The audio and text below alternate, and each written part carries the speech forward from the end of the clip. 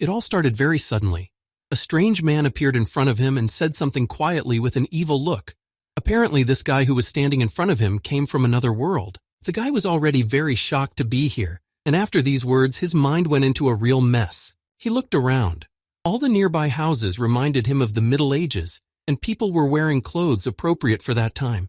He didn't see a single car or any other vehicle from his previous world. The man waited for the newcomer to get at least a little used to what was around him, but he didn't even know where to start his explanation. But he had to say something, because he could see the panic in the newcomer's eyes. So he asked him to calm down and just listen to him. But instead, the younger man began to nervously take off his shirt, which surprised him even more. He told him to just calm down, not to take off his shirt. Only later did he start talking about this world called Area. Sword fighting and magic are everyday things here. All kinds of monsters, demons, and any other evil spirits are hidden in this dimension. Here, all this is not a fairy tale, but an everyday occurrence. No one would be surprised if they met a monster in the dark depths of the forest. They would just pull out a sword and deal with it. This world is a battlefield where everyone competes for survival. This greedy world calls different people from every world to its door. And the first place to this call is jbus, a city that symbolizes the beginning. A local asked the boy if he had ever studied martial arts or magic before, to which he shook his head and said he had never done so. The older man turned around and said that he was supposed to be classless now.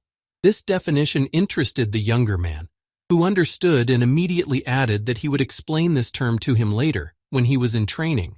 But for now, he asked the younger man his name. The boy stuttered, barely able to say his own name. It turned out that his name was Lee Sun-min. Well, since he had already met him, he couldn't just leave him. The man offered to discuss everything at the table with food, because he realized that the boy was already hungry. The boy thanked him. He was touched by such kindness and immediately ran after the man. As they walked down the alley, the older man asked if Sun-min was thirsty and handed him a flask of water. He approached him to take some water because he was really thirsty. When the canteen was in his hands, Sun-min shouted out loud words of gratitude, even though it was all very strange. It was the first time he had seen such a reaction to ordinary water. The young man wanted to take a few sips of the coveted water to quench his thirst a bit. It could hardly be called a little, because he had filled his cheeks and was already thirsty. But instead of gulping it down, Sun-min simply spat the water right into his guide's face, which he definitely did not expect. His eyes immediately began to burn and he fell to the ground, clutching his face. The man screamed loudly, and the younger man added with satisfaction that it was hard to act like an unsuspecting child. In fact, Sun-min knew perfectly well that the goblin's paralytic poison was inside. The boy knew that when added, this poison does not change the color or taste of the water, but gives it a slightly fishy smell, and when it gets on the tongue, it starts to burn a little. Apparently, if it gets into the eyes, it can be compared to severe torment. Apparently, this man thought he could easily deceive the naive new boy and sell him into slavery. Now the older man thought that this was not a new player at all, and knew as much as he did. But the boy denied his words and said that he was new here. He had just arrived and was now classless. With all his strength, he punched him to finally put an end to this abnormal. The shoe was hard, so the blow was very painful. Despite the fact that Sun-min was new here, he said that he already had 13 years of experience in such cases. A second later, he had a sharp weapon in his hand, which the newcomer always kept with him. The next moment, he stabbed him. The main rule in Area was that one should never trust others, because everyone here could be a traitor and an enemy. When the man was already lying there without signs of life, Sun-min took everything he could from his pockets. He didn't have much money on him, just 1,000 ERI and a single dagger. It was better than nothing, of course, but his body looked completely different now. That was why he had checked it earlier with such great surprise, because what had happened to him now looked nothing like it had before. He couldn't find a single scar or pumped-up muscle. Sun-min had definitely gone back years when he was first called to Area, but now he was more certain that it was because of that thing. His name was Lee Sun-min, and he was a C-rank mercenary at the time. He lived an ordinary classless life and tried to earn as much money as he could to get by in this world. And because he didn't have any special talent, he couldn't get to the top. He spent all his wasted years trying to change his unfair life. And one day, he managed to catch a glimpse of opportunity. Sun-min found a dungeon that had never been touched by human hands before, and this was his chance. He managed to find a treasure chest while he was wandering through the underground passages, and opened it with great hope. But there was only one small stone inside. Sun-min didn't know how to use it, but he carried it with him all the time, And then the regression stone was activated, and he had to move back years. It was this system window with this simplification that appeared before his death, and after a short amount of time, Sun Ming fell back into childhood. Considering this stone, one can understand that this thing brings its owner back to the distant past of his life. At this point, an idea came to him, and he hopefully opened the status window to look at something. But the information he found was nothing to cheer him up. He was still classless, had no special abilities, and had no skills either. Unfortunately, nothing had changed since the last time. He had some expectations, but his statistics remained the same as when he was first called to area. This regression was not necessary at all if all the indicators were similar to the previous ones. Despite the fact that he had experienced death, strange as it may sound, Sun Ming remembered all the years of his past life well. Not all the details remained in his head, but he could clearly recall the main points. In a few minutes, he managed to reach the tall door. He knew this place like no other. The House of Big Bones. That was the name of the place, and there were things he could do because he was still classless. People from any world can come to area. These doors are open to everyone. For example, you could meet magicians, martial artists, and many others. But to be honest, most often it is the classless who get to area. People like himself. It sounds so-so, but it has its advantages. These people are pure and have the opportunity to study in any direction that interests them.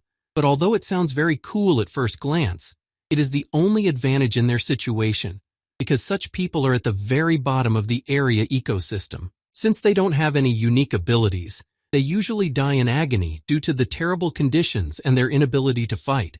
The conditions in this world are harsh, and many of these classless die before they can do anything. The protagonist was also classless, and managed to live like this for 13 years as a C-rank mercenary. Throughout his life, he had to go through numerous bullying and ridicule from his superiors. And in the end, he just died.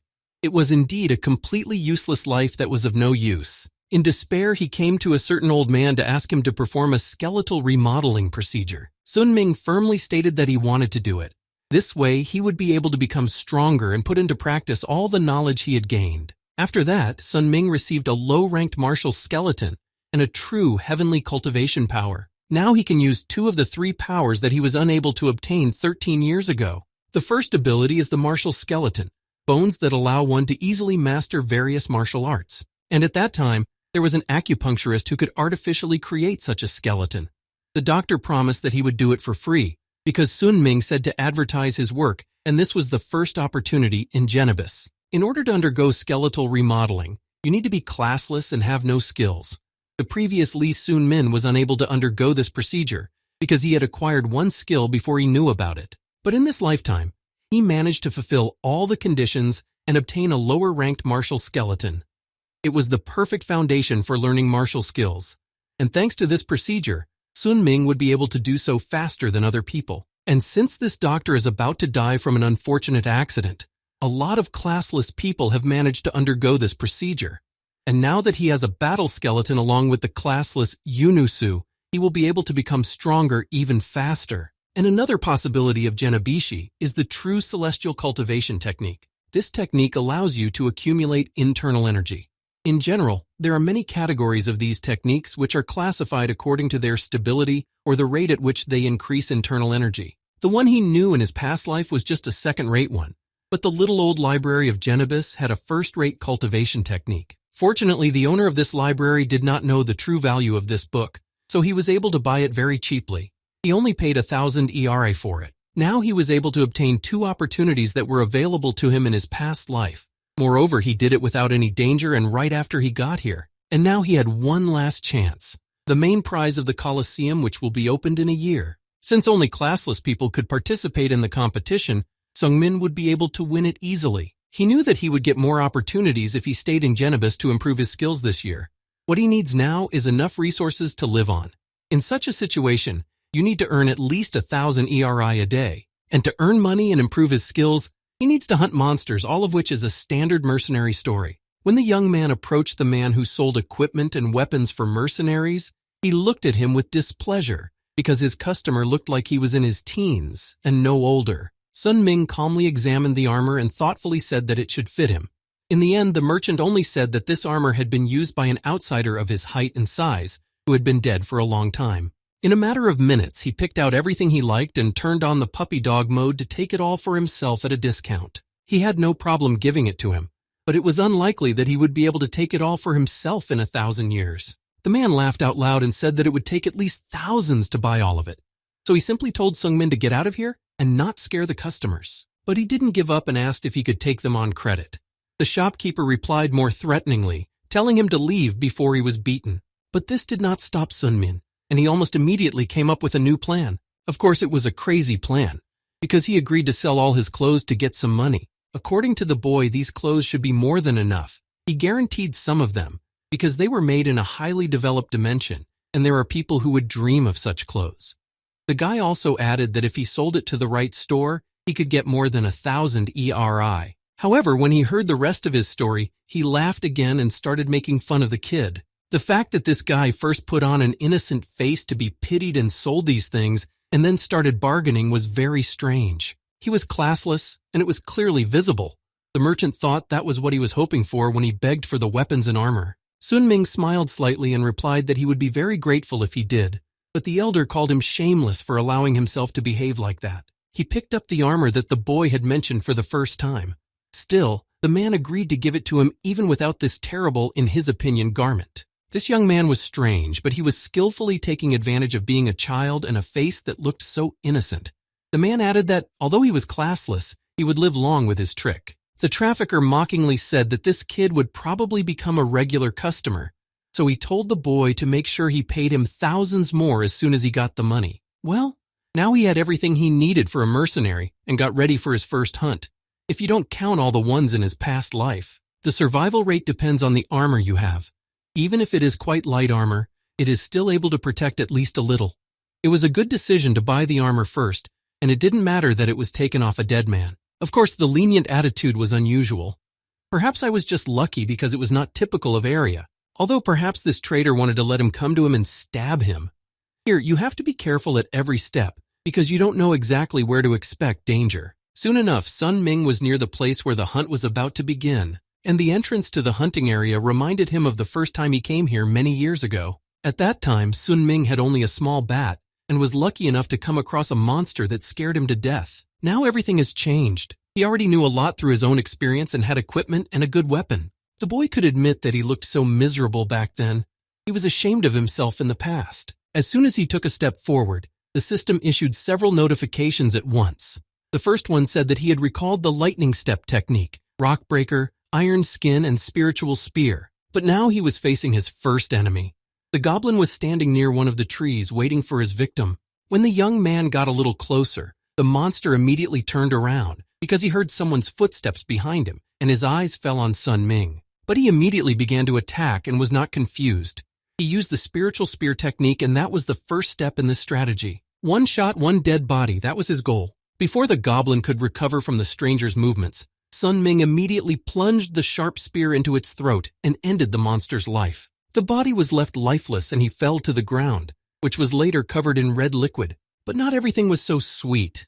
The young man also got hurt, and he realized it a few seconds after his attack because his hand hurt badly. When he looked at his palm, he was immediately horrified. There was a deep wound on it, which burned and hurt a lot. In general, this was an expected result, because the technique he used required that the spear be used with the palm of the hand as a barrel. And if a person had not received special training and was not used to such things, the blow would cause burns. To begin with, it is better to train your hands so that this does not happen again in the future.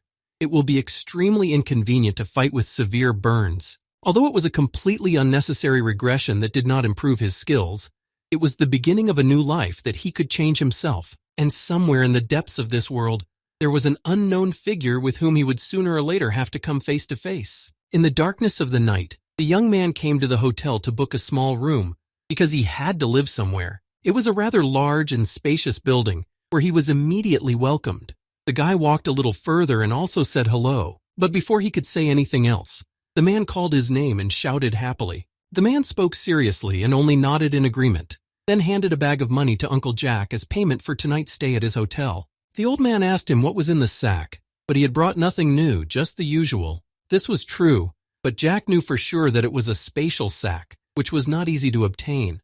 Moreover, its price was quite high, as much as 1,000,000 ERI. To this, the kid replied that he got it cheap from a seller he works with. Good business skills never hurt. Then the younger man handed Jack goblin teeth and green blood. For this, his uncle begged Sun Min to stay with him for 2 more days. If he sold all these things to the Wizarding Guild, he could make a lot of money because they like such things. In the end, it was time to wrap it up. But Jack actually thought the kid was really cool. It sounded strange to him. He wasn't used to hearing such words in his direction. More often, he was only ridiculed. But it was true. Once a classless boy approached him and suggested something very crazy. That day, the young man asked if he could pay for his hotel stay with monster body parts.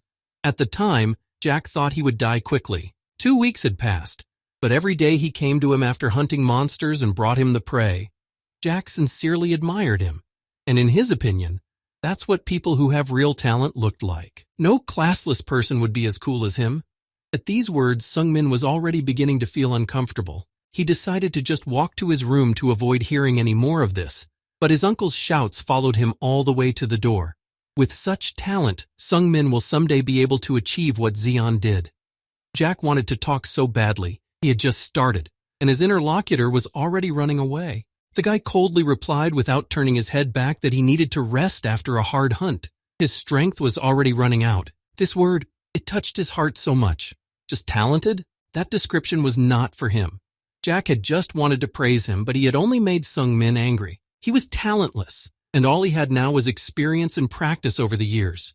And after all this effort, he died, ending his life as a C-rank mercenary. That's all. It's good that things are slowly starting to change now. The characterization window has begun to replenish, and now there are several new skills. But the lightning step technique, iron skin, and spiritual spear are skills he learned in his previous life. It was only because of the characterization area had given him that he could recall all these abilities and remember how they worked. It was easy now, but this was only the beginning. All of these are just lower martial arts and nothing more. In a hard fight with strong opponents, it's hardly going to help. And no matter how far he goes in improving these abilities, you can't get to the very top of martial arts. The only way to the top was through the celestial cultivation technique, and that was his only hope. But a cultivation technique is only a cultivation technique, and it has its own limits, which are quite narrow, by the way. It was all just driving him crazy. The realization that you are now at the very bottom could not give him peace, so Sun Ming decided that he definitely needed to become stronger in martial arts. That night, all he did was go to bed. He didn't have enough energy to do more than just think about things and fall asleep, so he put off all those things until the next day. He got up early in the morning and left his room, but was immediately met by a girl who asked him if he was going to the forest again. He went there every day, as if not knowing that he could die there at any moment. She was the daughter of Jack the innkeeper, and sometimes helped her father here. Sun Min's only response to this was that he was a stranger to this world. If he wants to survive, he needs to catch monsters to earn enough money to live. But she thought that was ridiculous. Even in his situation, he could have found another job. Lula came up with an idea. She said that Sun Min could get a job at their hotel. Her father liked the young man very much, so he would have no problem hiring him. But he just shook his head and said that he didn't know any of the things that were required to work in this hotel, although he just knew that he wouldn't be able to earn as much as he would as a mercenary. But Lula still didn't understand him. In her opinion, it would be better to live here, in safety, and work here as well, instead of wondering every day if you would come back from work in one piece. The young man smiled. He didn't say anything to that and then started to walk out again. In the end, he only added that he would be back for lunch. Lula's words did not stop him, even though she tried. The thing is, Sun Ming had lived this life before. He cleaned the rooms until his hands hurt and cooked in the kitchen for the hotel guests. He accepted all the work that was assigned to him and treated everyone loyally, even though they considered him a doormat. And this time he didn't want to live like that. It was better to die there than to be hunted down by such people. And this time he was going to achieve the things he had envied before, and for that he had to risk his own life. Now Sung Min was ready to do whatever it took to get what he wanted, and since he had already had the chance, he would definitely live his next life better. He walked all in his thoughts and did not hear anything else. No people talking, nothing else. But suddenly he heard a loud bell and it distracted him. The young man looked back at the sound. It seemed to be right in front of him now. It was the morning bell. He remembered that he had heard it before, so now it was time for a new stranger to call. As Sun Ming sat quietly, a portal appeared not far from him, and the one who was being summoned today was to appear from there. Later he saw a short young man with long hair, and from his clothes he realized that he was skilled in martial arts. The new guest looked more like a child who was about the same age as Sung Min. He thought that the newcomer was very confused because he remembered his state when he first came here, and he also realized that the boy would definitely attract attention if he behaved like that. But no, he had already attracted the attention of 2 people who handed him a flask of water. They all seemed to have the same trick with this goblin poison for beginners. For a while, Sun Ming watched the kid and hesitated to help him in this situation. But then he convinced himself that it shouldn't be any of his business, that he was a miracle worker, and he didn't have to help anyone. However, when he turned around and went on his way, he immediately bumped into someone and it hurt. He stepped back in displeasure and immediately looked into the eyes of the passerby he had hit. Sung Min started to say something, as if to defend himself, but was interrupted. When he saw this giant in front of him, the boy just apologized for what he had done and kept looking at it. The creature looked horrible, like a pig with a human body. The monster also began to say something, and at first it was very quiet, but the young man could hear him talking about the bone he had broken. The very next moment, Sun Min was slapped hard. He didn't even have time to recover before the man started hitting him. One blow sent him to the ground and he rolled on the ground for several meters before the man came closer to continue. Passers-by and those standing next to this newcomer noticed the noise and watched the fight in silence. When the older man heard the quiet words of the people discussing what was happening among themselves, he turned around and told the citizens that there was nothing to worry about. It was just that this crazy man had broken his bone. So he decided that he should show him that it was better not to do that and to behave politely. So he just hoped that people would ignore it and move on. Those who were standing next to another stranger asked the boss if he was okay. The boss limped over to them and told them that the kid had broken his bones, so he couldn't just forgive him. These people were all from the same gang, so Sun Min already realized that he was very unlucky to be here. Even though this thug's kick was unprofessional, it was definitely martial arts. This thug was a martial arts master of rank. His students didn't really believe at first that this kid could break a bone of such a giant, and this time Hyun said that it didn't matter. This kid still needed to break them. Martial artists can differ in their ranks. The lowest rank is the 3rd rank and can be easily achieved if you spend a cage of days practicing. But Lee Sung Min, who had just moved here, had not yet reached the 3rd rank. It was all very dangerous, considering the difference between them. He knew that he couldn't defeat him on his own, and in jbus everyone was heartless and no one would help him. All he could do was shout at the boy not to drink the water that had been laced with paralytic poison. He stopped when he heard these words, and the bandits wanted to do something even worse to Sun Min. He had taken the victim, who was almost in their clutches, right out from under their noses. This guy was quite young, so Sun Min didn't expect much help from him, but now he needed at least something, especially since he was from Murim and should have some skills. Hearing this statement, the kid spilled water on the ground, right under the feet of these bandits, and kept his eyes on Sun Min. Once again, the young man saw this giant in front of him, who gritted his teeth and said that this was a very stupid thing to do. It was perfect for selling to nobles with specific tastes. Hyun was ready to hit him with all his might. Nothing would stop him this time. But Sung Min really didn't want to let it end that way. He didn't want to lose to a man like that. Apparently, he was ready to do anything to get out of here, and decided to use the lightning step technique, hoping that it would lead to something. Here he used the skills of a low-ranked martial skeleton, and in a moment the young man was already a little further away from the bandit. When the distance was sufficient, Sung Min quickly accelerated and punched Hyun with all the strength he had in his hands. Now the other 2 gangsters were no longer paying attention to their previous victim. They were more concerned about the life of their boss in this situation. The next step was for the young man to use his iron skin skill and continue to punch the giant with all his might. He was holding up pretty well for someone who had only been here a couple of days. It was indeed a decent blow, but it was still not enough to win. Putting Hyun down and winning isn't easy, especially when you only have basic martial arts skills, period. The boss could confidently say that this was just the beginning and that this technique would not work. This man has a strong body. It would be too hard for someone like Sun Ming to hit him and hurt him. He has the weight and muscles of a child, and martial arts would not help him here. One of the inmates standing next to the newcomer started shouting loudly that the guards might come here soon. Although no one in jbus cares about anyone, such noise can attract unnecessary attention, so they advised him to get going. Sung Min was already almost at 0. A few more hits from the gang boss and that would be the end of his new life. The newcomer looked at him silently and did not say a word. Sun Ming realized that he was probably not going to be of any help at all, and that he couldn't defeat this giant with his bare hands, so he would have to use a spear. He pulled it out very deftly, and the weapon was already in the boy's hands. Now all that was left was to wound Hyun to win and get out of this place as quickly as possible. But it didn't come to that. The boy with the long hair came up to Sungmin and stopped him, holding the spear with one hand, and asked him to repeat the words he had said to him. The young man did not understand what he was talking about or why he had done this, and the boy just looked at him silently with a slight smile. For a few seconds he seemed to be in a trance, but then when he turned his gaze to Hyun, he immediately shouted at the newcomer to wait.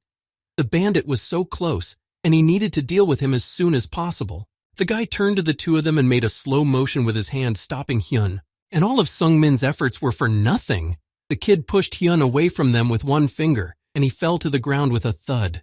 The bandit had dared to interrupt him, and that was very rude. He needed to be punished for that, and so the boy did. Sun Ming watched in amazement as the bandit writhed in pain on the ground and tried to get up. He still couldn't realize what the kid had done. Just one punch had helped him take out this bandit. There was definitely something wrong with this kid. How could he possess such strength? An attack with the palm of his hand, which was wrapped in internal energy, is not a third or second rank. This guy is at the peak of martial arts and he's about his age. It all sounded strange, and he was called here almost at the same time as Sun Ming. This simply cannot be. It is extremely rare to encounter such a creature, but it is none other than a demon in the sky, a little heavenly demon named Wee Ji Hyun. After doing his business, he asked Sung Min to show and tell him about this place, because he had no idea where he was now. This demonic cult was a representative of unorthodox sects that worship the government itself, and the strongest should become the head of the demonic cult, and will be called the Celestial Demon, and the disciples of the Celestial Demon are called Young Masters. And this young master who has entered the new world is a little celestial demon named Wee Ji Hyun. He had practiced martial arts of the highest rank from an early age, and was about the same age as Sun Ming when he was summoned here. But there was such a big difference between them that he could not even bear to look at him. He recognized Wee Ji Hyun, though not at first, because he had forgotten some of the details of his past life. When they sat down in the small room, the demon introduced himself and confirmed his age. The demon looked friendly enough to be unlikely to do any harm. And right now, he was in his room, only 1 year younger than Sun Ming himself. The boy felt a little awkward in front of him, but he introduced himself anyway. The demon smiled and immediately returned to the old conversation that the bandit had interrupted. Sung Min had told him something very interesting back then, so he wanted to hear even more. All Ji Hyun knew about this world was its name, and that area was very different from the world he came from. Ji Hyun also assumed that there was no demon cult here, and Sun Min, who was a year older, confirmed this. Then the demon laughed and lowered his head, quietly saying something under his breath. The protagonist still did not know how to behave in front of him, so he just stood in one place and watched his new interlocutor. Now he remembered what this stranger had shouted at him in the square. The demon hadn't heard all of his words because the shouting sounded unintelligible. It stopped him and he couldn't speak right away, but simply repeated the words he had said and fell silent again. Ji Hyun didn't say anything right away, but he noticed that his eyebrows were furrowed, and the demon shouted at the whole room that Sun Min was very rude to speak to him in such a tone. He also threw some insulting words at him, which made the 14-year-old worry, because it seemed like he was going to be killed right there. The young man immediately apologized and bowed to him, explaining his informal manner of communication by the fact that he did not know the young master. But in reality, he could not believe that he was obliged to bow before this 1-year-old child. But the demon liked it, and was already more friendly towards Sun Ming.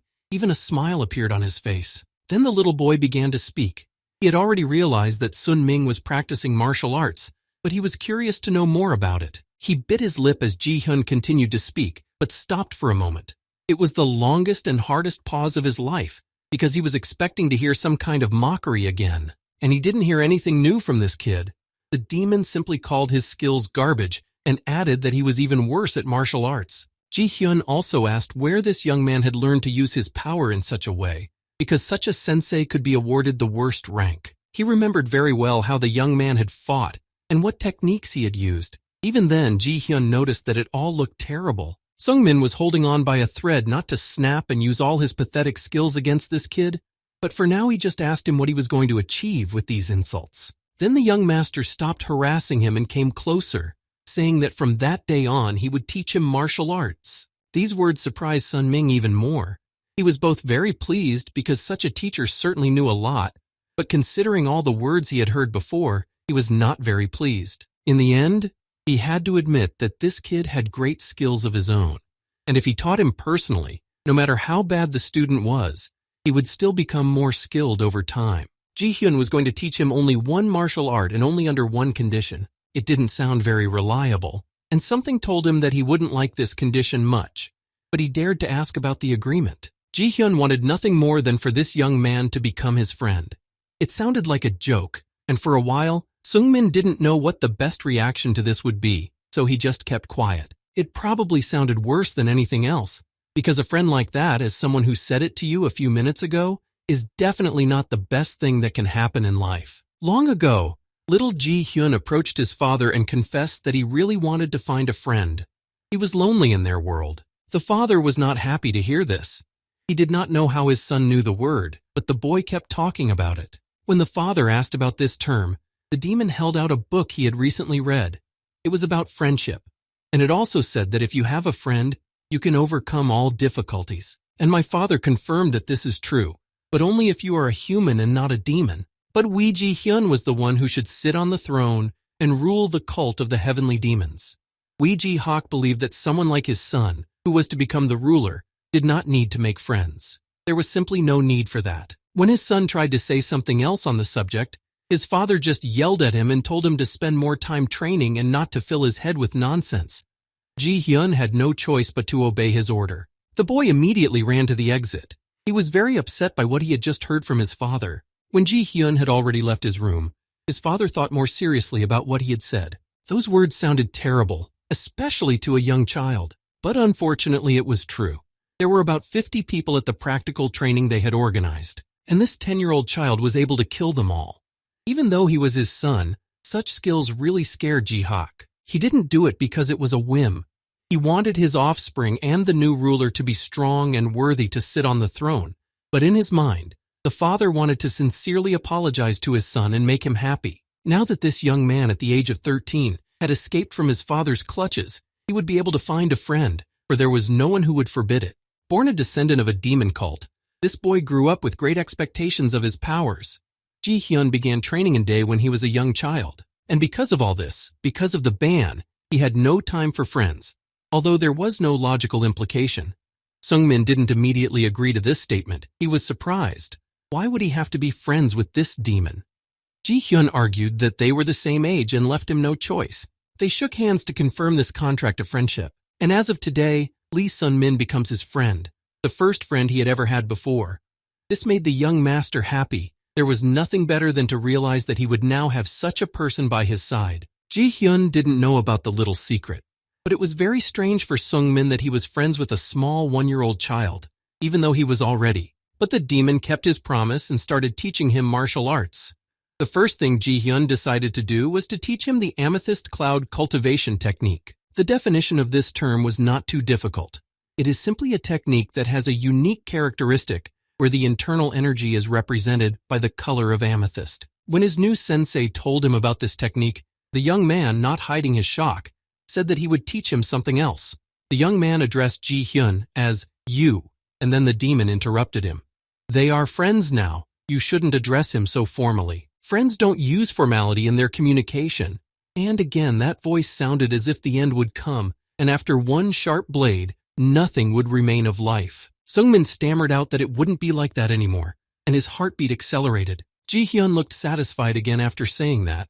It was enough for him to be friends with him, and he didn't need anything else. After talking about all of this, Ji-hyun continued to say that he had studied the Devil's Grace technique, and that it was a martial art that could only be practiced by a leader and a follower, so he would not be able to teach it to Sun-min.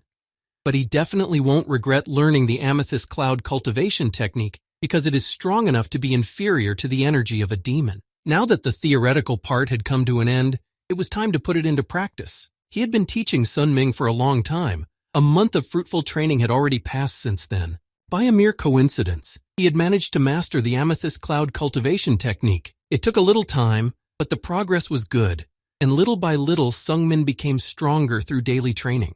His current martial arts level was currently between 2nd and 3rd rank. Objectively speaking, it was very little, but compared to his previous life, it was a huge progress. But his friend thought a little differently. He didn't know the whole story, and the fact that Sung Min managed to master such a small number of skills proved once again that he had no talent. But in any case, he had to go hunting now. It really annoyed him that Ji Hyun said this several times a day, even though he was used to hearing it in his direction. As soon as he entered the forest, he came across a goblin and immediately attacked it to have the advantage of a first and unexpected attack. Normally, killing such a monster was not too difficult, but this time things did not go quite the way they should have, and if it had not been for Sun Ming's caution, he would have been lying under the goblin's feet. But besides this monster, there was another one waiting for him. An orc came out from behind the tall and dense trees, slowly but viciously approaching the boy. After a moment, the giant disappeared from his sight. Sun Ming looked to one side, but the orc was not there. He looked to his right, but he was not visible there either. A slight panic began to set in because he didn't even know which way to expect the attack. But when he turned back, he saw that the giant was already standing behind him. It was good that there was only one of him, so it wouldn't be so difficult to win. Sun Ming immediately launched an attack to prevent the orc from doing so. The blow was successful, and the young man managed to hit the monster's body. He rammed his spear through its body, although for a couple of seconds the orc did not realize his fate. Only when a lot of blood started pouring out of the wound did he realize what was really happening. Now killing an orc is just a one-strike affair, and you don't even have to try. It would have looked strange for a young master. To be so surprised and happy that he managed to kill just one unfortunate orc, it all looks ridiculous. But for Sun Ming, it was a real achievement, so he repeatedly told his wonderful friend to shut up. There was one more thing that surprised him, besides the successful attack. Orcs do not live in this area, so it was unknown where this one came from. Suddenly he heard someone's voice behind him. It was not familiar to him, but Sun Ming heard someone approaching. The stranger praised the boy and said that he had good skills for his age. When the 14-year-old looked around, he noticed a man coming out from behind the trees. He couldn't see him clearly, but he had the impression that he wasn't armed, at least not holding a weapon, and was more friendly. The first thing the boy did was ask his uncle for his name. He folded his hands in front of him to introduce himself and called himself Hei Lun, adding that when he was wandering the central districts, they called him the Dagger of Collapse. Now the young man asked about his intentions, and the man immediately decided to get to the point. The reason for his appearance here had to do with the orcs, namely that they should not roam these places. It was only later, when it was getting dark, that the two of them walked back to the town. Hei Lung took the boy to a small monkey named Do-san Ran and introduced them, although the monkey looked rather angry and immediately said that the boy was too young. But Hei Lung claimed that he had seen Sun Min's skill with his own eyes. Although he was small, he had great strength and would be a very useful member for them. Wang Pei was also not particularly pleased that Hei Long had brought such a person to them, but Black Knife could not go against what he said, so he simply introduced himself. Sun Ming also met a girl named Rhaenyra. She was a magician and told him that she had studied it at the Wellis School. She immediately asked the newcomer if he knew about the main goal of their team, and he said that he only partially knew. Rhaenyra explained that the Rick faction had recently established a new village here. There had already been several reports of attacks on neighboring villages and the killing of the original explorers. The Mercenary Guild has announced a reward of millions of Arai for the destruction of the orc village. If they summed up the loot from the corpses, the total amount they would receive would be equal to millions of Arai. The first thing the young man asked was how they would divide the loot and split the amount.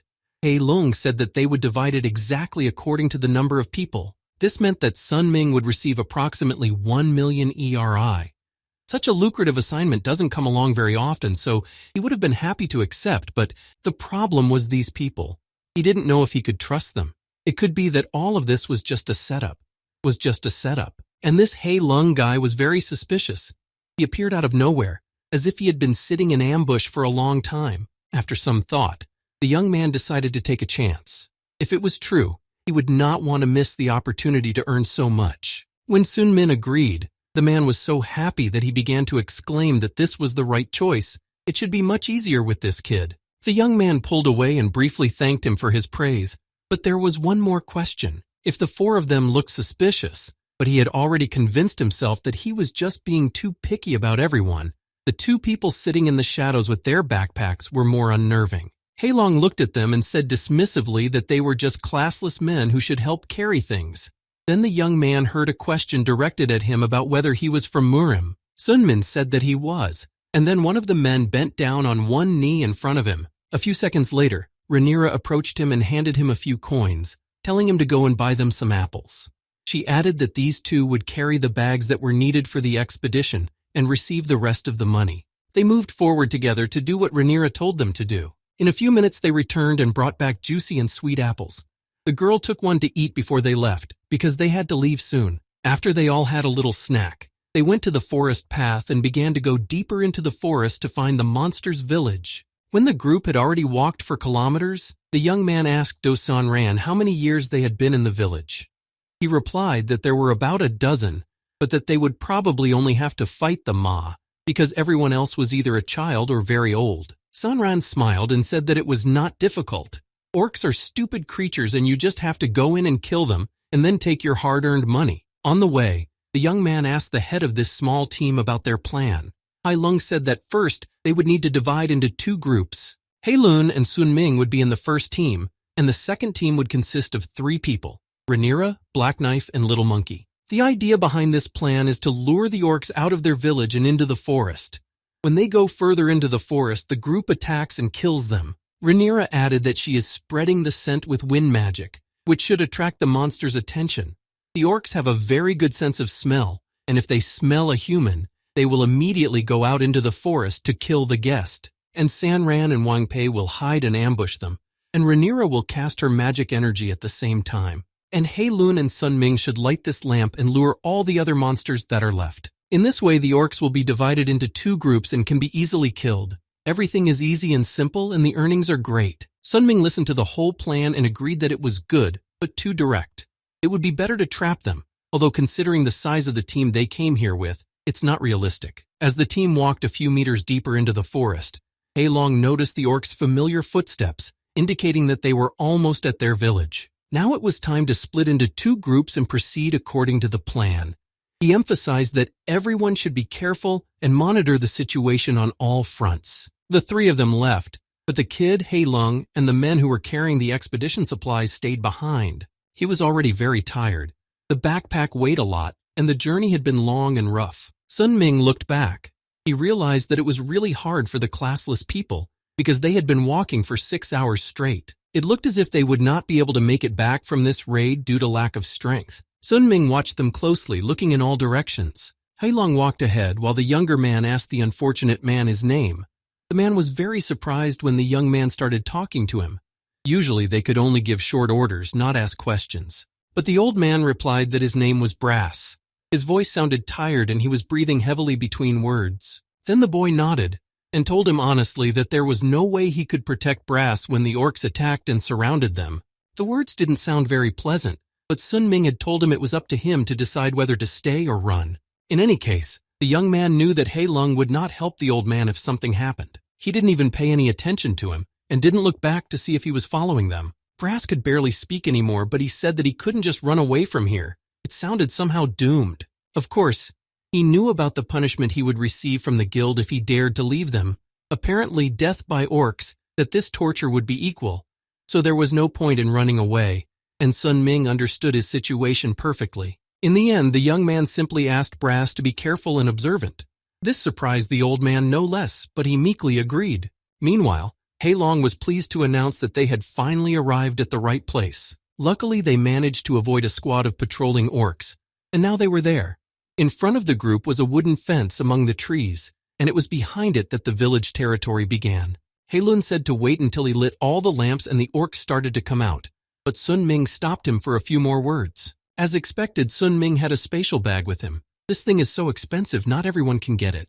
The young man silently did his work, and Hei Long watched him curiously, but he was alarmed by what the kid took out of the bag. Sun Ming poured liters of water onto the path and said that it was so they could mix it with the ground and rub the mud on their bodies to mask the smell and hide. Hei Long agreed that this was a good idea. While the elder praised him and said that the young master knew a lot for his age, Sun Ming was already lying in the mud. He told them that he had heard about it from his sensei. He enthusiastically said that his teacher was also great, and then asked if he also needed to roll in the mud. Sung Min stood up and said that it was necessary. Once they had finished bathing in the mud, they lit the signal for the years. Almost immediately, they noticed something in the sky and reacted to their trap. As they sat next to the lantern, Hei Long told them that he had come up with another great plan. The man didn't look embarrassed at all, and said quite seriously that they could send the carrier forward. Sun Min was so impressed that he froze in place, looking at the man. Then Hei Lun explained that they could send Brass to distract the orcs, and they would attack from behind. Brass could hear the conversation between the two. He did not dare to object or say a word, but his face showed fear. It was only after the eager thought of death that the man dared to speak. He said that he would die if they went ahead with the plan, but Hei Long calmly said that it was luck.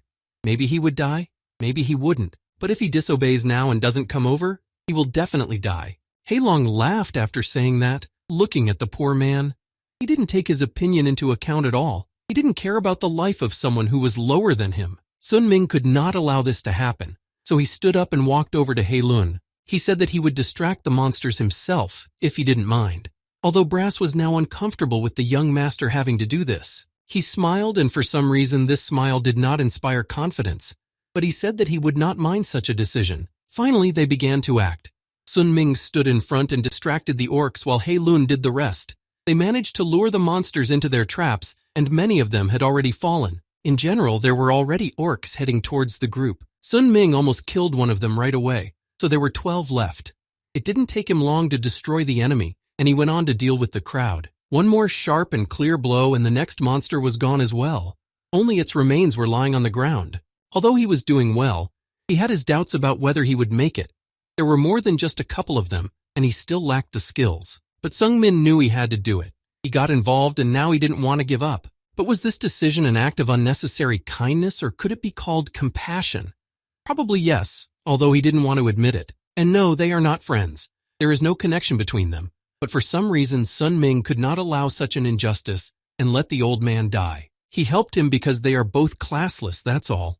Although it is unlikely that other classless people in this cruel world would do the same. Usually people only worry about themselves here.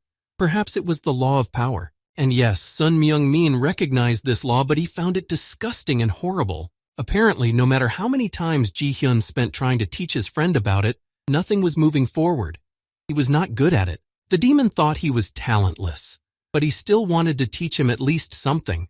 He kept repeating that this knowledge needed to be kept in his head at all times. Ji-hyun continued to teach him martial arts. Every day the same thing continued. He practiced striking from a certain distance every day, and now these skills were needed more than ever. Sun Ming gathered all his strength and remembered everything his mentor had told him. This was the moment to show what he had been practicing for. He prepared for the main attack, clutching the spear in his hand with all his strength. Now it was time to perform the third step of the spiritual spear technique. Sun Ming gathered himself and used a lightning strike, aiming it at the monsters. And it was a very successful attempt, because not a single orc was left injured. He managed to hit them, and several at once. Hai Lun was not far behind, and launched an attack from behind, as he had said earlier. Now the orcs were in a vicious circle between the two warriors, who were confidently cutting their bodies apart. One of the monsters saw Brass, who was completely defenseless and standing back. The orc decided that this was the perfect prey for him and took his bat and attacked him. Brass lay down on the ground in fright, cried out, and covered his face with his hands. He was shaking, because it seemed that his life was over and he was about to be killed. But with his sharp weapon, Sun Ming rammed the body of this orc, so that he did not have time to attack the poor old man. This child's face was scarred and covered in mud, but he fought on. He fought for his life and saved the life of another. The last blow and all the monsters did not make a sound, just lying between the trees in their own blood. The job was done. Hei Long walked over to the carcass of one of them and cut off its ear with his dagger. He did this a total of 1 time, with all the monsters that had been here entrapped. Hei Long was sure that they did so well because of this little guy. He said he cut off everyone's ears to bring as evidence, and the other group should do the same. The man put them in a small sack and tied it with a rope, then threw it to Brass. He didn't even call him by name, just told him to hold it and protect it, and if anything got lost, he would be responsible with his life. Now it was time to find the other team. They might need help to deal with the remaining orcs. Brass smiled slightly as Hei Lun moved away from them a bit. He then quietly thanked Sun Min as he passed by. It was probably the first merciful act from another human being. He put his backpack back on his back and walked away. And right now, they all had to go to Sanran, Wang Pei, and Rhaenyra. As the first team was approaching, I saw a little monkey. He was sitting on a rock, wondering when the others would return. They managed to deal with all the monsters quickly and easily. Rhaenyra had just decided to eat, and Sang Ran, noticing their dirty appearance, asked what had happened. Lun really looked very tired, but he said that there were no problems, and it was all the young master's fault for killing the monsters one by one. But the real problems are only now beginning. After his words, silence fell. Only heavy breathing could be heard. Sun Ming did not attach too much importance to this statement until Hei Long took out a weapon and turned into his enemy. But he didn't attack him first. The dagger went straight into Rhaenyra's chest. The pastry she was holding fell to the ground and she exhaled heavily, feeling a sharp pain that spread like lightning throughout her body. For a while, she didn't even scream in pain, because it all happened so suddenly that her body seemed to go numb. Wang Pei stood calmly nearby and watched as his dagger killed Rhaenyra, who had now fallen to the ground. San Ran did not understand anything. Before he could jump off the stone block, Hei Long approached his flesh from behind and prepared to strike with his sword. The monkey was saved only by the fact that Sun Ming reacted in time to the blow and stood up to defend him, pushing the enemy away. He still looked tired, but he defiantly told the monkey not to get in the way. He swung again, but this time at the young man. The boy began to remember his past. He had once been classless and tried to earn as much money as he could, so he had gone along with the others for their wages. He sighed heavily, stopping only for a moment, but then he continued walking again. He had a big sack behind him, which was hard for a small child to carry, so he humbly apologized to the man and limped on. But before he had gone through a couple of lessons, he noticed that a crowd had gathered nearby and was whispering about something very disturbing. Sun Ming looked as if he had never seen an execution with his own eyes, and it was true. Just hearing the word made his knees shake. The man added that the person being executed was really brave. There were rumors that he was a mercenary from Merim. It was also said that he went on a mission where he killed all his allies to take the money for the mission for himself. Then he was caught and ended up here. The young man turned his gaze to the head of this man, who was now witnessing the last moments of his life. For a young child who was not used to seeing such things, because he had lived in a completely different world, it was a very unpleasant sight. And now they were face to face, and Sun Ming was in the place of the very allies that Hei Long had once killed in cold blood for a reward. He was indeed very surprised when the young master reacted so quickly to the attack. He had to admit that the older man hadn't expected it. It was as if this kid already knew everything. Of course, Sun Ming wasn't going to tell him anything about his life. It would even sound ridiculous. But he had seen Hei Lun's execution in his past life, so he kept his hand on his weapon. Even though it was years ago, he still remembered what he had seen very well, because it was the first execution he had ever seen. In general, none of this matters. Hei Lun had seen the young master's skills in the battle against the orcs and already knew his techniques and what to expect. He was truly impressed by the young master's abilities, but he couldn't compare him to himself. Sun Ming was still weaker than he was, so Hei Lun was confident that he could easily defeat him and then return to the city to collect his money. The young man already knew that his opponent had second-ranked martial arts skills. For someone between the third and second ranks, he would be a difficult opponent. However, Sun Ming could read his movements in advance. Looking at his behavior, you can understand that the man is going to attack diagonally, so it's already a winning situation. The only thing left to do is to use all the techniques Ji-hyun mentioned and not let down his guard. The teenager decided to use the length of his list to attack from a distance, and then move in closer if necessary. He managed to strike Hei Lung and hit him in the body with the edge of his spear before he even got close. Hei Lun could hardly be called weak now. He has experience from the past and advice from the little sky demon. He stepped away from the boy, holding the wound that was bleeding. The boy's abilities only amazed him more each time. But he still wasn't about to admit that Seungmin had any chance of winning. In just one small moment, everything changed, and his mouth filled with blood. Hei Lun began to panic because he didn't know what had caused this reaction. Sun Ming hadn't even touched him, but it wasn't necessary now. It was the poison that was now showing itself and taking effect. When he was lying in the mud, the kid had mixed it in. This poison was not deadly, but it could tickle the nerves and hurt. Although Sun Ming could argue with the last sentence, looking at how Hei Lun's hands are shaking, there is no telling what this poison will do, but he will kill him faster than she will. It was already obvious who was stronger. The young man has already prepared for the next attack, before his opponent gets up and starts to act in the last minutes of his life. But he was too late. Hei Long almost immediately pushed off the ground and flew into the sky. He held his stomach where the wound was and moved with gritted teeth, because even the smallest step was painful. Sun Ming stopped for a moment and thought about his next steps. He couldn't just let him go, but he didn't need to. The second-ranked martial artist wasn't going to run away. He was going to blackmail him. Standing behind Brass, Hei Long put something to the old man's neck. He had already noticed that this medium's life was important to the boy, and warned him that if he took even one step forward, Brass would be nothing but flesh with his throat slit. Sun Ming did not move. He knew that any rash move and Brass's life would be over. This young man had been so worried about him earlier, which meant that he had unnecessary compassion for others, which he could play with now. Hei Lung has put him in a situation where there is no way out but to surrender and put down his weapon. The young man didn't move when he heard these words, but he was already thinking of a plan in his head and wondering what to do. But what this idiot was doing was too stupid. Did he really think that taking someone hostage would help him escape? Sun Ming did not make any sudden movements, but confidently took a few steps forward. Hei Lun was more frightened himself when he saw that his threats were not responded to. The kid had been working as a mercenary for many years, and there was only one reason he had helped Brass. He wasn't going to back down now. Even though there were callous people here, Sun Ming couldn't watch an innocent being abused. Sun Ming made the blood forward again, keeping his eyes on Hei Lun and his victim. Hei Lun was still standing, but it looked like he was about to slit his throat. His eyes were crazy, and it would cost him nothing to kill another. All of this made it difficult for Sung Min to compose himself. He almost lost it, but pulled himself together at the last moment. Now he needed to focus on reality and not let his emotions get the better of him. Under normal circumstances, he would have been able to deal with Hei Lun and rescue the hostage, but in this situation he had to think about himself first. There was no telling how long the poison would last, and Sung Min should have saved his strength in case Sung Ran lost. He couldn't waste any more time. He had no other choice right now. He looked at the old man's face one last time, as if he knew what fate awaited him. The man walked forward. It was time to act, and Hei Lung tightened his grip on Brass's throat, pulling him back. But something unexpected happened.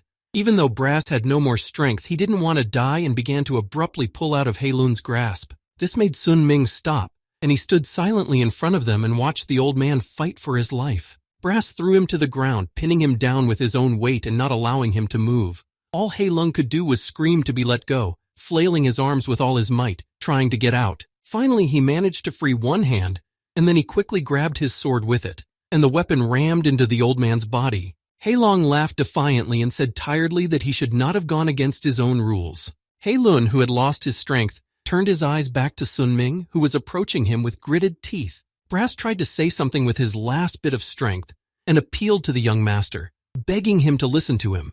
But the young man plunged the weapon into his body without any further thought. All he did was stand there for a while. San Ran managed to finish off the black knife, which was already lying in its own blood. The monkey was tired, and when he saw that the enemy was not moving, he exhaled heavily. This time, Hei Lun's allies were lucky. Rhaenyra was killed, but 2 of them survived. He had to kill someone who wasn't involved in his plan. But as Sun Ming said, the main thing here is to think for yourself.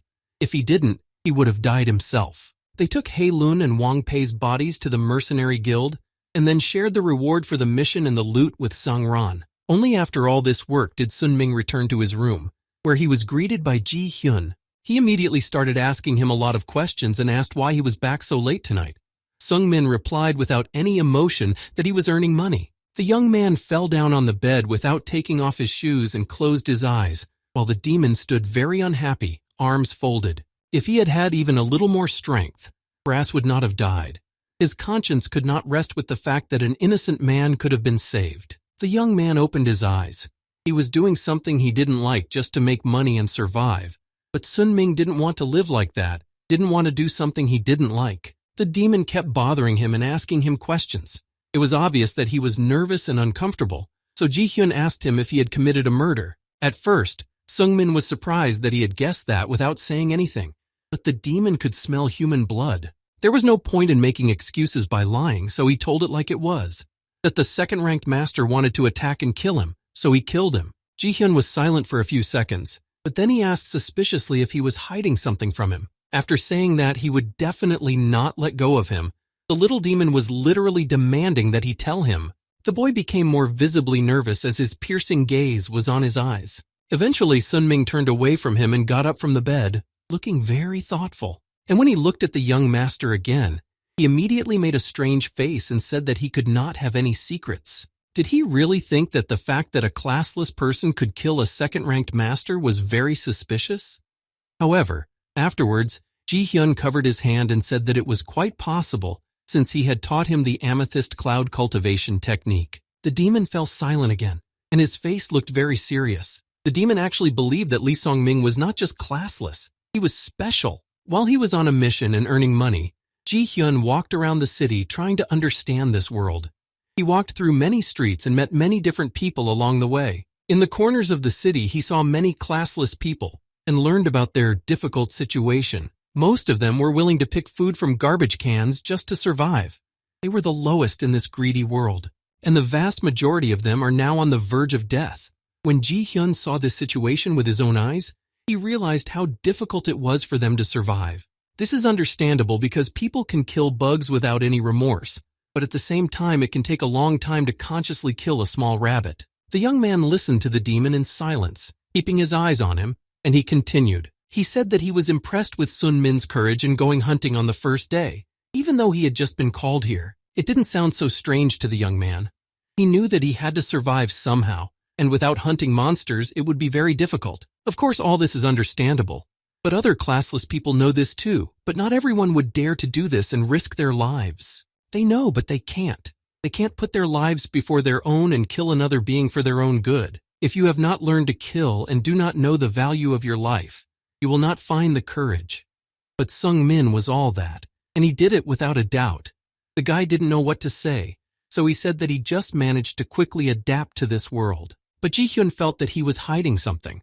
Sung Min was good at dodging questions, so the young master confessed that he had another suspicion about him. It was short, and he said that it was because Sung Min had no talent. Despite this, he now has the skills of someone who has been training for years. The young man turned away from the demon. He no longer had the strength to make excuses. Ji Hyun saw all his progress and was with him from the very beginning. Sung Min had only been learning to use the spear for 2 months, but his teachers were already quite good. Even though his technique was not at the highest level, Ji Hyun did not see any mistakes that the beginners made. He had no talent, but somehow managed to master martial arts in just 2 months. This was the second time Ji Hyun realized that he was not the person he knew. Sung Min also didn't give up and wasn't going to give up the truth about himself. He just said that he didn't understand what he was talking about and that it was all nonsense. The demon took a step toward his friend.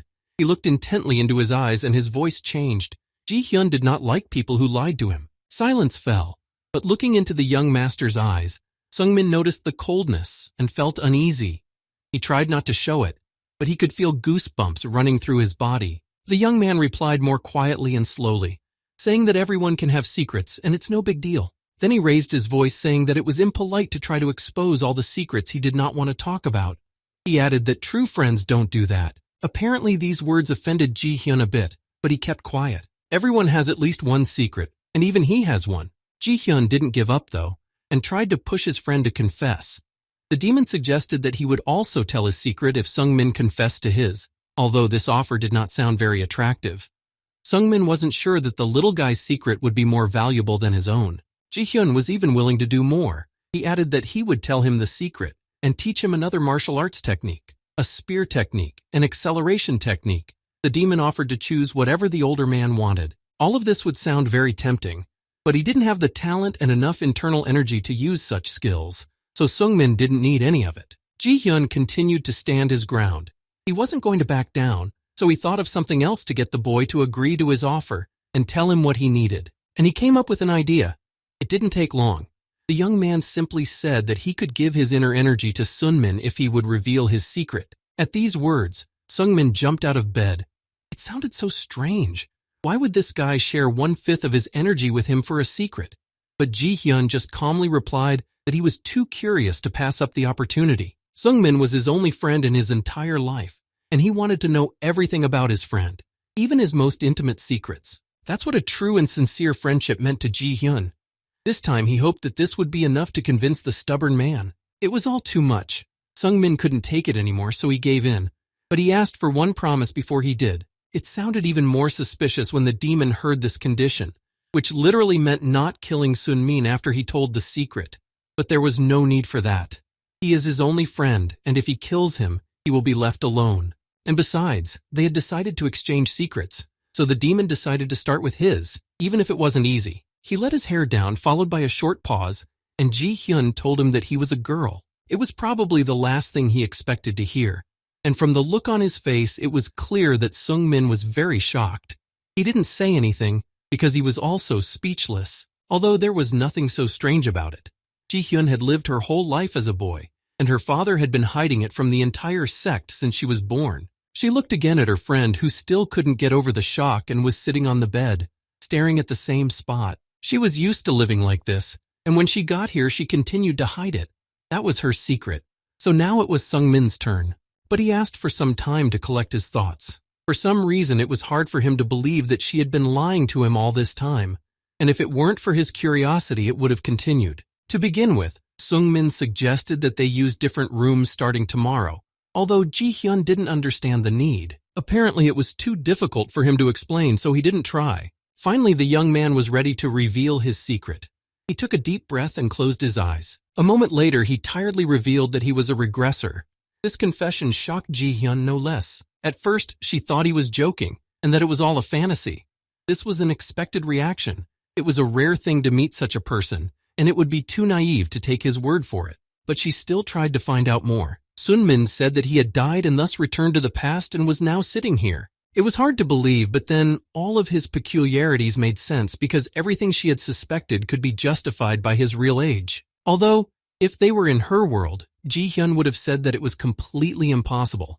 But now they were in another dimension where anything could happen. But she still didn't understand why he made her promise not to kill him. Yes, what he said sounded strange, but not to this extent. Sungmin spoke again. He might look like he was years old, but he was afraid that Ji-hyun might perceive it as manipulation, but she dismissed the idea. The guy was still in shock. Most of the time he couldn't understand her because life in the demon world was too different from what he was used to. But it was she who had approached him 2 months ago, when they had first met in the square. She was the one who had offered to teach him martial arts, and she was the one who wanted to be a friend to Sunmin. If it was a manipulation, she was doing what she wanted, and no one would be hurt even if it was true. There was no reason for her to kill him or break off their friendship because she wanted to. They continued to talk about it. Ji-hyun had already spent 2 months with him and was able to recognize him as her friend. And for her, that was an extremely important factor, and those words should have been enough. Sungmin covered his face with his hands, unable to look her in the eye, and quietly thanked her for everything she had already done for him. But there was one more thing she couldn't let go of. He could already accept the fact that he was really only a year old, but then it was very sad, because everything he had learned over the years looked tiny. These words were enough to kill Sungmin mentally. Ji-hyun still had so many questions, but she said that it was better to save them all for later. Right now, it was better to move on to the next part and give him some of her inner energy as she had promised. If this really happens, the world will change in his eyes. With this amount of energy, it will be possible to reach heights that could not have been possible in his past life. Internal energy is accumulated only in the body of martial artists, and therefore only they are able to possess it in such quantities. They use this energy in the fight to surpass the opponent, because this energy gives them superhuman abilities. And because there are limited resources to improve internal energy, all martial artists spend their entire lives developing this power and increasing its amount. And internal energy is extremely important for all martial artists. When she put her hand on Sunming's back to transfer the power, the first thing she said was that his blood vessels were not clean. A lot of impurities had accumulated, and in Sunmin's mind, there was only one question about what she had done. None of the masters shared their energy for free. They all conserved it. Actually, years was too late to learn a martial art, but she was going to give Sunmin some of her own inner energy anyway. But it would be up to him to absorb how much of it he could. All Ji-hyun could advise was to use the amethyst cloud cultivation technique. When the time came for the moment of transferring this power, the young man nearly screamed throughout the room. It was so painful that words simply cannot describe it. He looked at his hand. It was trembling from the unexpected intensity of the pain, but then it began to subside. This procedure is not easy for the one who transmits energy. After all, it was a big part of what Ji-hyun had given up. So she felt a little tired, but she asked if the young man felt that something had changed. She sat down a little further, while the boy continued to watch his own body in fascination. He felt that he had more strength, and nothing like this had ever happened to him before. It was all internal energy, but it seemed to him that it was all 200. It was much more than he had managed to accumulate in his entire previous life. The second thing she asked was about the amount that he had managed to absorb, and Sunming managed to take about half of it. Unfortunately, it wasn't much, but Ji-hyun assured him that he shouldn't be disappointed about it. All the rest of the energy will eventually penetrate his meridians, and if he continues to apply the amethyst cloud cultivation technique, sooner or later, he will be able to make this energy his own. With that, Wee Ji-hyun collapsed on the bed, overwhelmed by the strain. This procedure had taken too much of her energy. She could barely speak, but when Sung-min inquired about her condition, she said that she was just a little tired and that it would pass. She fell silent, breathing heavily. She'd never had to do this before, so she didn't know how it would affect her. But Ji-hyun was sure it wouldn't be anything serious. Now the guy started to feel some guilt towards her. Ji-hyun was doing all this for him, but on what basis? What she said sounded unusual and modest. They were friends, and for a friend, Ji-hyun was willing to do such a thing. She also added that it was all of her own free will, and that she didn't want Sung-min to feel any pressure afterwards. She didn't need anything in return. It was just her own self-satisfaction and nothing more. But Sung-min couldn't forget what she had done. It wasn't a gift you get every day. Ji-hyun also remembered what she had said about martial arts. She was going to teach her friends something else. She had already chosen the technique that would suit Sung-min best, but he felt uncomfortable again when he heard that she wanted to help him further. Since Sun-min was already good with a spear, the best option would be to learn the higher heavenly spear technique. This technique was used by the Spear King years ago, and it is a powerful skill indeed. Even though it would be quite difficult considering he was talentless, Ji-hyun decided that she could challenge him a little bit, and she's tired of repeating that she's only doing it on her own free will. Ji-hyun was doing it for her first friend. She couldn't let him die the same way he did in his previous life. These words must have touched him a little. It was unexpected to hear something like that in such a cruel world where no one helps anyone. He was about to start crying, but Ji-hyun slapped him to stop him from apologizing. They're friends. He shouldn't take it as a favor that will leave him in debt. It hurt, and he didn't see what was wrong with just saying the word one more time. But then the girl said she didn't like it and didn't want to hear it anymore. Instead, she just offered to make it nice and pulled him closer to her by the neck. She offered to make me feel good and tell me about her past life. Her curiosity was still piqued, especially since it was the first time she had met someone who had regressed. Ji-hyun wondered what she was like in his past life. It wasn't the best question to ask because Sung-min was struggling to make ends meet and only knew Ji-hyun through hearsay. He knew that the girl had been at the top of area back then. Well, actually, it was all pretty obvious. But he added that a month after she was called to the city, she left the land, and then she disappeared for about 3 years. Ji-hyun was curious to hear all these stories about himself, and she was ready to hear more stories from his life. But the girl said that she could have been traveling around other worlds for those 3 years. Now Sung-min was curious to hear more about what she had to say and about her travels. What she wanted most was the freedom she had never had. When she was a descendant of the leader of the demon cult, this freedom was conditional. She could not go and do what she wanted. And because of this, she was called to this world. And now Ji-hyun was very happy to have met such a wonderful friend here. She also added that she was leaving in a month. These words were unexpected, and Sung-min felt a little sad that he would have to say goodbye soon. But Ji-hyun wanted to enjoy the freedom of this world and not stick to one place. After she teaches him the higher celestial spear technique, she will go on a journey just like in Sun-min's past life. Then she asked what he would do. She lay quietly on the bed and felt better already. It must have been a wonderful state to realize that now you can do all the things that used to be forbidden. But for some reason, her question alarmed Sung-min. It seemed like an ordinary question, but when she said it, he felt uncomfortable. It was about his life and his desire to live it differently than in the past. The memories of how he had poured out before, how hard he had worked and how much he wanted to change everything, but it was almost impossible. Then the first day he came here and saw the monster. The guy was only with a bat, but his fear was overwhelming, and it was hard for him to even defend himself. When he was trying to raise money by any means possible, it took all his time and strength, but it was a necessity, because without it he would not have anything to eat. And then Sun-min grew up in conditions of survival, and when he finally achieved at least something, an array of hope appeared. Everything fell apart before his eyes, and he died. But that would never happen again. He knew that he would do anything, but his current life would not be like the previous one. All of this sounded weak to her. Perhaps only someone who had been through this hell would understand. She asked if he had any other goals for the future, but Sun-min didn't even think about it.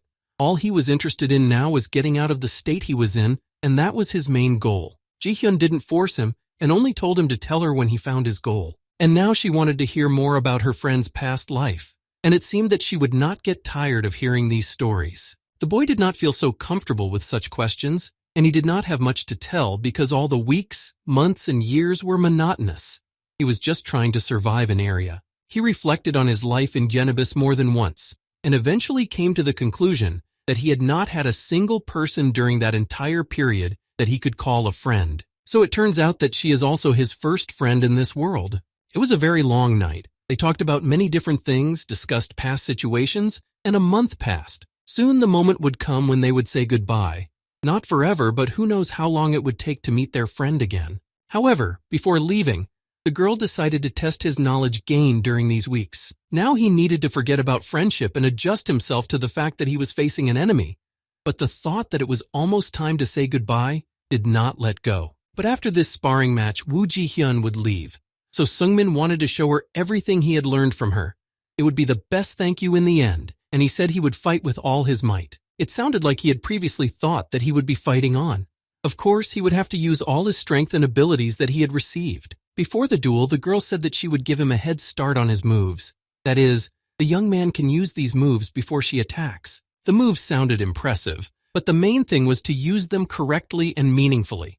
Seungmin moved as fast as he could. Ji-hyun had given him the supreme technique of the celestial spear to learn, and now this technique would be called the supreme technique of Sunmin if he learned to master it properly. The boy stopped. It was kind of embarrassing for him that she was going to name it after him, but Ji-hyun explained that it was because she had redesigned the technique for him, so it was almost a necessity. Although she said it very seriously, he really didn't want it to be true. It was very important to make it fit his personal framework of power, because without it, he would not be able to master this power. And since they were talking about it, why not start with her? And the first step in this strategy was the fatal blow of soul pursuit. He tried to fight as if with a real enemy, and the girl could see it. His progress was also good but still insufficient. The demon had no problem stopping the spear with a single movement of his hand. And the only thing that saved Sun Ming was that he was facing a friend, not a real enemy. She immediately threw the weapon away from her body, keeping her eyes on her opponent. But then she abruptly grabbed the spear by the edge and pulled it toward her, knocking Sunmin off his feet. When the girl let go, the spear, along with her friend behind it, flew forward at the speed of light. After falling, he was already angry and rushed towards her again, ignoring the first defeat. He decided to repeat the strike and make even more effort. The second step was a lightning strike that divided the space. But she had no trouble with that either.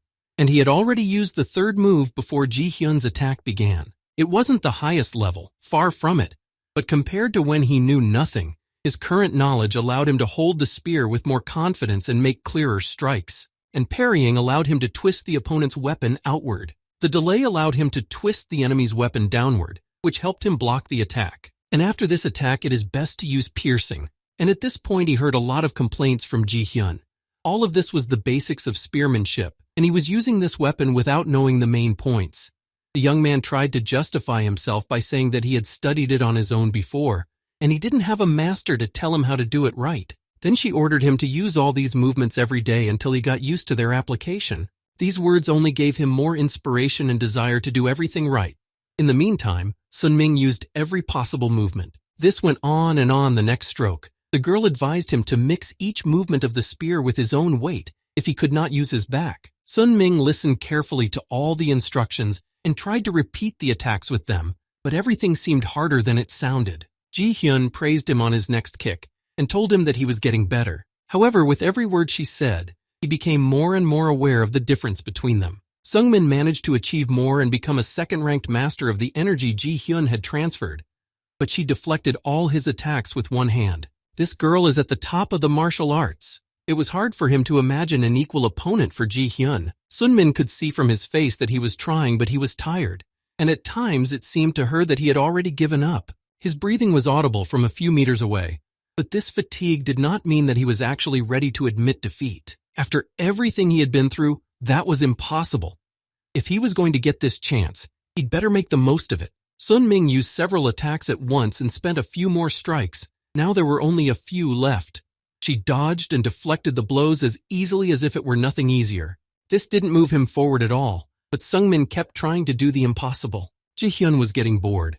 She hadn't had to fight. It was hardly even a warm-up, but now it was time for his last blow before her attack. The girl had already prepared herself for her strike, keeping her own promise. She had already tasted this taste of victory, even though it was only a battle with a friend whose strength she already knew. And this time he had gone much further. It would have been easy to think that he had succeeded, because the spear was near Ji-hyun's eye, and with one more right move, he could have won. But things are not that simple in a battle with a demon. She literally disappeared from his sight before Sung-min could touch her. Just as quickly and imperceptibly, the young lady was behind him before he even realized it. Ji-hyun touched her friend's shoulder lightly. All this indicated that he had lost. Even so, she praised the boy. He was doing well and looked much more confident. But Sung-min thought otherwise. She managed to block every attack with only one hand, so how could she say doing well here? But she could clearly see that he had excellent instincts. And she was also sure that he was born for martial arts, even if he didn't have the inner energy. Although the young man was unable to respond to her with a counterattack, he had felt Ji-hyun's attack, so he could sense what he could not see. This could also be called skill, and sooner or later he would be able to fully control his weapon and become one with it. Ji-hyun paused for a moment and then said that she would wait for years. But that number raised a lot of questions for Sung-min. And yes, this sparring today, it was too easy. In fact, she didn't expect anything from someone who had only started practicing a few months ago. Still, she was impressed by his abilities. He managed to show everything she had taught him, and his last attack was particularly good. Finally, she suggested that they meet again in 10 years. The young man still stood there, not even moving or closing his eyes. A month ago, Ji-hyun asked her friend about his goal in this life. She repeated the same question again, but Sung-min's answer hadn't changed since then. Then the younger woman suggested that he make her his goal.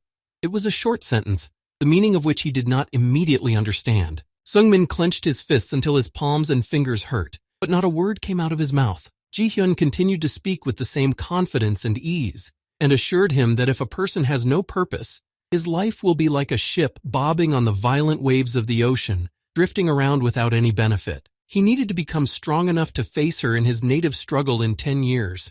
Without any hesitation, the young man revealed that this was impossible, but she was not satisfied with this answer. In the end, Sun-min could not stand it.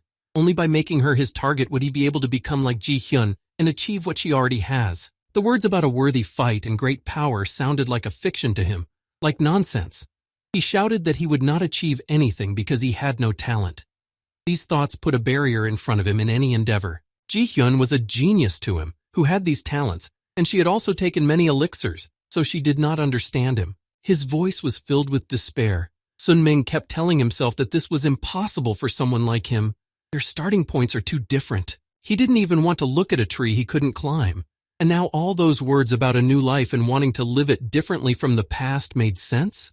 Every sentence Ji-hyun said pressed him so hard that he silently begged her to stop. He was angry because it was a truth that no one would want to accept, so the only way was to reject it. It was hard for him to believe that a 1-year-old child was lecturing him. It made him laugh nervously, and if she wanted it so badly, Sung-min was ready to make her his target and train until his last breath after Ji-hyun left him. And years later, when they met again, he would plunge his spear into her heart in cold blood. It was all too much. She would die then. It's better to settle this as friends without weapons in their hearts. Yes, as friends. That was the word he hadn't mentioned in his last statement. Sung-min had somehow forgotten about it, so Ji-hyun suggested that they just have another sparring match and call it a day. It took Sun-min a few seconds to realize what he had said earlier. The young man realized that it sounded important. He was so embarrassed now, but just a short time ago he had been seriously ready to kill her, at least in words. Ji-hyun took a step forward and removed her hands from his face, repeating the same phrase. Years from now, they should get together, and she'll be looking forward to the day when that happens between them. He didn't quite understand what Ji-hyun meant by that statement, so he jumped back in a split second. She smiled slyly, although Sung-min responded to everything she said by saying that he was just scared that she had gotten so close to him, and how could she even talk about such a thing? Ji-hyun is just a child. Ji-hyun ignored his words and moved closer to him, saying that she had read about this look in a book, so she knew exactly what she was talking about, while Sun-min tried to move away. She was already too close, but Ji-hyun still continued to speak calmly, amused by this reaction.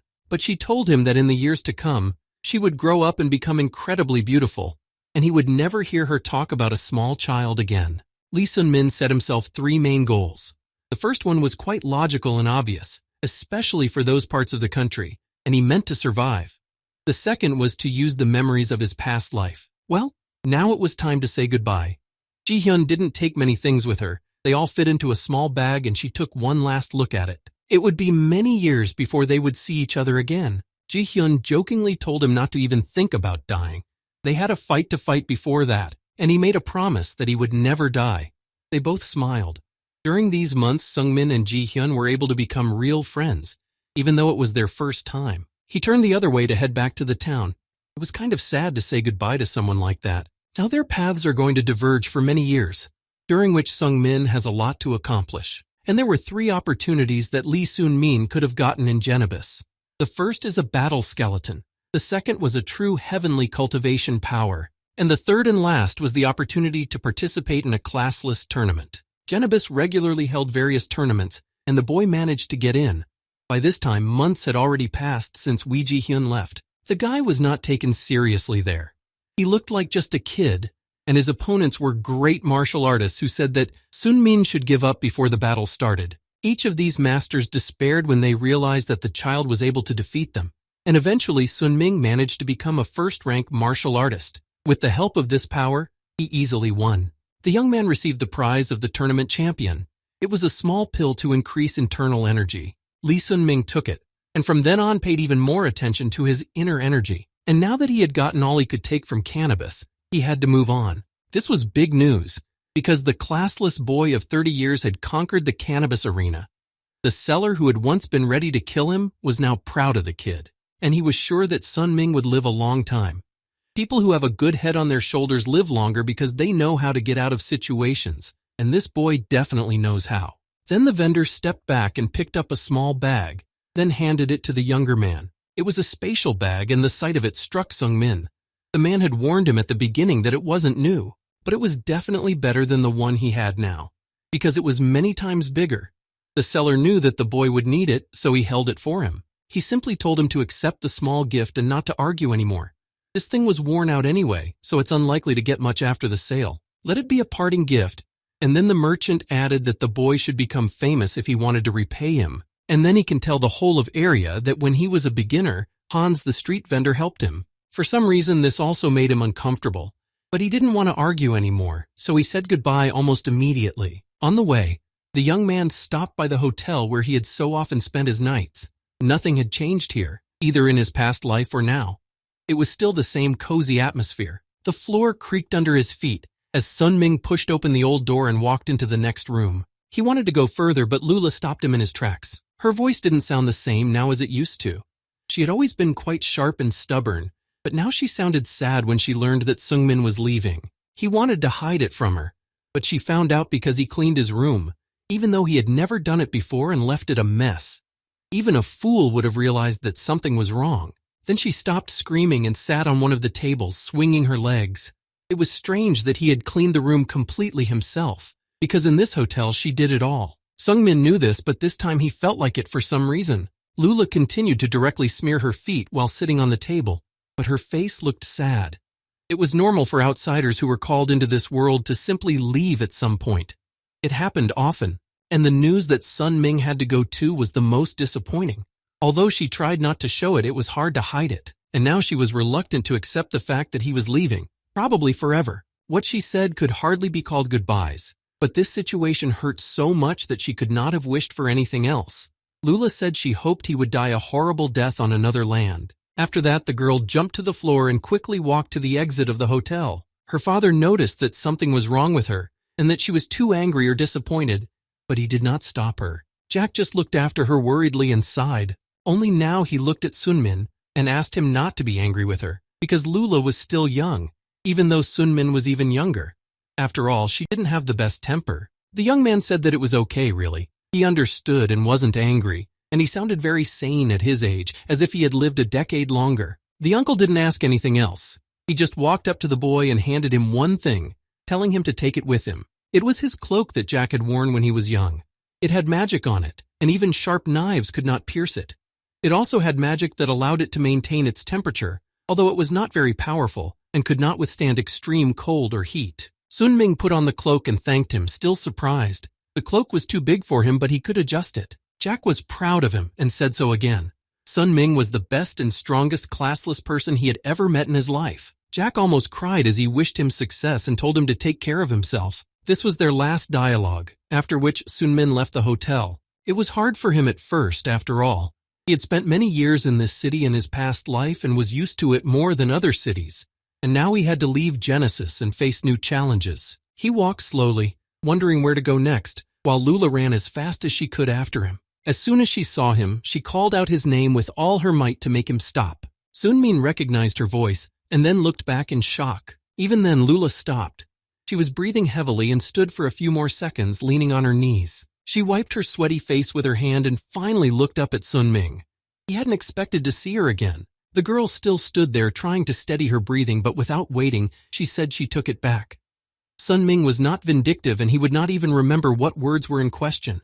Lula repeated them, her wish for death instead of goodbye, and said once again that she took them back and didn't want that to happen. She didn't want Sunmin to die, even after he left her in this city. She was just so angry that she couldn't control her emotions. It was incomprehensible to him that Lula had run after him for so long just to say those words. She said again that even though he was leaving, she wanted him to live happily ever after, not die. And if he couldn't take it, it would be better if he just came back to this city. The young man smiled in thanks. He could see that Lula had something else to say, so he stood there and waited. When she was finally able to speak and breathe normally, she said that it was strange for her, but that from a certain moment something began to change. She clutched her dress even tighter until her fingers hurt, and she could not believe that she was about to say these words. But at some point she began to realize that she loved him. Lula smiled and looked into his eyes, then fell silent. Sunmin also stood silently in front of her, watching her hide her reddened face again. Unable to look at him any longer, Lula took a few steps towards Sunmin and quietly asked him not to die.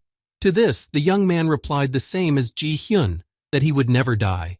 The boy was smiling slightly as he said his last goodbye and moved on again. Now there were only bitter tears on her face, and Lula couldn't even look at Sunmin. When he lived his last life, it took him 3 years to leave Jebus, but this time it took him only a year. And last time, he didn't have any good memories, but now everything had changed. He wondered if he would ever be able to come back here, if these were his last days in Jebus. Later, Sunmin came across a man whose body was wrapped in sharp vines. He spoke to him first and told him that it had been many years since someone so young had visited Mushi Mountain. The man immediately asked what kind of fine he wanted to receive, and Sunmin knew he had to do it because he wanted to become stronger. When Ji-hyun was still here, she told him to choose the place where they would meet years later, because she didn't know the area. It was not an easy question, but Sunmin decided that the best choice would be to set the date for the meeting in Taebaek. With 9 years to go until the day of their meeting, Sun Myung-min realized that he could not go to Thebes right now. The first thought that came to him was about the city of Behenger. He could become stronger there and get a job as a mercenary just like in his previous life, but then he remembered that he wouldn't be able to train much, which he needed. Soon after that, Sun Ming decided that the first thing to do was to visit another place he had heard a lot about before. It was about Mushi Mountain, which in his first life he had not been able to reach, because it was really dangerous and difficult to survive there. Mushi was also one of the gods of area, symbolizing training and repentance, and this mountain belonged to him. It was his territory, where he had to apply penalties to his own body and senses. You could increase the gain by training several times more. When the young man finally decided to go there, he entered the forest. He was sure that this mountain had to be somewhere here, and when the penalties were applied to his body, he realized that it was much worse than what he had thought. The penalty made food taste incredibly awful. It was also changing the way it looked, and the bread he had been chewing on resembled the bodies of various insects, making it even harder to eat. At this rate, he would soon be unable to eat or drink at all.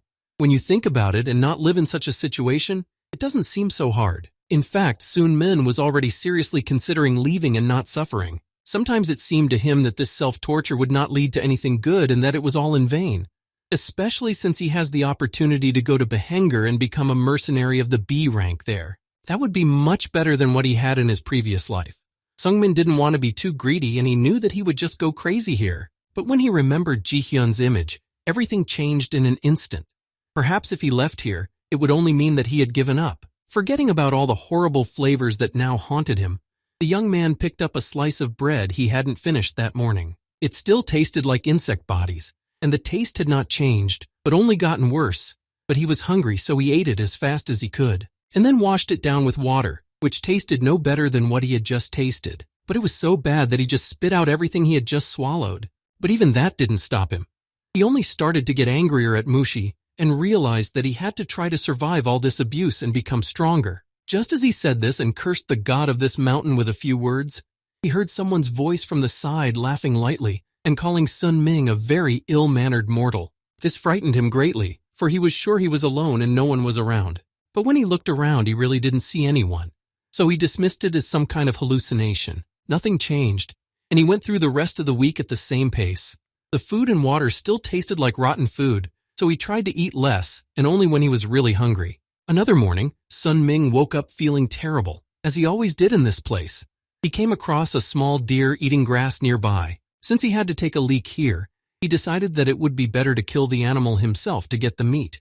Taking his sais, the young man went hunting. For some time he was very quiet and would have almost succeeded, but when he jumped out of the ambush, the deer was frightened and was ready to run away. When the animal heard the noise, it immediately began to look around and then saw Sung Min.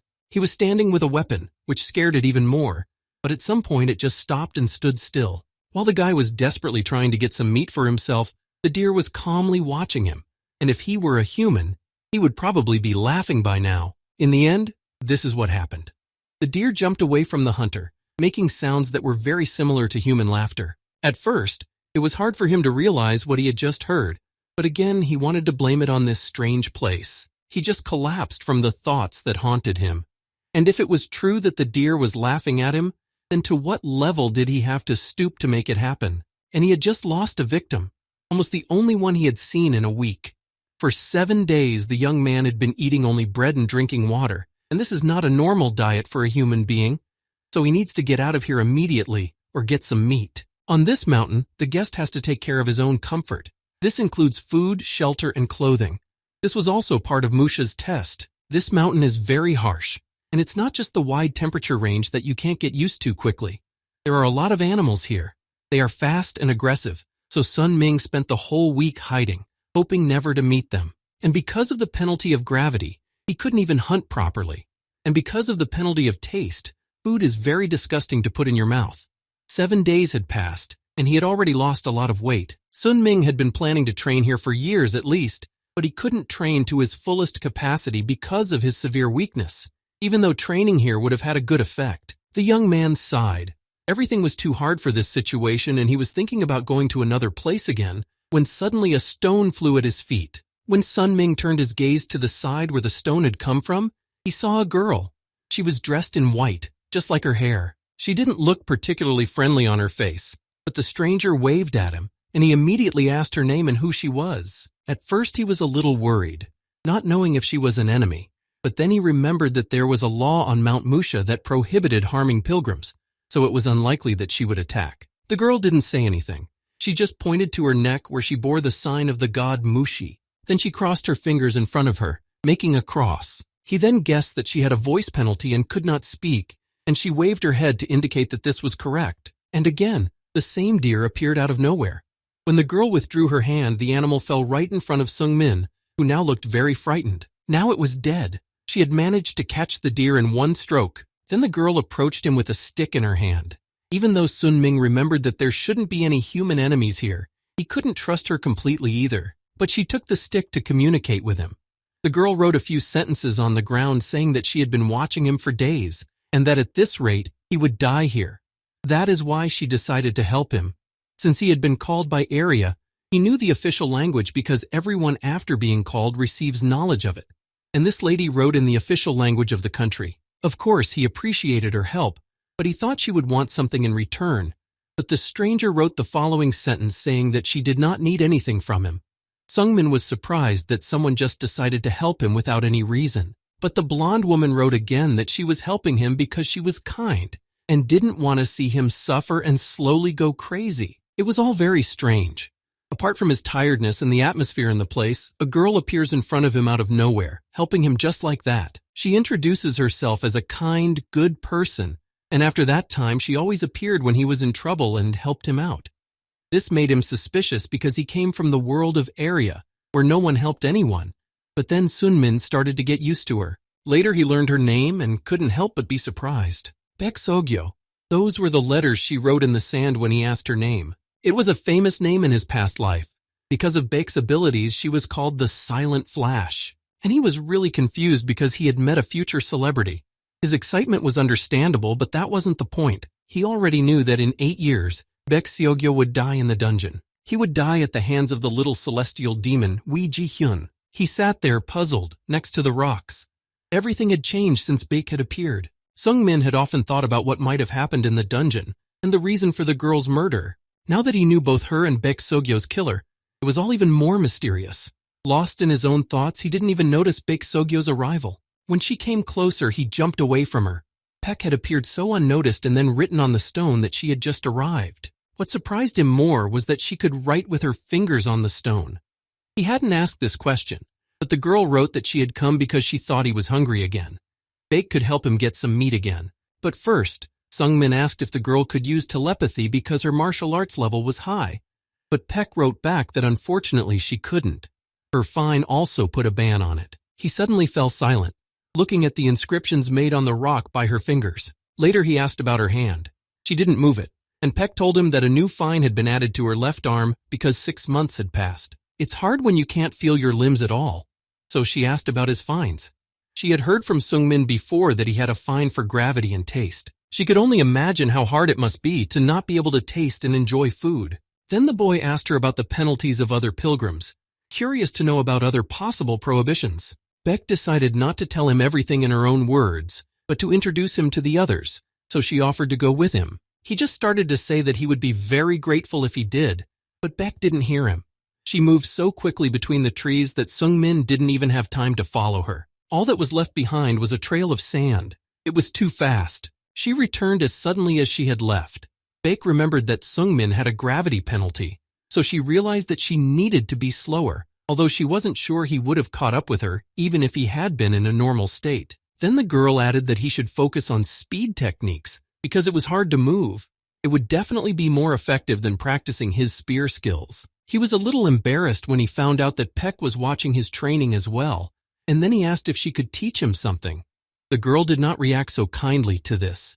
Although she was kind, she couldn't give away her food to everyone. Sung-min put it down to the fact that he was just joking, although in his heart he hoped for a different answer. In the end, Baek took him on her shoulder and decided that she would take him to all the other pilgrims. If he walked alone, they wouldn't make it to the pilgrimage site by tomorrow. At first he protested, but Baek explained that otherwise it would take too much time. He tried to say something else and asked her to wait, but Baek just warned him to hold on tight. Immediately after she said that, she rushed forward. She was so fast she was dizzy and almost blown away by the wind. The others looked back in shock as she ran with someone else to their so-called base. Here she was nicknamed Mute, and mostly called only that. When soon Min got to the ground, which happened quickly because it took them only a couple of minutes to get there, he put his hands over his nose because the smell was terrible. Everyone started looking at him as if he were a victim or an enemy. In any case, everyone was unfriendly, and only then the girl wrote to them that he was also a pilgrim and introduced him. Scarlet Rasir, who was the future archmage, had already heard of Sun Ming and knew that he was a martial artist, and she really did not like him. She had a terrible fine, and that's why there was such a smell in the place. She was forbidden to wash. Dok Bajun was called the Phantom Dagger. He had a penalty on his eyesight, and he offered to fight the kid in a duel one day. Then Baek told Sun-min that there are only 4 pilgrims on the mountain, including her, who has a penalty on her left hand and blindness in her left eye and loss of voice. Sung-min's eyes started to twitch. He thought there were dozens of them here, but it turns out that only, and besides that, there were those incredible people who would make a name for themselves in the future and become famous. Although they were not yet celebrities at this moment, the whole country would soon know their names and admire them. He was still watching the 3 in fascination when Scarlet turned to him and asked about his fines. The young man was a little nervous and his voice trembled like himself, but then he told her that he had a fine for taste and gravity. People who come in here are given a fine, and what Sun Min said surprised her, because Scarlet knew for sure that this kid hadn't been here for a month and already had fines. She was sure that he wouldn't live long at this rate. Bijun stopped her then. He'd heard that Sun Ming had come here in search of strength, and it was logical that he would take the toughest possible tests. He wanted to cross his borders, even if he had to pay the price. Sun Myung-min felt uncomfortable hearing these words and in the company of these people, but he said that this was the way it was. The old man also added that many different people gather on this mountain, but there are only 4 people left who have been able to survive for more than 6 months. Bijun wanted to see the boy's progress himself, so he said he would keep a close eye on him. Now Nima had to be happy, because they have another crazy person in their company who started with 2 fines like her. Well, he's met everyone now, so now it's time to go back. But they told me that there are 4 pilgrims here who will last a long time. 3 are here, but where is the other one? The only answer to his question was that it was better not to try to meet Plum. It wouldn't end well for him, but now Sungmin was curious to at least find out who he was. All the old man could say was that Plum was a very dangerous man, and it was better not to try to meet him. Now Scarlet was quiet, although she had been talking all along. The whole situation now alarmed Sunmin, and he thought for a long time about who this Plum was. 4 more months passed in this way. They passed in agony, as it was only getting harder to survive with the existing fines. They became even stronger, until Sungmin managed to get used to them. His body became even heavier, and the food only became more disgusting. But he was motivated by the idea that going through this would make him stronger. After 4 months of training, the amethyst cloud cultivation technique reached the level, and the higher heavenly spear technique of Sun Ming reached the level.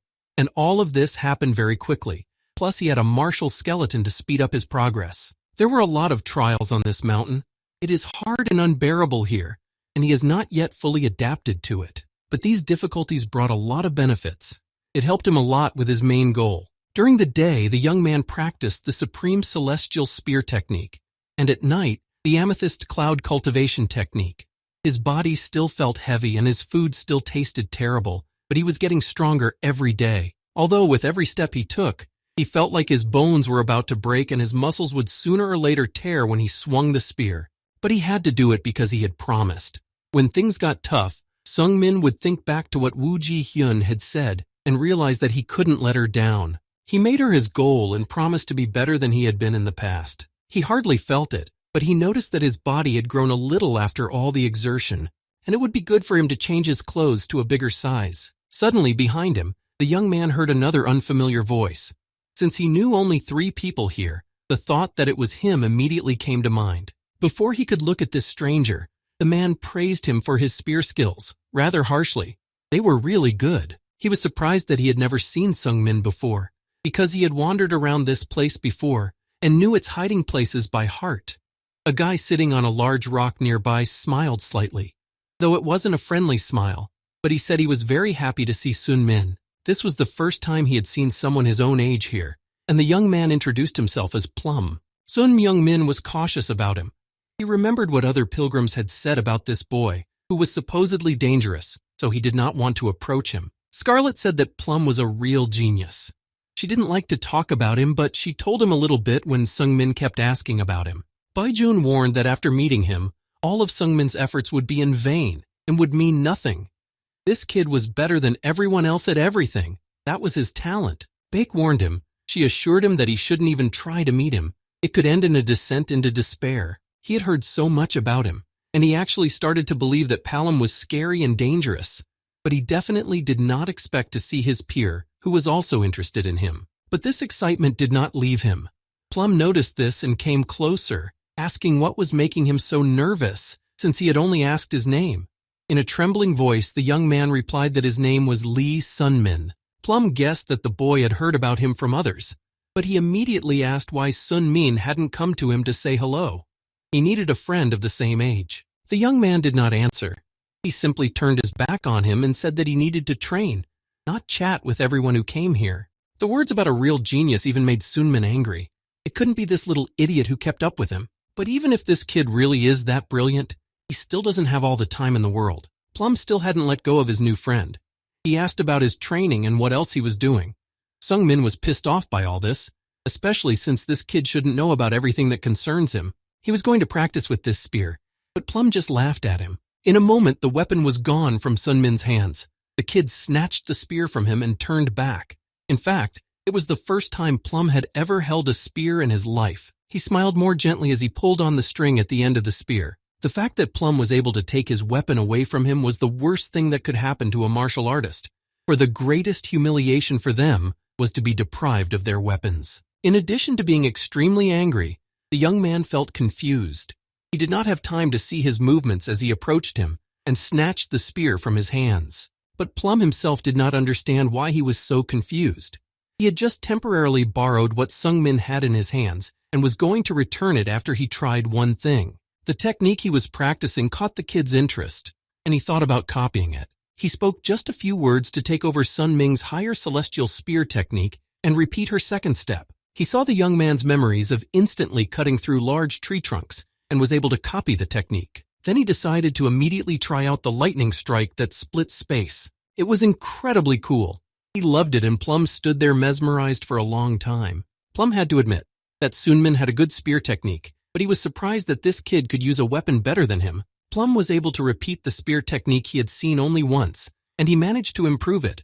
Now he wondered if Wu Ji-hyun could do the same. Now Sungmin had more faith that this young man was on the verge of perfection, and Plum recognized this himself. He told Sungmin directly that he was better than him, and he said it very directly. In fact, he did not understand the people who come here to train. No matter how hard they try, Plum would be able to become better than them if he looked at their abilities at least once. The young man then asked if Sun Ming knew why other people could not do what he did. This question put him in an awkward position. Plum sounded like a narcissist now. All he could say was about his own perfection. Bijun, Baek-sogyo, and the stinking monster. They all got angry and kicked him out when the young man tried to ask something. Sword technique, speed technique, and magic. He could do them all better than they could, and he could do things they couldn't. But one thing he didn't understand was why they had such an attitude towards him. He didn't hurt or call anyone names, he just knew more and better. And they didn't even want to listen, they just kicked him out. In Sun Min's eyes, the other pilgrims on this mountain already look like geniuses. They have achieved so much and have survived in these terrible conditions for so long. But there are also real geniuses who outshine them. One such genius stood before him. Sun Ming could not deny the fact that Plum was almost perfect and did not know how he, an ordinary person, should look at such persons. But the young man felt different from Wu Ji-hyun. Even though she said she was a genius, she didn't need to show it by praising herself. And this guy continues to show off to others, even though he knows full well that he looks like a king in the eyes of others. These words actually came out of his mouth directly, but it was unpleasant to hear. When he was done with his praise, Plum asked about Sun Myung-min's finds. He offered to tell him about his finds, and then Plum could tell him about his. The boy also added that he had 4, but that was not what Sunmin was concerned about. The only thing that really interested him was the speeding ticket and whether this narcissist had one. He didn't say anything, just called out to him and told him to take his spear out of his hand. This was getting really annoying. The young man stood still and took a deep breath, then headed back to Plum. Everything he wanted to say to him he had said right now. He didn't need anything more from him, so he told him to leave immediately and not to set eyes on him again. But the boy still looked very calm. He only asked him with a smile why Sunmin was so angry. Plum hadn't said anything bad. The boy didn't stop talking. He spoke calmly and confidently and told Sungmin to give up and not to try to conquer the mountain anymore. With his talents, he could live in the city and feel comfortable, but he couldn't stay here for long. The guy wanted to hit him and swung his fist, but nothing came of it. On Mount Mushi, none of them can harm each other. A shield is automatically formed, which does not even allow the pilgrim to touch the attacker. Plus, Sun Ming is too weak for someone like Plum. What was he even thinking about to launch such a strike? Or did he decide to attack just because he couldn't hurt him? It must have been difficult to meet someone on whom you could not take out your anger. As he continued to praise himself and Sungmin was about to snap, Baek appeared behind him. Plum had expected her to be standing nearby, listening in, but he couldn't behave in such a lewd manner in front of her. With one look, she could tell that she would have killed him if not for these rules of the mountain, but Plum said that it was his new friend who had chosen violence, and he was just testing the spear. His tone changed completely with Baek-sogyo's arrival, and he added that the technique Sun Ming uses is very good, but he still can't fully apply it. And the higher the level of the technique, the harder it will be to learn it further. Plum doubted very much that Sunmin would be able to reach the level with such talent. He also decided to give him some advice, which no one asked for, but he started talking anyway. Narcissus said that on this mountain, the more severe the penalty, the more blessings the goddess Mushi will grant. The more you push yourself to the limit, the faster you can become stronger. Plum hoped the boy understood what he was getting at. The boy was about to speak further, but Peck covered his mouth and he didn't say another word. She really would have been ready to kill him, and often wished she could have done so here. While she was dealing with him, Sunmin couldn't move, but when he finally came to, there was only anger in his eyes. He couldn't take it anymore and ran in the opposite direction from the two of them, not to see anyone else. Peck wanted to shout something to stop him, but when she opened her mouth, no sound came out. Plus, it hurt a little when she tried to scream. Seungmin, meanwhile, was running as fast as he could. He wanted to get away from them as soon as possible, even though it was very difficult with his fine. The boy bit his lips until they bled, remembering what Plum had just said about his lack of talent, his inability to conquer the mountain. It really hurt him to hear that, because after that, all his efforts seemed in vain. He didn't call her, but Mushi knew when to appear, so she calmly let him speak. The young man immediately revealed that he wanted to add another fine. In this way, he hoped to fix what was happening in his life now. If it is true that Mushi is more favorable to those who take more fines, then this will play into his hands. But instead of a fine, they found themselves in a strange place that did not resemble the familiar land of Area. The goddess said that this was a space that belonged only to her, and added that she was pleased to meet him, calling Seungmin a mortal. Then the girl introduced herself. She spoke kindly and calmly, keeping her eyes on the guest. Another unusual situation for him. But if Sun Myung-min had seen a human being then, at least a perfect one, he was not ready to see a goddess with his own eyes. She had heard him talk about her recently and even curse her, so she told him that he didn't have to pretend, because she didn't feel any respect for him anyway. So that's not why she brought him here. Seungmin wanted to add a fine, and that was the reason she brought him to this place. Mushi scanned him, looking at the already existing fines of attraction and taste. She was smiling, despite everything she had heard from him before. The goddess also knew that he was already having a hard time with those two penalties, but the young man wanted more. All he could say to these words was that he would manage and try even harder. Mushi laughed. She had seen many people who just couldn't handle it. It was easy to say the word "I can do it" when you hadn't tried. But she assumed his confidence came from the moment he was reborn and overcame death, given a second chance at life. The fact that Mushi knew about this story surprised him, and he felt puzzled. But the eyes of the goddess see through the principle of cause and effect. Every mortal is destined to die at birth. That was the law. And if one restarts the law of existence, one becomes immortal. But it is different. Sun Ming is not immortal. He did not restart the law, but he broke the connection of causality. Even after he died, he returned to the past and began to live anew. While she decided to hang upside down because she was already bored, Sun Ming asked if he would be affected by the fact that he had broken the link of causality. The goddess replied that every action and existence has a cause and effect. This is natural, but somehow he still managed to circumvent death, and in the process, the boy's soul must suffer a great and heavy punishment. However, this should not affect him as long as he is alive. Only after death will he have to suffer for hundreds of millions of hours. This was the true price for going against the written law, but he didn't care if what she said would affect him only after death. While Peck was looking for him, he simply disappeared. Even though he had the penalty of gravity, she managed to find her friend and waited calmly for him to come to his senses. Beck met Seungmin next to the rock and saw that he had added another penalty, and she knew something, that he was having a hard time with his too. He looked up and smiled, nodding and realizing he had made her worry. She clenched her teeth. Perhaps if she could speak, she would have said some nice things to him. Instead, Peck just asked about the fine he had decided to add to his sentence. The young man answered a little weakly that it was a penalty for the body and for dreams, and this answer confused Beck. Seungmin was really crazy. He knew that the penalties for senses and abstract concepts would be even stronger than the others, but he agreed anyway. The heat penalty made him feel constantly cold. He didn't even benefit from the fire he made every night. The dream penalty was probably the worst decision he had made in years. Nightmares came as soon as he closed his eyes. Memories of his hometown, his parents came back, and it all became even more impossible. The horrors of Seungmin's childhood haunted him again as he drifted off to sleep. All these memories manifested themselves in the worst possible way, polluting the child's dreams. And sleep was no longer comfortable either. Previously, he could escape from everything that was happening here when he lay down to rest, but now he could not. Fear left him without rest. Peck still thought he was crazy, even though she was doing the same thing, and taking as many fines as she could. She didn't know what to think to do such a rash thing.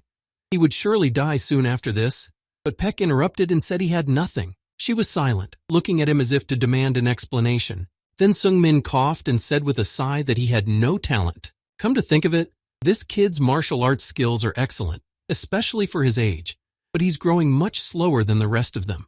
It was strange, even though he has a lot of fines. Seungmin had a disharmony between skills and talent, and the truth is that he is talentless. Now Beck has a new question. Who is this guy sitting in front of her? And he always thought of Woo Ji-hyun. He had a goal that was difficult to achieve with the abilities he already had, so the kid did his best to do his best. And he didn't do it because he was angry with Plum.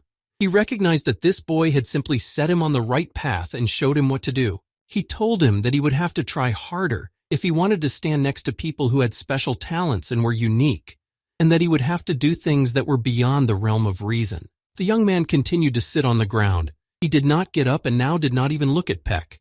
The girl understood what he wanted, but still, his decision was too rash. She had nothing to say to Sungmin.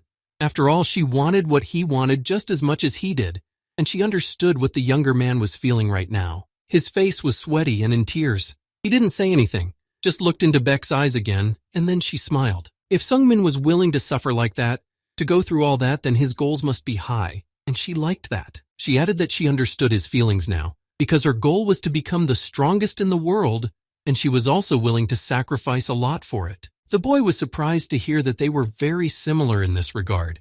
Of course, he didn't want to be the strongest on this planet, but it was something similar. Peck also recalled that a few months ago, a young man had asked her to teach him a speed technique. Although when he stood up, he said he was just joking, but she was seriously ready to teach him how to do it.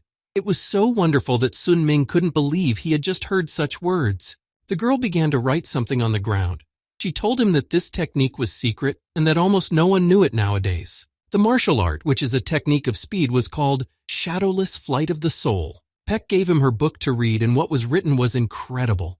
This technique was comparable to the Amethyst Cloud Cultivation technique and the Supreme Heavenly Spear technique, but the young man still didn't understand her kindness and why she was letting him read it for free. Peck couldn't explain it herself.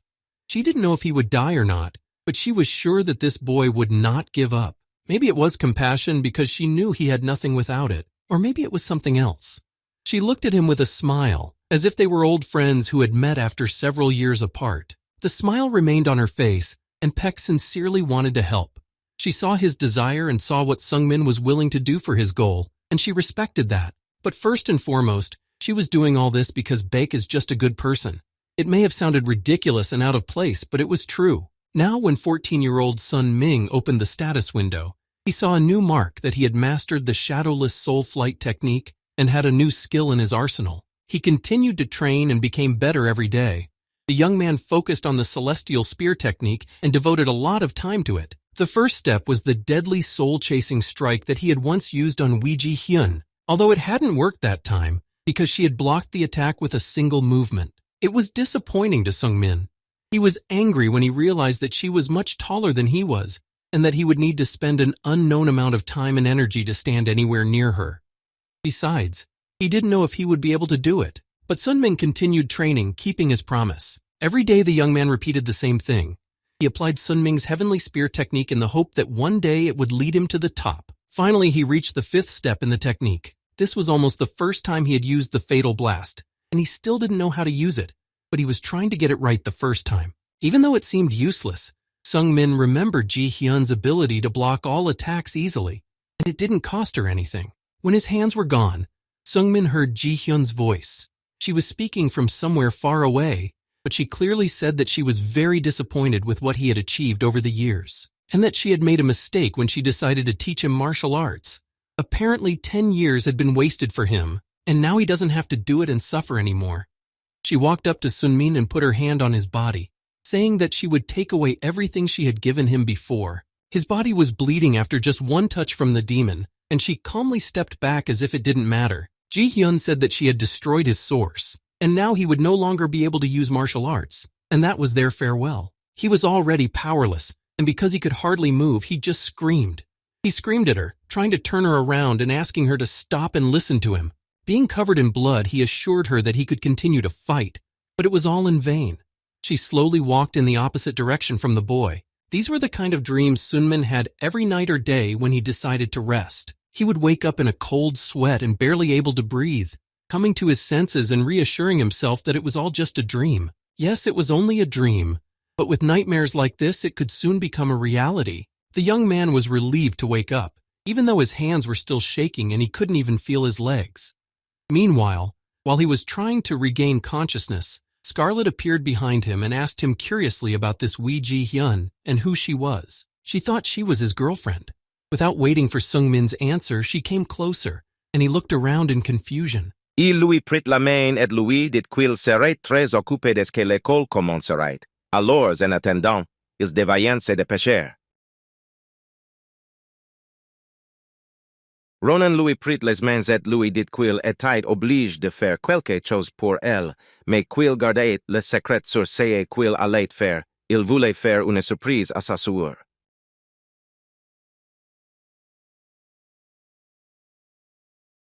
She also heard that this kid had chosen to pay a fine for the heat, and they were both very heavy, so the girl said quite cheerfully and calmly that he would die soon. In the end, Sun Ming couldn't take it anymore and turned away from her. Scarlet thought he was sick when he started coughing, but Bi Jun, who was standing behind him, said it was because she had gotten too close to him. But Scarlet came here to help him. She didn't want to make him faint. It was only now that Sun Ming turned his face back to see Bi Jun's phantom dagger in front of him. The young man covered his nose with his hand, though it didn't help much, but he apologized. He didn't want to offend any of them, but he was disgusted right now.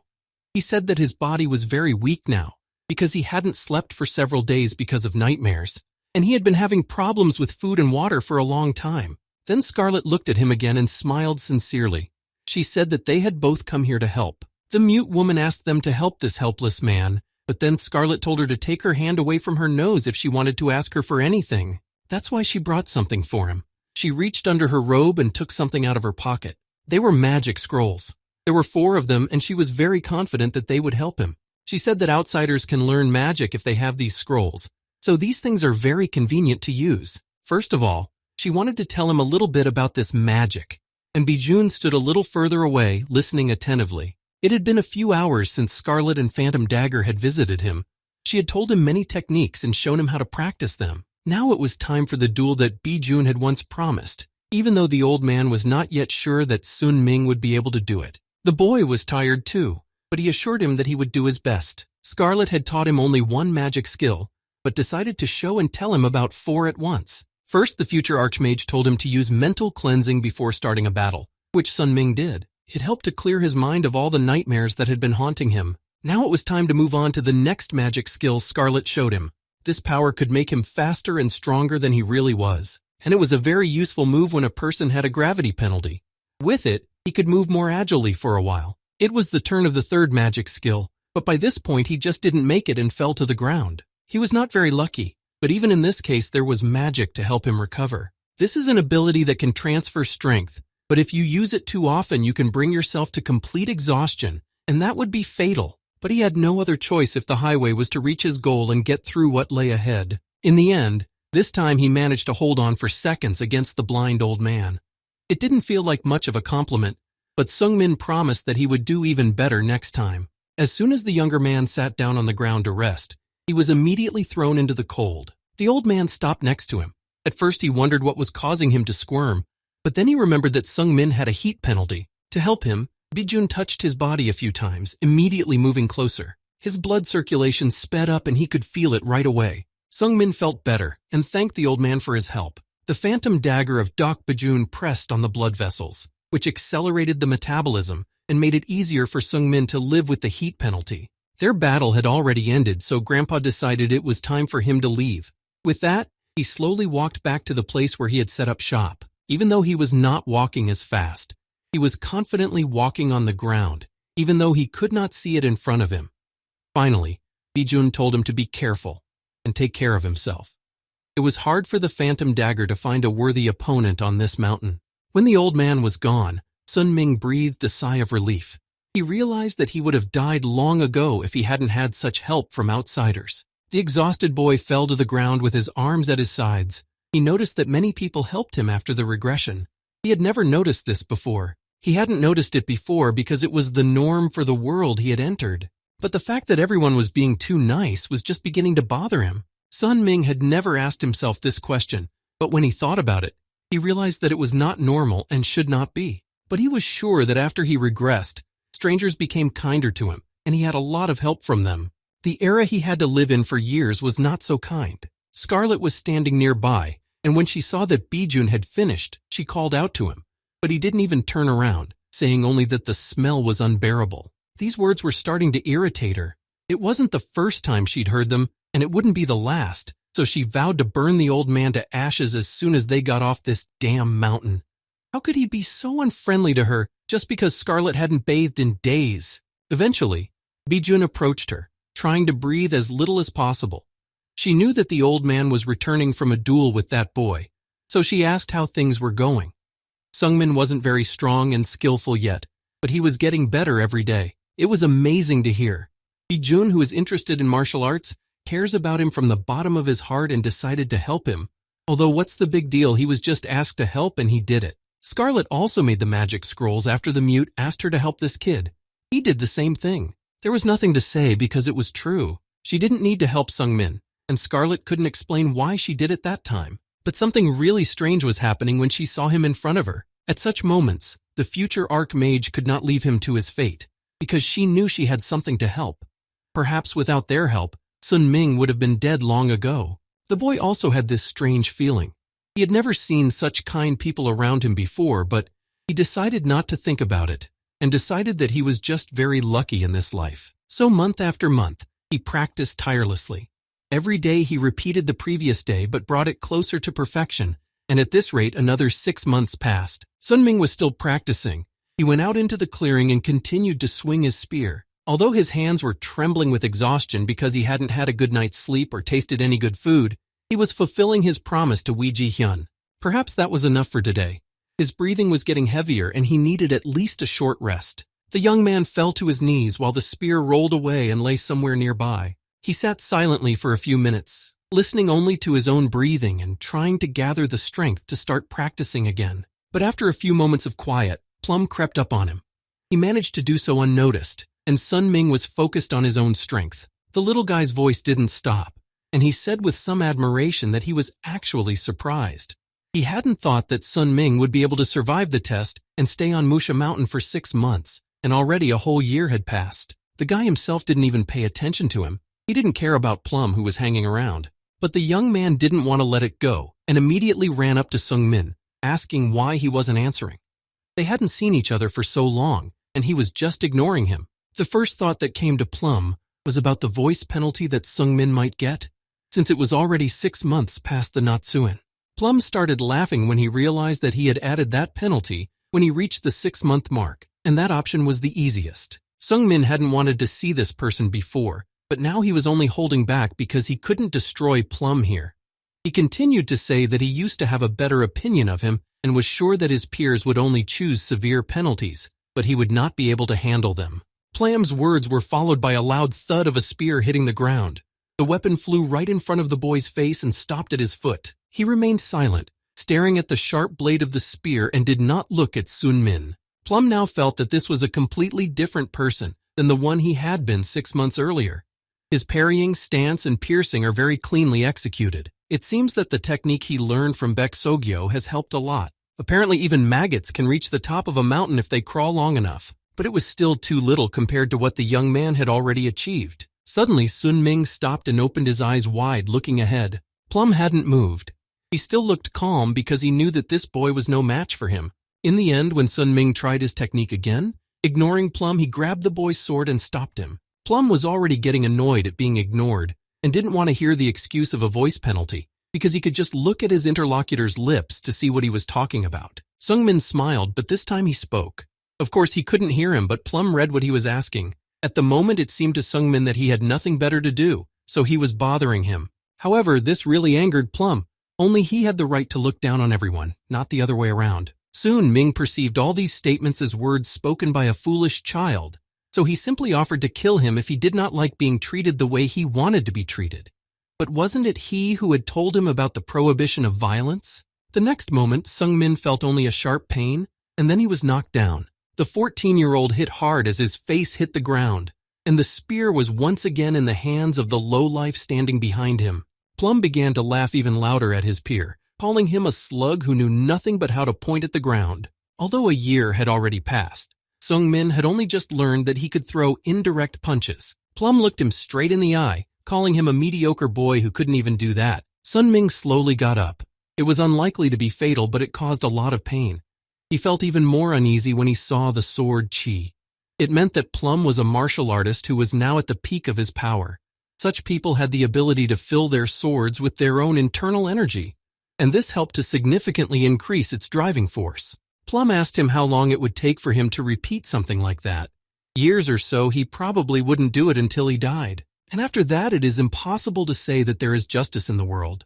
Someone has to work for years, spend a lot of time and energy on something that Plum can learn in minutes. But despite the helplessness of his actions, Sun Min continues to try and does not give up. Plum fell silent as he looked at Min's lips the next moment.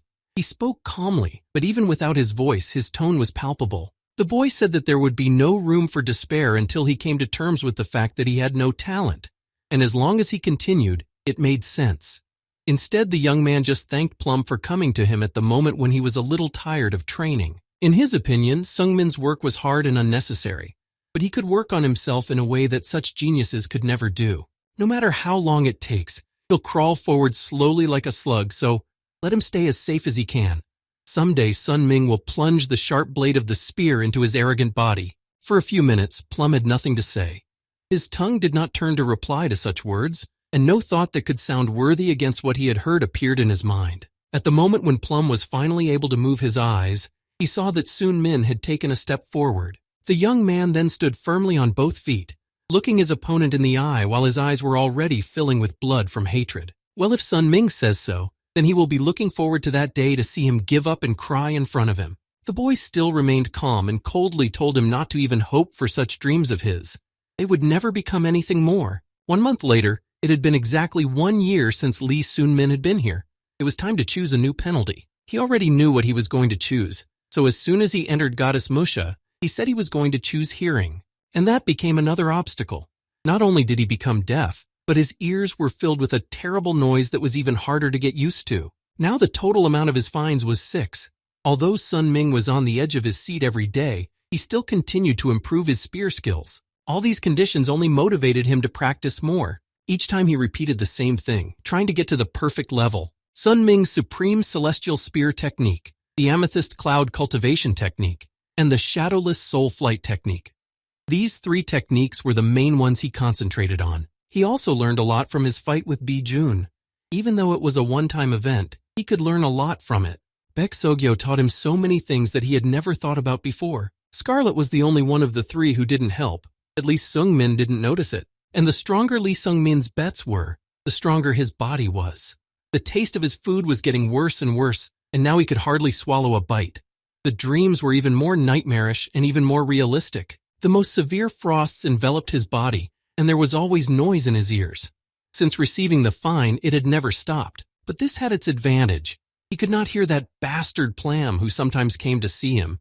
He must have continued to taunt him, but Sung Min didn't care about that guy anymore. Slowly, like a snail, Lee Sun Min continued on his path of improvement. It was another day, accompanied by terrible bread, water, noise, and cold, and life finally turned into a nightmare. But on that day, the young man saw Mushi. She unexpectedly summoned him, even though there was still very little time left before he would have to accept another penalty. But that was not why the goddess summoned him. She turned to face the boy and congratulated him with a slight smile on his successful completion of her test. But now the words about a test sounded too strange. No one had ever talked about something like this before. But instead of answering, Plum appeared in front of the boy. He was close, and again he looked him in the eye with a defiant look. In surprise, the boy jumped away from him as fast as he could, and Mushi was right behind him. All this could be explained a little more simply. Plum's existence was one continuous test, and Sun Ming had successfully completed it. It was so strange. But despite all this, the young man was also relieved. Baek Sogyo, Scarlet, and Bijun had all trained on this mountain, and in the future, they would all become very famous people in area. But he had never heard of Plum. One could guess that it was not so simple. There was, of course, one thought that haunted Sun Myung Min. He was very interested in why Plum, who is as perfect as he describes himself, does not leave this mountain. He just doesn't need to. So Plum came closer again, and happily said that he would use his talent to make all the pilgrims emotional, and eventually they would despair, but only a few would stay. Baek Sogyo, Bijun, and Scarlet all despaired when they saw him, even though they were all strong and talented. Each of them would turn their heads to the side and simply walk away from him. But Sun Min did something different. Despite his own lack of talent, Sun Myung Min did not run away from him, but made Plum his target. He put himself through harsher and harder tests, none of which seemed like deliberate decisions, but despite all the difficult moments, Plum never managed to make Sunmin despair. Now the cocky kid looked completely different. It was a strange thing to watch, but he and Mushi both smiled genuinely, and she liked Sungmin's madness. The fact that he was willing to sacrifice everything for the sake of the goal he had come here for was admirable. But Mushi had asked him not to reveal Plum's identity to the other pilgrims or face the wrath of the goddess. He nodded, and then Mushi asked if Sun Ming would continue training on this mountain. The boy of course said that he was not in the mood to leave yet, and the goddess added that the reward for the test he had passed would be given to him after he left this mountain. Only for a moment was there complete silence between them. But suddenly Mushi shouted out that she had one suggestion. The goddess said that Sun Ming could give her his own soul, and in exchange she would give him a power that he could not earn even with years of training. It sounded just as crazy, and perhaps cool at times, but the young man refused. He chose his own path, to put a lot of effort into slowly progressing and getting closer to the goal. Sun Ming actually hated the word effort. These letters made his body break out in a cold sweat. They all had different starting points. No matter how hard he tried, he couldn't keep up with those who were called geniuses. But being a genius didn't mean he didn't have to work hard. In the end, he just hated those who ignored the difference between what actually happened and what didn't happen and attributed it to lack of effort. But at the same time, he missed the word, because in his past life, Sungmin had often gone into hiding and sat there idle. But in this life, everything had changed. Even at this point, things are completely different than they were back then. He had already had many of those encounters that had great and significant consequences, and now there was no excuse for their different starting points. The day Sung Ming lost his hiding place, he had no choice but to start moving forward, and only now did this guy start to really improve and work on himself. And he was going to stick it out until the end to fulfill his dream and become stronger by any means necessary and put in all the effort to do so. As Mushi had said, she loved the word and respected people who were willing to fight rather than go with the flow. Well, now she wanted to talk to herself. Mushi smiled and turned away, walking in the other direction. But in the end, she added that there are no ordinary coincidences in Area. There is always a reason for everything. Area summons strangers from different worlds who have advantages in terms of skills. She asked Sunmin for his opinion on this and asked what he thought about it. Sungmin was a little surprised by what he was seeing. Mushi was talking to herself, but at the same time she was passing on all this information to him. So this was information that he was not allowed to talk about, but the goddess was looking for ways to pass it on somehow. But why? Sun Ming did not move. He stood there silently watching the girl when suddenly she stopped. After taking a deep breath and a short pause, she said that if he had come back here, it meant that something was going to happen where he would be needed. And if he came back, he had to be ready for it and become a worthy regressor. Only now did she look back at him and smile slightly. Sun Ming tried to make sense of all these words, but he still didn't know what to prepare for. Then Mushi spoke again, but not to herself, but to someone else, and told them to stop doing it because it was her territory. And it's better to just back off if you don't want to fight her. But at the same moment, the wall broke. There was a sharp sound like glass shattering after being hit. Sun Ming could hardly see anything. He could only watch her movements from a distance. The girl never turned her head toward him, but Sun Ming heard her say to turn around. He still didn't know if Mushi was talking to him or addressing someone else. But when the goddess looked at him, she told him more sternly that he didn't have much time to complete his training. After a moment, she waved her hand and Sungmin was thrown back out of her personal territory. Mushi didn't explain anything to him, but she wondered if this guy would be able to put an end to what was happening now. Maybe it was all fate.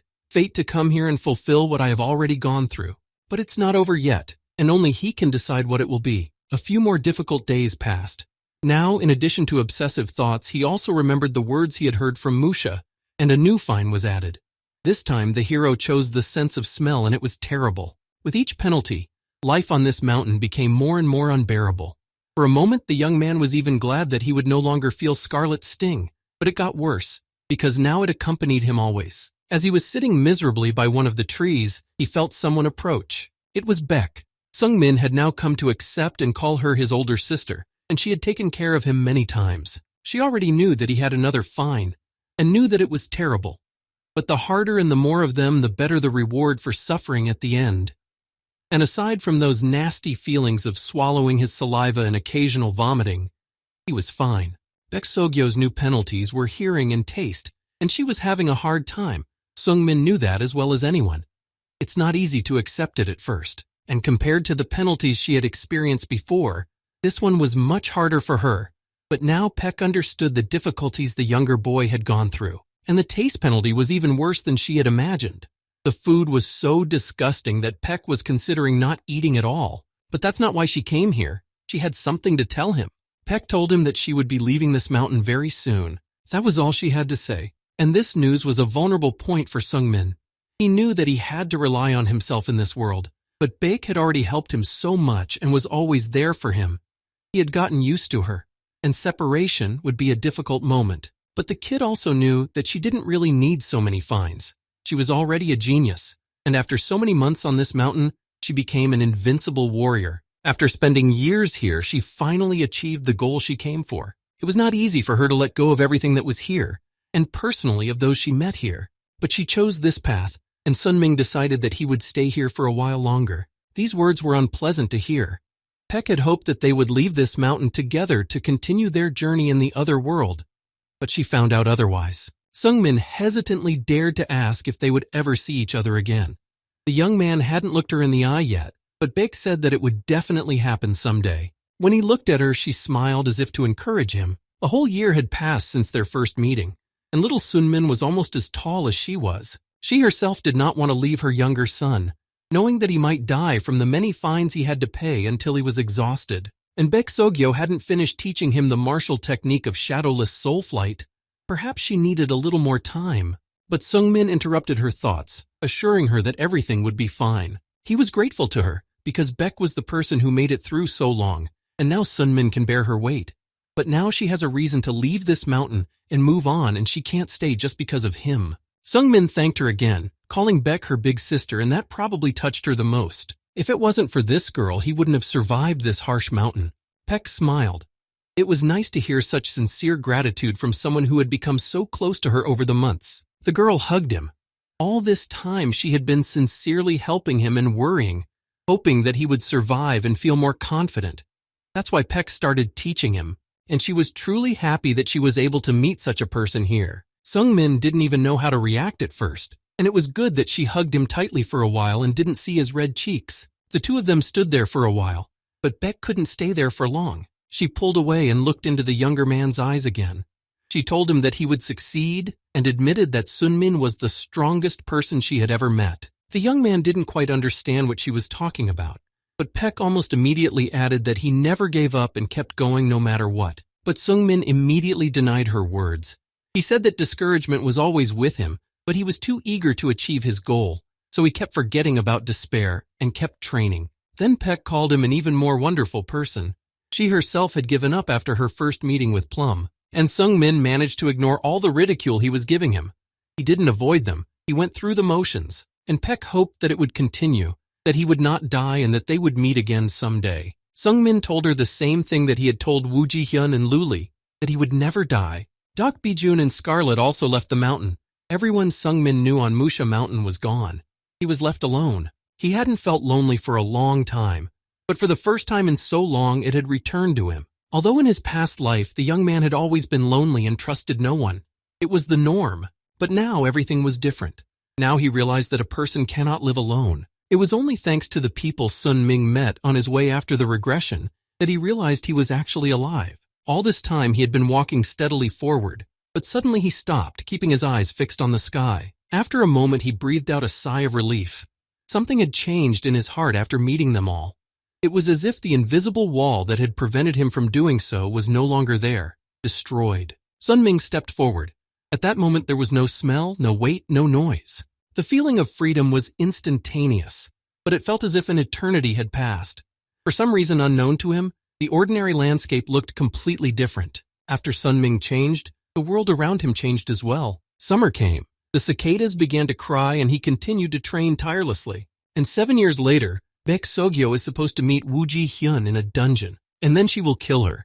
But to repay Baek the same kindness she shared with him, Sunmin decided that he would save her. He couldn't let her die after everything this girl had done for him. As Sun Ming took a short break from his training, he noticed another cicada.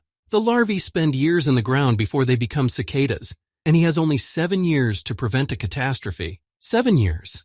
Sungmin wondered how strong he could become during this period, and whether he would be able to do it at all. But no, he has to do it without any doubt or hesitation. Despite the fact that his martial arts skills were improving every day, they were still not enough. He wanted more, and every day he increased the intensity. Now, Sun Ming reduced his sleep to a minimum and practiced his spear skills more. Soon he would face a new penalty. There was little choice between the options. Earlier, he had asked Bijun how he moved without seeing anything, but the old man had said that you get used to it. There was nothing special about it. You just need to sharpen all the senses you have left and remember the surrounding area. From then on, Sun Ming was penalized for his eyesight. At some point, the noise in his ears began to resemble the cries of cicadas, and with these sounds, Sun Min began to lose track of time and forget about its flow. He just kept waving his spear. After losing his sight, his body automatically began to use martial arts. At that time, the young man was thinking a lot. He is now like a larva, but what does he want to become? Does he want to become a cicada? After the larvae cry for a short period of time, they want to become cicadas. But no, he wanted more. It was not enough. Now he lived as if in an imaginary world, and Sun Ming began to ask himself every day what he wanted to become and why he had regressed. A new season came and the wind temperature that he always felt on his skin changed. But his daily life didn't change. He just picked up his spear and continued to work on himself. So season after season passed and the boy became accustomed to the black world. Then he turned to Musha, and the goddess immediately took him to her kingdom. Sun Myung-min's clothes were already completely torn, and finally he said that he wanted to finish the pilgrimage. Gradually, she began to take away all the fines and they left Sun Myung-min's body. For the first time in a long time, the young man saw his own hand. This feeling could not be expressed in simple words. It must have been very pleasant to have your senses back. Sun Ming was glad to have his senses back, but he hadn't felt any real joy yet because he was used to the black world and the daily noise. Now he could no longer see the darkness, smell the smell, and there were no sounds around him that reminded him of hell. His body felt so light, and the dead cold dissipated into warmth. He had just realized what the word freedom meant again. Then Mushi looked at the boy closely, and for a long time he could not understand what was going on. She didn't mean anything bad by it all. She was just thinking about what kind of ragaiorda to give to Sun Min. He had been on the mountain for 3 years, and this guy had done a great job of enduring the penalties here. Few pilgrims could withstand such a pile of prohibitions. Most quickly gave up or died, and she was very pleased to see a pilgrim like Sun Ming in her kingdom. Mushi wanted to give him something really worthwhile, so she decided to ask him. Mushi wanted to know what he wanted as a reward for the ordeal. Of course, the first thing the boy asked for was martial arts.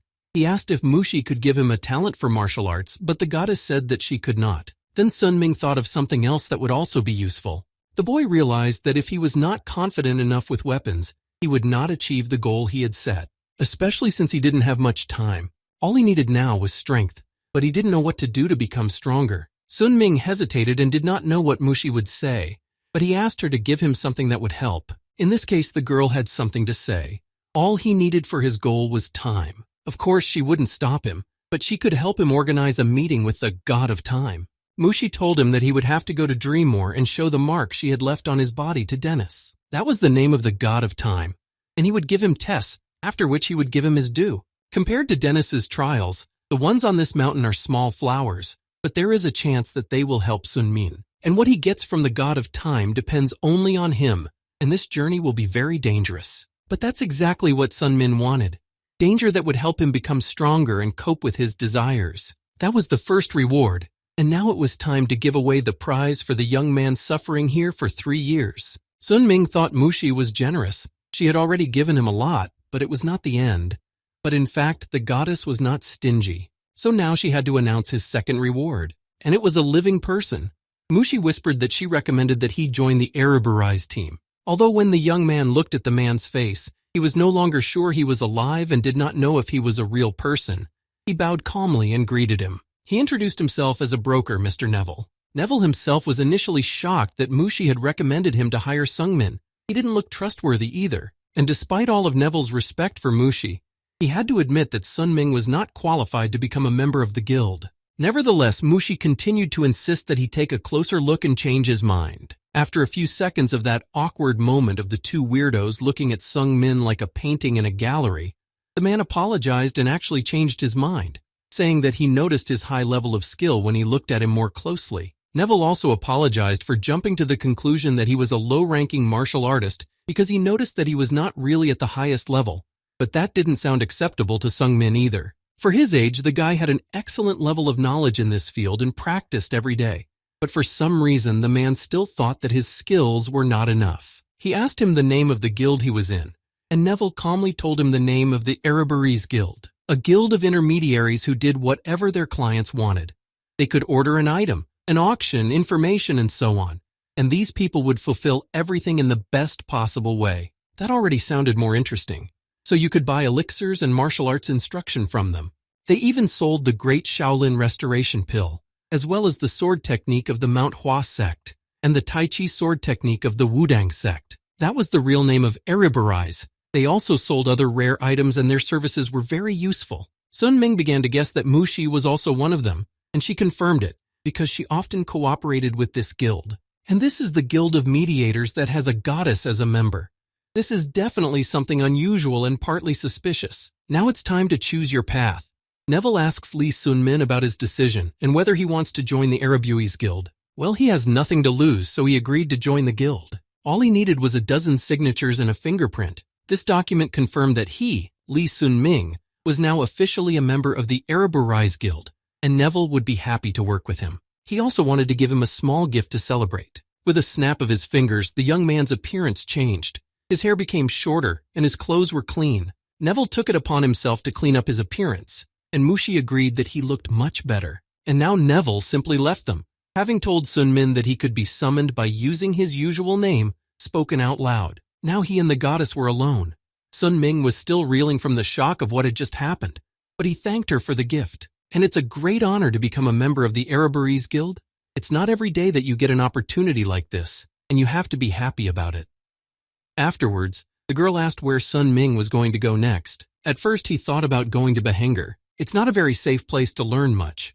So Mushi just told him to keep going, no matter what the next target is. And before she finally disappeared, Mushi whispered to him that he should not forget what she had been discussing with herself. These were the last words she spoke, after which the goddess let him go, and the boy started walking back along the path. The words he had heard from Musha about how there was a reason for regression, and that there were no coincidences in area came back to him. She had said that, but what exactly she meant by it was still a mystery to the boy. All the coincidences that had happened in his life were put together in a single puzzle. It had to be that way. And this meeting with Wee Ji-hyun was not a mere coincidence either, because it had many consequences. In the end, it was because of this meeting that he ended up in this place, deciding that Mount Mushi would be a good training ground. And while he was flying around in his mind, a flock of monsters appeared around him. After everything he had seen, these creatures did not scare him, and his thoughts remained with him.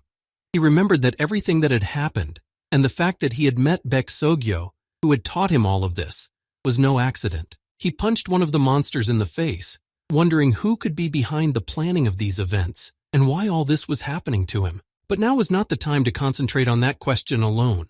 All thoughts on the subject were just an unnecessary headache, and the real target was ahead. It wasn't hard to deal with a bunch of unfortunate monsters after 3 years of training on the hellish Musha mountain, and Sun Ming was able to achieve the impossible. He had become a martial artist of the highest rank. His body was years old, and people might think he was a genius. But this is not a talent. He achieved this only by receiving gifts and overcoming obstacles. He became who he is only because he struggled with himself and still had a long way to go. And Sungmin knew that he would become stronger and overcome what lay ahead in the deep darkness. Now his goal is Behenger, and to start the countdown, he needs to become a mercenary in the city. That's where it all begins. Sun Ming moved towards the city with great inspiration and confidence. Even though his body was tired, he could feel the strength in it now. Devil Narc's magical armor. He had found them in the Black Mage's dungeon near Behenger. The C-rank mercenary had gotten it by sheer chance, just by luck. And the abilities of Devil Narc's armor were amazing. A C-ranked mercenary who was a third-ranked martial artist was able to become a person who used his abilities at the highest point. And if Matsuko receives this armor at the highest level, he will be able to rise even higher than the peak of his abilities. The boy had already gone through so many trials and tribulations on Mount Musha that he could not pass up this opportunity. In 6 months, the Black Magician's dungeon would be cleared out, so he had to go there first thing. The young man lit a fire and sat down nearby to keep warm and roast some meat. But in order to get there, he would need to declare himself as a mercenary and behanger, and take part in a raid through the underground passages. He spent the next morning traveling to the city and joining the guild. There he announced that he wanted to become a mercenary. That's all very well and good, but why is he telling the bartender? If he wants to become a mercenary, he needs to go upstairs, where the registrar is, and he will decide on this issue. When the boy was going to the receptionist, he was stopped by the words of a man, most likely also a mercenary, who came in for a snack. The man said that the child had no business here, and that it would be better for him to go wash the dishes, as it suited him better. But when he took his eyes off his food for one brief moment, the fork disappeared from his hands. Sun Ming took it from the mercenary in less than a second and stood silently behind him. When the fork began to glow, the bartender also became interested in this kid's abilities. Now this ordinary fork was filled with chi energy, and they realized who was standing in front of him. This was something only martial artists who had reached the peak could do. The man who had spoken ill of him earlier apologized and said that he was ashamed of his manners and asked to sit next to him. Everyone else in the bar could not let this go unnoticed either. They kept their eyes on Sung Min, who had just performed such a miracle in front of them. The guy sat down next to the bartender in silence, and his gaze was as cold as the wind on Mount. The man introduced himself as Burn, and he was a mage, and said that he was the leader of the mercenary guild in Behanger. He usually worked here at the bar because it was his hobby. Sun Ming already knew this, and that was the only reason he spoke to him. It was a memorable place, because it was here that Sun Ming had started working as a mercenary in his past life. Normally, if a martial artist at the peak of his powers joined a guild, they would offer a position as an S-rank mercenary. But how do they know that this is not an ordinary boy who has been practicing but has no combat experience? The guild needs a warrior. That's why they need to test the skills of those who join the ranks. Since Sung Min agreed, Burn said he would soon prepare a task for him. There was another S-rank mercenary to go with the boy, so it shouldn't be difficult. And if Sun Ming came back with a victory, the guild would kindly give him an S-rank mercenary position. It sounded good, and the guy confirmed once again that he was ready to start. The next day, he went on a mission and met with his partner for the mission. He immediately noticed that Sung Min was silent all the time. Maybe he would have behaved differently, but after training alone on Mount, he already thought this guy was funny after stealing a fork from that fool in their guild. How was he going to gain popularity if he just kept quiet? The guy looked calmly into his eyes, as if he wasn't going to answer this stupid question. Although then the man turned away, realizing that this would not prevent him from becoming popular. The man's name was Lud. He was an S-rank mercenary. In his past life, the young man hadn't contacted him at all, but he knew the name, and now he had to watch the boy complete the task. This would be the proof of his admission to the guild. As they continued along the path, Lud asked Sun Min if he had ever competed with a giant. The boy answered honestly and said that he had no such experience. Ogres were one of the strongest monsters in area. These creatures had a certain resistance to magic and very strong like steel skin, and that was what he had to do now, to kill the ogre. The creature had been spotted in the forest, not far from the village, so the villagers asked the guild to deal with the problem. 2 S-ranked Imans were more than enough to kill the monster, so Lud said that the newcomer didn't have to worry. But it was still strange, and this forest seemed different from the others. And Lud thought it was too small for a monster like the Wow. Sung Min was a little surprised by these words. He hadn't encountered these creatures before, so he knew very little about them. The man explained that ogres are at least 3 meters tall, and sometimes they can reach up to 6 feet, and they need a lot of food. In this forest, it would be too difficult for an ogre to find enough food to sustain it for even a week, so it is unlikely that this giant would stay in the forest for long. The man walked a few meters forward, and Sun Ming, who had stayed nearby with a tree, called out to him quite quietly as he was about to move on. When the man looked back, he immediately fell silent. His body was seized with fear. Together they approached the body of the deer, which was lying under the tree on the other side. A pool of blood spread around it. Only an ogre could tear a living creature apart like that, but there were still questions. There were no marks to indicate that the monster had fed on him, and it was a very strange sight indeed. The men could see no reason why the creature would just leave its food behind. Suddenly, they heard a loud scream from behind them. It came from the direction of the thicket. They both took up their weapons, ready to defend themselves as soon as they saw the enemy. Now Sun Ming and his friend were sure that it was an ogre. Without waiting another minute, they ran forward to attack the creature. But the monster was already enraged and launched the first attack. What the team saw in front of them stopped them, and their enthusiasm went away. The man looked frightened because the monster was completely different from what he expected to see. Lud's previous words that they should not worry and that they would cope with the giant now sounded different, and he said the opposite. It seemed to be an invincible creature with unlimited power. When they examined the flesh of the creature, Lud realized what was going on. This was no ordinary ogre that sometimes roamed the villages. It was a real chimera ogre, distinguished not only by its appearance, but also by its greater strength and endurance. It was the first time Sun Ming had ever seen an ogre, let alone one of this size, and it would not be a good idea to face it in a fight, even if there were two of you. A chimera is a magical creature that is created with the purpose of becoming an ideal, a better version of the previous one. Every living creature will always have some limitations in one way or another, but they can be circumvented by combining one species with one or more others. And even if the chimera that will be created on the basis of F rank will become B rank because of the higher risk. And if the base for the creation was an ogre, then it can actually be considered an invincible creature. And even an S rank mercenary or two can't handle such a monster. And at this point, they were really afraid for their lives. They had run into someone who was almost impossible to defeat.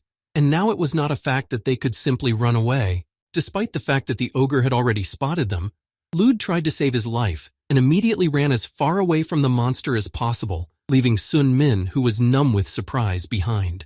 The monster heard a noise and a scream behind him and looked back. At his feet stood Sun Ming holding only one spear, the only thing he could use to defend himself. The mutant had already prepared to crush the one who had disturbed him and had already swung. Sung Min's shock prevented him from doing anything, and the only thing that saved him from sudden death was the fact that this giant was clumsy due to his height and weight. The man just kept looking back, but there was not even a hint of helping the boy in his mind.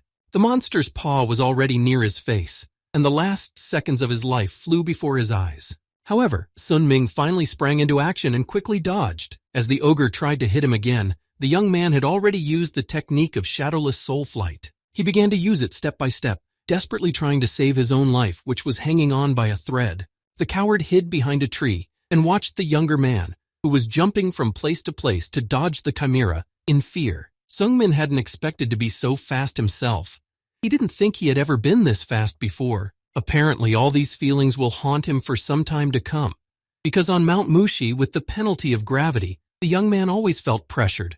But here he was free of all constraints. It was an incredible relief, because now he could fight with all the abilities he had. So he set about his work and continued the technique of shadowless flight of the soul. The second step was the dance of the shadow, and after using it, the young man was much closer to the enemy. He wanted to attack, but the sudden movement of the ogre almost knocked Sun Ming off him. He had to act immediately, so without wasting any time, he used Sun Ming's highest heavenly spear technique. Immediately afterwards, he launched into the fatal strike and soul chase. Now he was one-on-one with a chimera giant he had never faced in a fight before, and it would be hard to win. Sun Ming managed to touch the ogre's flesh with his spear, but it hardly made a difference. Even after being struck with the spear with the power of Qi, there was not a scratch on the chimera's body. And the reward for defeating this creature would be the same as for an ordinary ogre, and Lud was not sure that this risk was worth the money. But there was nowhere to run.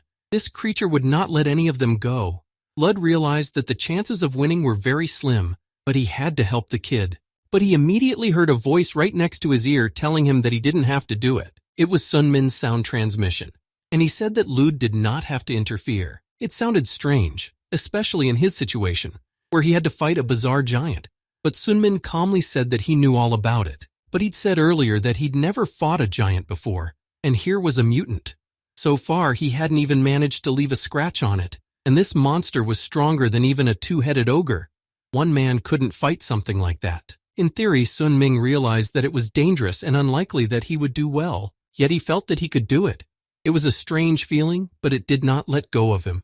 When the ogre recovered and began to approach again, the young man used the second step of Sun Ming's heavenly spear technique.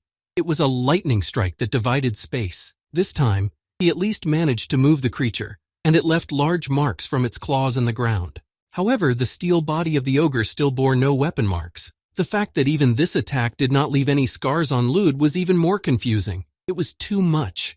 They would never be able to defeat a monster in this way. They would simply die at its clutches. Assuming he also joined in and attacked with his partner, it wouldn't change anything. However, Sun Ming stood his ground and did not give up, continuing to dodge and occasionally attack. The fact that some kid was running past his paws began to really irritate the ogre, and every minute he became angrier. His eyes were filling with blood from anger, but Sun Ming continued to stay nearby and swing his weapon. At one of these moments, the young man jumped up and was about to climb onto the monster's body to attack from there. His plan was to aim for the ogre's eyes. They were unlikely to be as steel as the skin. Blindness, even partial blindness, should make it easier for him to overcome this giant. So Sun Ming sharply stabbed the end of his spear into his opponent's eye. He managed to blind the chimera with the red thread from the spear.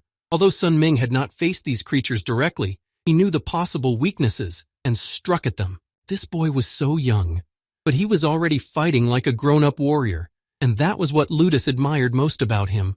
Well, now the task was a little easier, but it was far from over. At least this time, the spear somehow affected and hit the ogre.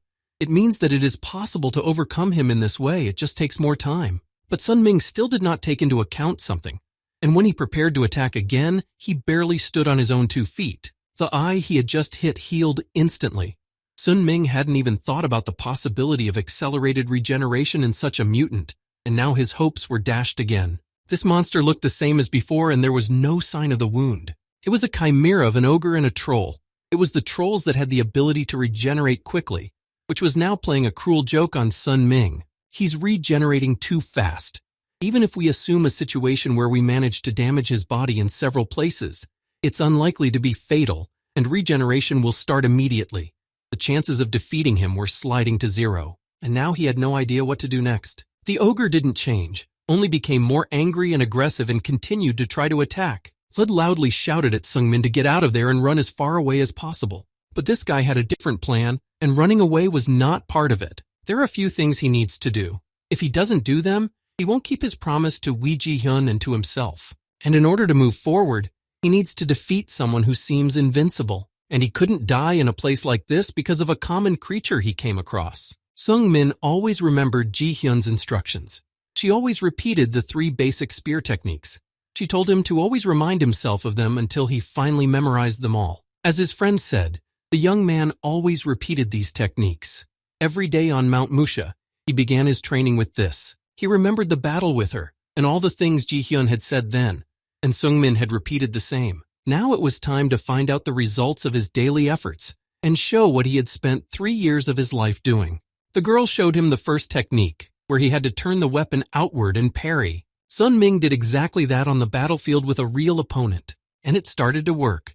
He didn't know where this would lead, but he managed to execute the technique that had taken him so much time and effort. While the first one was still working, Sun Ming decided not to stop and use the next one right away. Gradually, he managed to hook the ogre and the attacks began to work. But the monster did not stand still, and because of its anger, its movements became more agile. All Sung Min could think about now were the words of Wei Ji-hyun. He kept remembering how she had taught him and told him that the next step was to hold the spear and turn around the opponent. He didn't spend more than a few seconds thinking about it, but the ogre managed to strike the spot where the young man had just been standing. The man was afraid for him but remained silent. Only his astonished face betrayed his shock. However, Sun Ming managed to escape his clutches, and at the last moment jumped behind the ogre's back and attacked from there. There is only one last step left in this technique. All he had to do was to stab the spear into its body and leave it to bleed out. The young man successfully did this, and the chimera immediately collapsed on its paws. A sharp pain went through every corner of his body when the tip of the weapon with chi energy entered his flesh. The guy didn't stop, and despite all the ogre's attempts to get out from under the spear, he held on to it. Very soon, he could no longer stand it and finally collapsed to the ground. It was expected that the joints of this mutant would not be the strongest part of the body. Only now the guy pulled the sword out of his knee, from where a stream of blood was pouring directly at him. At least for a while, the monster was unable to move, but Sun Ming was worried about possible regeneration. The next moment, the ogre began to scream loudly and struck out with its big fist in anger, trying to catch the young man. It was also expected that it would not be so difficult to dodge. Now the young man began to think only about how much time he had left until his joint would recover, but the hero realized that he did not need to think about it now. He needed to act while he had time. So he quickly moved closer to the other knee and stuck his spear into it as well. He broke them with all his might, hoping that his efforts would lead to the defeat of the enemy. Now the ogre, without strength and the ability to walk, stood on his broken knees with broken joints. All that remained was to kill him before he could regenerate. He also thought about the fact that the monster would not be able to regenerate if the spear was inside it. He hoped that he was thinking correctly, so he moved closer to the chimera, about to do what he had planned. A split second later, the spear rammed into the shoulder of the giant with the chi energy inside, and the deed was done. And now the monster cannot move both legs and the right arm because of the weapon in it. When the boy returned to a greater distance from the ogre, it continued to hold on to the painful spot in his shoulder. Seungmin persevered and was going to do the same thing again. Only then would he be able to defeat him completely. The young man once again used Sun Ming's supreme celestial spear technique, the lightning strike that split space. He quickly passed through and struck its body several times, causing the monster to scream even louder, despite the fact that 3 of its 4 limbs were in a serious condition, as if paralyzed. But his next blow did not hurt Seungmin, who continued to dodge. Then he simply stopped its paws with his spear, thrusting the energy-enveloped weapon forward. Now the chimera's movement seemed even slower to him, or maybe it was just getting faster. Sun Ming could not say for sure, for he had only recently left Mount Mushi, where he had been dragged along by gravity for a long time. He remembered the time when he had heard cicadas singing on the mountain. It hadn't been long. Usually all the noise in his ears was like screams, but now he heard it without a penalty, just their singing in his head. And the remnants of the interference he had heard on Mount Musha had completely left him. Sun Ming didn't want to be a cicada, but in the mountains he was definitely a larva. But he was not reborn to become a cicada. But then, what did he want to become in this world? Sun Ming still did not know the answer to this question, even though he had lived here for more than 3 years. Being a cicada was too easy, and he didn't like easy ways. He didn't want to regret anything. He had already lived one life this way, but he still didn't know what exactly would be waiting for him at the end of the road. But he could say for sure that he would prepare for what was to come and what he knew in order to achieve his own goal. Lud was still standing there in astonishment next to the tree, staring at Seungmin with admiration, his eyes never leaving his own. When the ogre was already lying on the ground and did not even try to get up, Sun Ming took one last step and stabbed him once more with the sharp blade of his spear. It was still a mystery to Lud how one young man who had never done anything like this before was able to defeat the chimera by himself. But Sun Ming was too tired even for a short answer. He stared silently, exhausted but satisfied at his enemy, who had accepted defeat. He seemed to hear no one else but his inner voice. Sun Ming still did not know who he was. The young man looked at his arm. The skin was badly damaged from the fight, but he felt no pain. It probably sounded ridiculous or stupid, but he didn't know it. The sweat from his forehead dripped onto his hand and washed away the blood that remained on it. He might not have an answer to that question, but he knew one thing for sure. He was not a maggot, nor was he the man he had been in his past life for so many years. Lud looked a little worried, although his soul was raging with emotion and with what he had just witnessed. This is something amazing. He didn't understand what his coworker was talking about, of course, but he could tell that this young man was a very funny and interesting character. A cicada was lying under Sun Min's feet, turned over on its back and looking at him as if begging for help to turn back over. The young man smiled. Now he realized that it was time to go back. The task had been completed successfully, even though they had been caught in unexpected circumstances. Later the team got in touch with Byrne, who was no less shocked than Lud. Only Sun Ming was standing there calmly, while Lud was hovering around him, talking about how great this guy was and how he had great abilities. But there's a catch. Defeating an ogre chimera is not S rank but SS, but there has never been a president to award such a high rank before. This hasn't happened since the very beginning of the guild's existence. Sun Ming replied rather modestly that S rank would be enough for him. In fact, it didn't really matter to him, so he accepted what he was given. And now it was time to collect the reward. For defeating the ogre chimera, the young man was given millions of Aerie, although this amount was used for a commission, as well as the S-rank mercenary mark. Later on, the mercenary guild handed over the ogre chimera's corpse for research, and for this they received an additional sum of millions of Aerie. Lud immediately gave everything to Sun Ming. He knew that he hadn't helped him in any way, so he wouldn't accept even a single coin from there, and the total amount was millions. The boy left the room holding one coin in his hand and stared at it as he walked under the hot sun. $1 million is an extremely large sum. One can live for so many years on this money without thinking about the poor life that has been following him all these years. In his past life, he risked his life to get a meager amount of money, but he still had to eat. At most, he managed to get $1 million, and most of the time it was no more than 200 Aerie. Now that he had so much money in his hands, He didn't know what to do with it or how to use it. Suddenly, he became very interested in something and was immediately distracted from the topic of money. The boy picked up his spear, swung it once, and then thought about something else. In the meantime, Lud and Byrne remained where they were. The guild leader wanted to know more about the new mercenary. Lud had nothing to say about the young man except that he was very good at fighting and getting out of situations. Not every experienced mercenary would have been able to pull through in such a difficult situation. But no matter how good Sun Ming was, Lud suggested that Byrne take a look at him for himself to make sure that this kid was a nugget. Byrne took his staff and touched Lud's head lightly. At the same moment, a picture built from the mercenary's own memories appeared in front of him, and for a while, the leader watched Sun Min silently and impressed. He remained silent until an admiration spontaneously escaped his lips. It was worth calling him a great master, and Lud said that the boy was definitely higher than S rank. So he wanted to convince Byrne to give him SS rank. It would be fair, and Byrne himself would like to do it. But it's not something he can decide on his own. Also, this guy became a martial artist at the peak of his power, being classless, and over the years, Xian would definitely be interested in him. Byrne was sure of it. When the young man found himself in a dark place where not a single soul wandered around, he spoke Neville's name quietly, but clearly. The man appeared immediately without keeping him waiting and bowed. He was happy to see Mr. Lee Sunmin and immediately asked how he could help. The young man did this after what happened in the courtyard of the building where he had left after completing the task. He had never been obsessed with weapons before, and he didn't care what kind of weapon it was, as long as it could be used to strike. However, when he was dealing with the giant, he felt something very strange. He felt that it would be easier for him to pierce its skin if he used a better weapon. The last thing he wanted was to be in a situation where weapons would be the biggest problem. He had summoned Neville to buy himself a new weapon.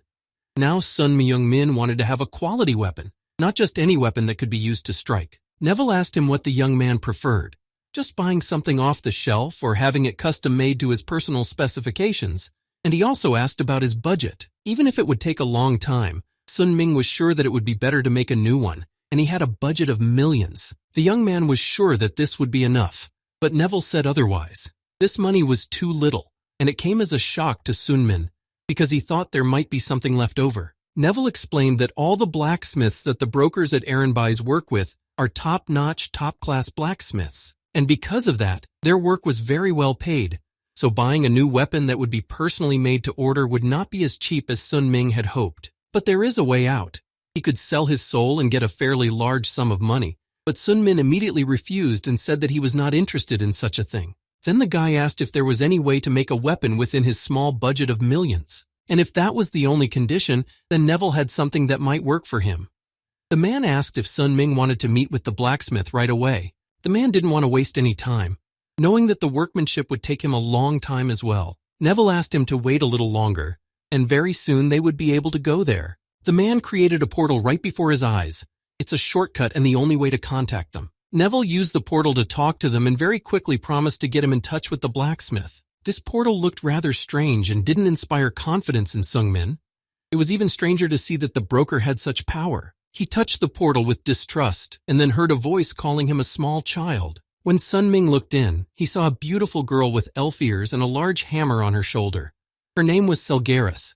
She didn't know if they would work together, but they needed to know each other's names at least. The girl asked him why he didn't come in here, into the special space, and then stomped around outside. He was just a little shocked to see the dark elf there, so he stood there in shock. When he finally stepped 1 foot towards her, he introduced himself and then added that he needed a spear. Selgaris asked him if he had a preferred form, to which he simply showed her the spear he was using now. She took one look at the weapon and immediately noted to herself that it was a Central Plains style spear. Then the girl asked him to show her the style of spear he usually used, but this question sounded strange, and he did not understand. He didn't understand why the blacksmith would need it. In general, martial artists almost never demonstrate their fighting skills in front of others. Selgaris said only that she needed to see it. She needed to know this nuance in order to make a spear to suit his style. The girl explained that depending on the martial arts, the details can vary greatly. That is, she was going to look at the fighting skills and techniques that he uses and customize the weapon for him. For some reason, this sounded too bizarre for Sung Min, but Selgaris was already tired of explaining things to him. She finally gave up and told him that she had been doing this for years and had been doing it since they were children because she loved it even though she was not a dwarf with a natural talent for blacksmithing. What he had just heard amazed him even more. He stood there dumbfounded, not knowing what to say. Selgaris then went on to say that she had been improving over the years, and that she was now confident in her abilities and was as good as the dwarves. Something in this sentence touched the boy and seemed to throw him back in time, into the past. Back then, he and Wee Ji-hyun were fighting and Sung-min almost fell off his feet, and all she could say to him was that they had different starting lines. This made him happy somehow. He realized that he was somewhat similar to her. But after all, why is she talking about this with this kid, whom she is also seeing for the first time in her long life? And if he doesn't like the idea, he can go ask a dwarf to do it. Selgaris was a little disappointed and went forward to take him to the dwarves, but Sun Ming stopped her and said he would do what she asked. He would show her his fighting skills if she needed it for the craft. Suddenly, he changed his mind, and the girl asked him again if he was sure about it, because martial artists usually just walk away from her because they don't trust her. He added that this was because Selgaris had been improving her skills for years. The girl didn't say anything to that. She just still couldn't believe that someone had agreed to do that again after a huge period of time. Only a couple seconds later, she laughed and said that he believed others too easily. It was the first time he had heard that about himself, because he usually hears that he is the one who is suspicious. Even though she had been talking a lot just now, she was quiet again and moved away from him. This kid's got a tongue in cheek.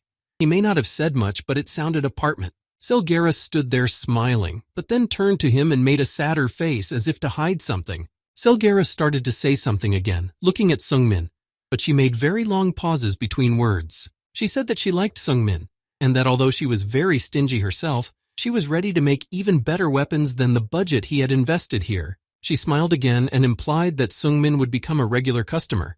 At least she wouldn't mind. Selgaris also said that it would take several months to make the weapon, and he should relax and wait. When he left Selgaris and returned to his temporary home, he continued his energy refinement again. His battle with the Chimera Giant was his first real battle as a higher peak martial artist. Since he had learned so many new things, he now needed to completely rewrite them and customize them to suit himself. While Sung-min was improving, he remembered what Ji-hyun had said about having a good gut feeling, which at that time could be called skill. His gut instinct, which Ji-hyun had called a talent, had now evolved into a real skill. This happened after training on Mount Mushi. With the help of his sixth sense, the young man was able to notice things that he could not find with his other senses. Sun Ming felt it even in the battle with the giant. It was the sense that allowed his body to move on its own, and at those moments when he did not realize it, he dodged attacks. Perhaps this was the sixth sense. Although it was a powerful power, Sun Ming could not rely on it completely.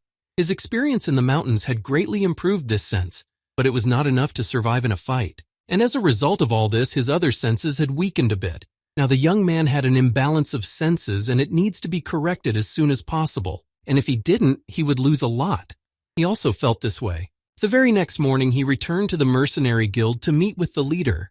The bartender asked him about his plans for the day, and said that if he was free, he could take on another task, since he had done the last one quite easily. Sung-min refused right away and asked about the body of the chimera ogre that had been sent for examination. He was curious about what they had found. The leader thought that this question might be of concern to Sung-min, and then came a little closer to him and lowered his tone.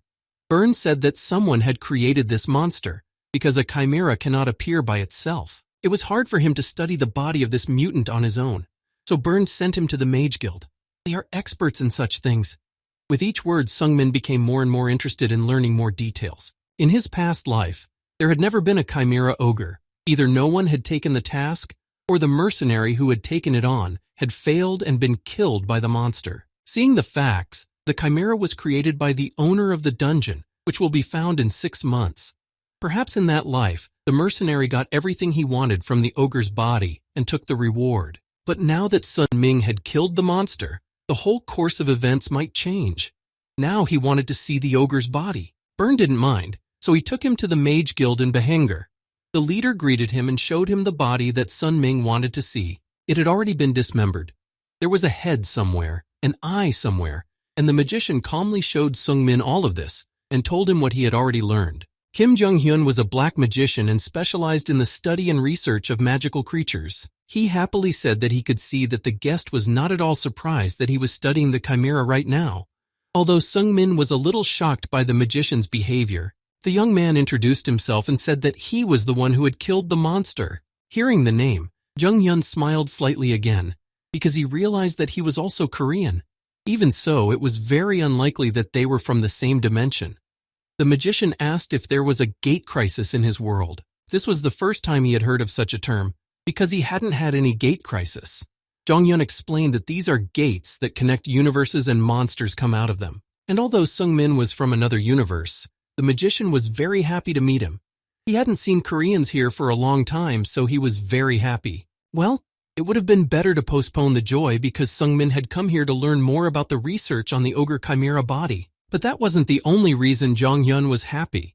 He was still holding his hand and speaking in a very mysterious way. Sung-min asked him what he meant, and once again his behavior was suspicious because he just laughed and said that everything was fine. Jung Hyun asked again why the young man had come here, and he received the same answer. He needed to see and learn more about the chimera's body. Now the future has been changed and he needs to get more information to get the Devil Narc armor faster. Jung Hyun sighed and said that he was ready to tell him something that he had learned in this short period of time. Since the ogre was already dead, there wouldn't be much information, but this chimera had a very high level of magic, and the black magician who created this chimera may be among the great magicians of the universe. The chimera's mouth was sewn shut. This was done to test its power. Then the boy remembered the moment when he saw a deer torn to pieces under a tree, which surprised him and Lud, because ogres don't do that. They usually just eat it on the spot. Jung Hyun could have continued to talk about synthetic monsters, but the boy was hardly interested in this topic, so he decided to get to the point. He was already waiting for him to return to their topic and tell him at least some of the information he came for. However, Sung-min was still interested in what he had said earlier about being very happy, not only because he saw a Korean in front of him. Jung Hyun paused for a short while, then said that all the laws of causality were wrapped around Sun-min. The boy himself didn't understand how he knew this, but there was nothing to be surprised about. Black magicians are capable of revealing the soul, and Sung-min was unsurpassed. Jung Hyun came closer, saying what he would do in his place. If he had been in Sun-min's shoes, he would have gone crazy and despaired, and he was sure that Sun-min understood exactly why that would be. Sun-min had heard from Mushi before that he was doomed to suffer for eternity after his death. But for some reason, the laws of cause and effect around him were very distorted, and that was what Jung Hyun was interested in now. However, Sun-min could not just trust him, and he was not obliged to tell a stranger about such things, but the magician sounded confident and said that he would tell him what the young man did not know. And he swore to him in Mana that he would never tell anyone what he was about to hear from him. There was a powerful energy around him, and Jung Hyun made the Mana oath as he had promised. Sung-min wasn't sure about everything that was happening to him, but since the magician had used a Mana oath, it could be a very good opportunity for him. After finally making up his mind, Sung-min let out that he was a regressor. Jung Hyun had expected to hear anything, but that this man had gone back in time after his death. But now it explained why so many laws were tied around him and used, life and death. Sun-min had broken the fundamental rules and had already accumulated a lot of karma. But if that's all the boy knew, the black magician could tell him another very important thing. Jung Hyun continued to behave strangely, staring silently at the guy in front of him for a while, and then smiling crazily. Sung-min took a small step back, and the magician, more quietly, said that he was special. The boy had heard this from people around him before, but he had never taken these words as something too important. And it wasn't just the laws of cause and effect around him that were distorted. As soon as Jung Hyun said another word, the younger man's head became very dizzy. There was an echo, and all he could hear in the background was noise. He held his head as it started to hurt even more. It happened so suddenly that he fell to the ground. It was only then that Sung-min heard the magician's soft voice. Jung Hyun said he couldn't go on. He couldn't tell me what happened. The young man was breathing heavily and his eyes were partially dark, but he did not understand what Jung Hyun was saying. His face was sweating and he felt incredibly terrified. It was as if he was back in the Mushi trials. Jung Hyun's face was covered in blood. It was as if bloody tears were flowing from his eyes, and he said that he would die if he said one more word about it. The only thing he could say was that Sung-min's own life did not belong to him. The boy was confused when he saw the blood on his face. With every passing second, it seemed that everything the magician was saying was true. For some time, the young man could not get over the shock of hearing such words. Jung Hyun apologized that he could not tell the boy anything else. The magician said that it would be better for them to meet some other time. He was confused by all this himself, so he would have to recover. The young man did not understand what had just happened in front of him. Everything looked very strange, but each time he doubted that it was serious. At that moment, he remembered Mushi. When the goddess called him to her, Sun Ming saw her talking to someone and ordering him to stop and not to step on her territory. Mushi ordered him to retreat if he didn't want to go to war with her. Well, since Jonghyun hadn't told him much, the young man was going home with nothing. But as soon as he turned and started walking back, he was stopped by a voice behind him. He turned around looking towards a girl who was quickly approaching him. She recognized the same crazy kid from Mushi Mountain, who had been taking all the fines and living there for a long time. So much time had passed since that moment, and he had grown so much. The guy was very surprised when some stranger started telling him this. He had no idea how she knew him, and that he had been to Mount Musha. However, these words even offended the girl. Scarlet was disappointed that he did not recognize her, because she did not know how such a person could be thrown out of her memory. In principle, it is not surprising that the young man did not see the similarities between what he had seen before and the girl who stood in front of him now. Scarlet had changed so much since she had taken off her fine. At first he couldn't believe it was true, and a silence fell between them. It was only after a minute that Sun Min asked him not to lie to him and not to say anything stupid. However, for saying that, he got a big beating from Scarlet, who punched him in the face. Well, now Sung Min put aside all doubts that it might not be her and just said hello, saying that they hadn't seen each other for a long time. In any case, she was pleased to meet him, even here in the Mage Guild. She asked him what brought him to this place. She assumed that he was going to become a mage, but Sun Ming said that he just had business here. She wondered what kind of business he was talking about. Scarlet looked in the direction Sun Min had come from, knowing that the lab was there. She also knew that Jonghyun was always there, and she thought he was a crazy guy and tried to stay away from him. Scarlet thought all black magicians were very creepy, but this one was scary beyond belief, so if you weren't already going crazy, you didn't want to mess with him. Although she was sure that Sungmin could take care of himself, she still wanted him to be careful. She was silent for a moment, and then added that it was nice to see a familiar face here after such a long time. Scarlet also told him that she was busy today, so she did not invite him to visit her, but next time she invited him to her place. Her laboratory was on the 3rd floor, and she promised to make tea if he came to her. When the sorceress walked away, she turned back to him and told him to tell her if anyone was bullying him. The boy waved at her, saying that he would come back one day, but that he was busy and didn't have time right now. When Scarlet was no longer in sight, he remembered Musha's words that she seemed to be talking to herself. Now there was this Jong Hyun with a sentence he couldn't finish. Sung Min couldn't understand what was happening around him, especially since all these people were offering him their help too easily. He was sure that something was going on, but he didn't know how to figure it out and understand what was wrong. He didn't know what to do or how to understand what was happening around him. There were many different thoughts going through his mind, but Sun Ming decided to concentrate on what was waiting for him now. He was already sitting in a bar, but he decided to focus on what was waiting for him now. The guy was sitting at the bar having a snack, lost in his own thoughts, when Lud walked up. This man appeared literally out of nowhere. This time they went to conquer the trolls together as partners. Lud promised that he would show all his strength and abilities. Sun Ming was looking forward to it, and then he came to a new conclusion. During his second life, the young man realized that people cannot live alone, and then he stopped pushing away those people who approached him. Lud was truly a dear friend, and his heart, which had been clouded by long hours of practice, was happy when he traveled with him. It had been 3 months since they started working as a pair and receiving rewards for conquering monsters. This time, the team earned millions of eri. The guy thanked him, taking his share into his pocket. Lud immediately suggested going to a bar to get drunk to celebrate the mission's success, but then Byrne approached them. For some reason, the guild leader and bartender didn't look too happy, but he told Sun Min that there was someone who wanted to see him. At first, the man told him to forget about it, because the drink was not waiting, but he was more interested in finding out who this person was. Byrne said a name that was already familiar to the young man. It was Zeon, the leader of the Crown's mercenaries. Even though he knew a little more about them, Sun Ming was alarmed by the fact that the leader of this guild wanted to see him. At this point, Lud also forgot about the drink, because he knew who it was. Byrne asked Sun Min if he knew who he was talking about. The boy tried not to be nervous, and calmly said that he knew the name, and it was hard not to know about this man. Zeon was the leader of a large corps of mercenaries of the Crown, consisting of more than people, and he was one of the SS mercenaries of the rank in Behenger. He is a master at the peak of martial arts who was able to utilize the steps of the mystical Shaolin fist. and he was someone Sun Ming knew from a past life. All these moments he remembered with him were clearly reflected in his memory. His image and the way he fought. Xian greeted him as he stood by the wall, leaning back against it, and bought a cigarette. Blowing out the smoke, he introduced himself as the leader of the Crown's mercenaries. He had heard from people that Sun Ming was classless and said, as if mocking, that it must be very hard to be unwanted and weak among people. But Xian said this without irony or sarcasm.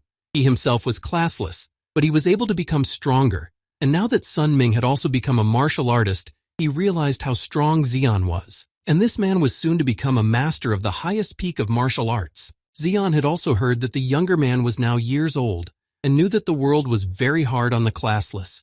He knew he had once been one himself, and had personally experienced the shame of being outcast among others. But it was still an unrivaled fact that Sun Ming had become a martial arts master at such a young age.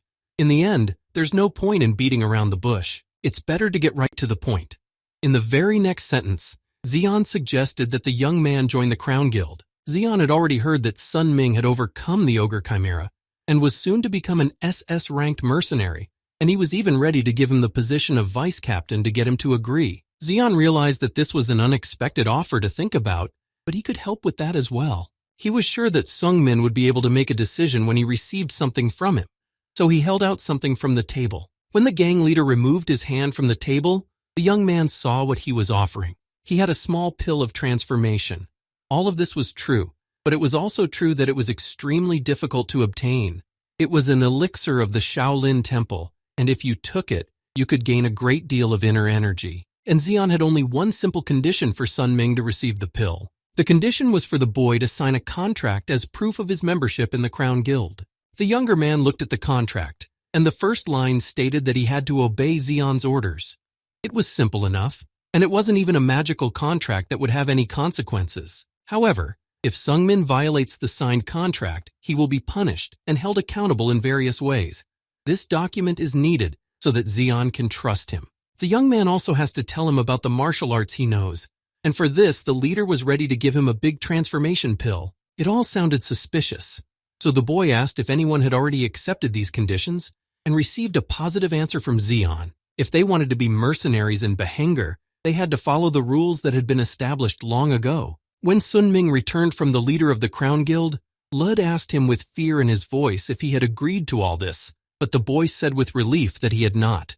He refused Xian. He would never sign such a slave contract, and Lud fully supported his choice. But for now, it would be better for him to leave Behenger.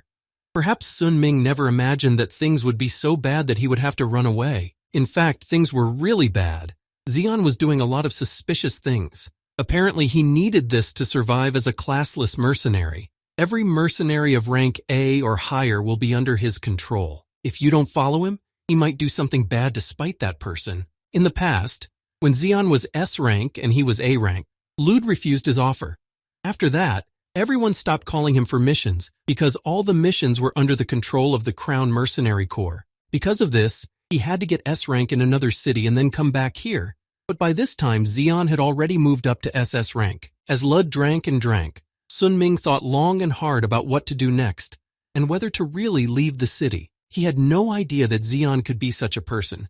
The young man did not know how to behave after learning about the bad side of the person he admired. Lud finished another glass of beer and offered to go with him to see Miktor, but they were interrupted by the news that a dark wizard's dungeon had recently been found, and there were suspicions that it was the dungeon of the same magician who had created the ogre chimera. The authorities were already working on a solution to form a force to conquer it and destroy the dark wizard, and the authorities were also interested in inviting mercenaries from the Urul's Corps to join the raid. This all took longer than one might imagine. Finally, the young man returned to the elven blacksmith who was to make him a weapon. It took longer because he had given her more money than she needed. The elf took the spear in her hands, holding it out to the younger man. She told him that the main metal in this weapon was mithril, while the black metal was needed for the outer structure.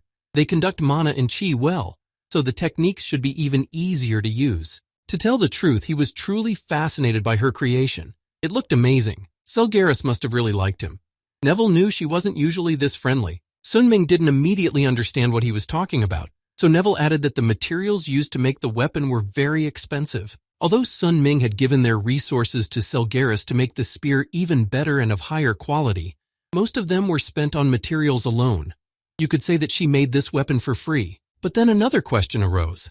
Why did she do it in the first place? Neville kept silent at first, but then added more calmly that it had to do with the charm that made people help him. He probably overreacted a bit, so he asked Sungmin not to worry about it. Neville said that he had talked too much and that it was time to leave Sunmin.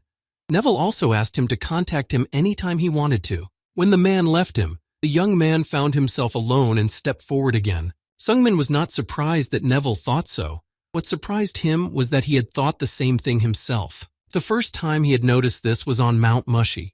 But then he just thought he was lucky to meet such people and moved on.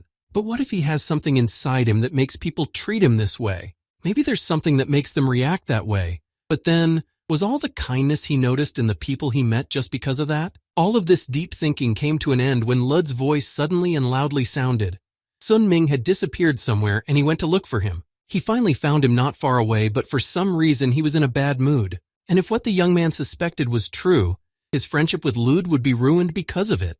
The man immediately threw his arm around Lud's neck, asking why he was so worried and spilling the beans on the raid.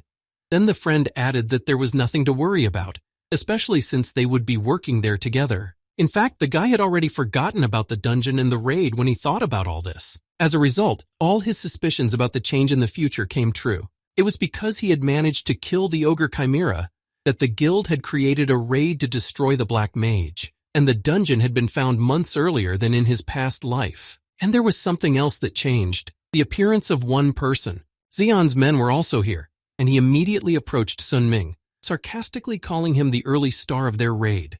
Xian's mercenaries themselves believed that now all this would be much easier, because they would have with them the one who had done the impossible.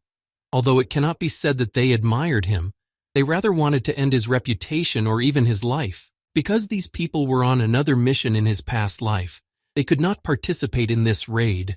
But now they are here and time has accelerated by 3 months. Then Lud also saw Xian. It had been so long since they had last seen each other, and they hadn't played together for a long time. He gave him a short answer, and then Xian left Lud's side and told his men to be careful in this place. A dungeon is a very dangerous place even for the experienced. Here you can never be sure how and when you will die. After another order, the whole team moved forward, deep into the forest to reach the dungeon. Only Lud and Sun Ming stayed behind. All Xian's words sounded like he was threatening to kill them both in the middle of the chaos in the dungeon. And the boy thought about joining the expedition because of this situation, but he only did so because of his weak abilities. 3 months have passed since Sun Ming came down from Mount Mushi, but there has been no progress in his skills. And to become stronger, he needs the devil's armor. They turned a weakling into a martial artist. However, it is unlikely that Xian will do that. There are too many people here, so it is not worth going to bother with it. It was hard to believe that such a thug had come here, to the Shaolin Temple. The raid was attended by one SS-ranked person, an S-ranked person, and an A-ranked person. Even the leader of the mercenary guild in Behenger joined their team. He hadn't been on the battlefield for a long time. Lud's only response to Sun Ming's worries was that he would use his spiritual sword technique to cut off the head of anyone who tried to harm him. Even though Lud had no reason to join the raid, he came because he was worried about his friend, and Sun Ming was really happy about it and grateful for his support. It only made Lud's already bad relationship with Xian worse. The guy stood by him calmly, and he really appreciated what his friend was doing for him. In the end, it's better not to really bother with all that nonsense. Byrne finally announced that Behenger's mercenaries were beginning their raid on the Black Wizard's dungeon. None of them knew what would be inside, but everyone was ready to face death. The leader tried to encourage his team, setting them up for victory and calling them the strongest in Behenger. Byrne ordered everyone to stay in their places, the only way they would be able to tear apart anything that came their way. And now it was time to do their job. Finally, they could enter the dungeon itself. Each warrior was serious about winning, knowing that they would lay down their lives but not lose. The vanguard of the mercenaries is rank A. His name is Zhongchul. He is a master of external martial arts, which allows him to make his body as hard as a boulder. But despite all this long training, Zhongchul's body was torn to pieces like tofu, and he flew towards his comrades who were following him. He was defeated very quickly. It didn't take too much time and effort from the entire team that had gathered for the raid. In just a few minutes, the monster was defeated, and the group was able to move on. After overcoming the first obstacle in the form of Zhongchul, they boldly moved on. But when the team walked another 100 meters, and Byrne as captain entered the room first, He was terrified. There were more than a few traps and obstacles waiting for them. The night was going to be very long. In this cave, they were met by chimeras. They moved so fast that there was no way to retreat, and the speed of their movement was their main advantage, because they were not strong in themselves. One by one, they began to catch and neutralize them. However, as soon as some were killed, others began to attack from all sides. It seemed like there were hundreds of them. So the team rejoined the battle even though almost everyone was already very tired. Sun Ming also took an active part in the fight, but he often watched Xian. He had already noticed that the guild leader was really very strong.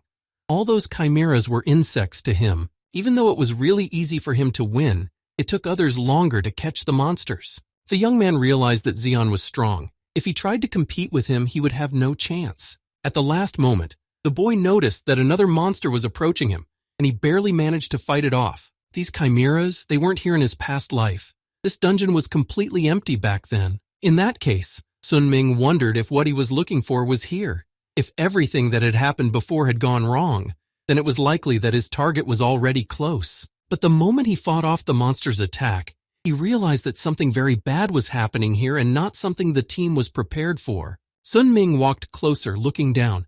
There was a sword stuck in the ground nearby, and several lifeless bodies lying around. The losses were still too many, and now the entire raid was in doubt, because it was not safe to move on in this formation.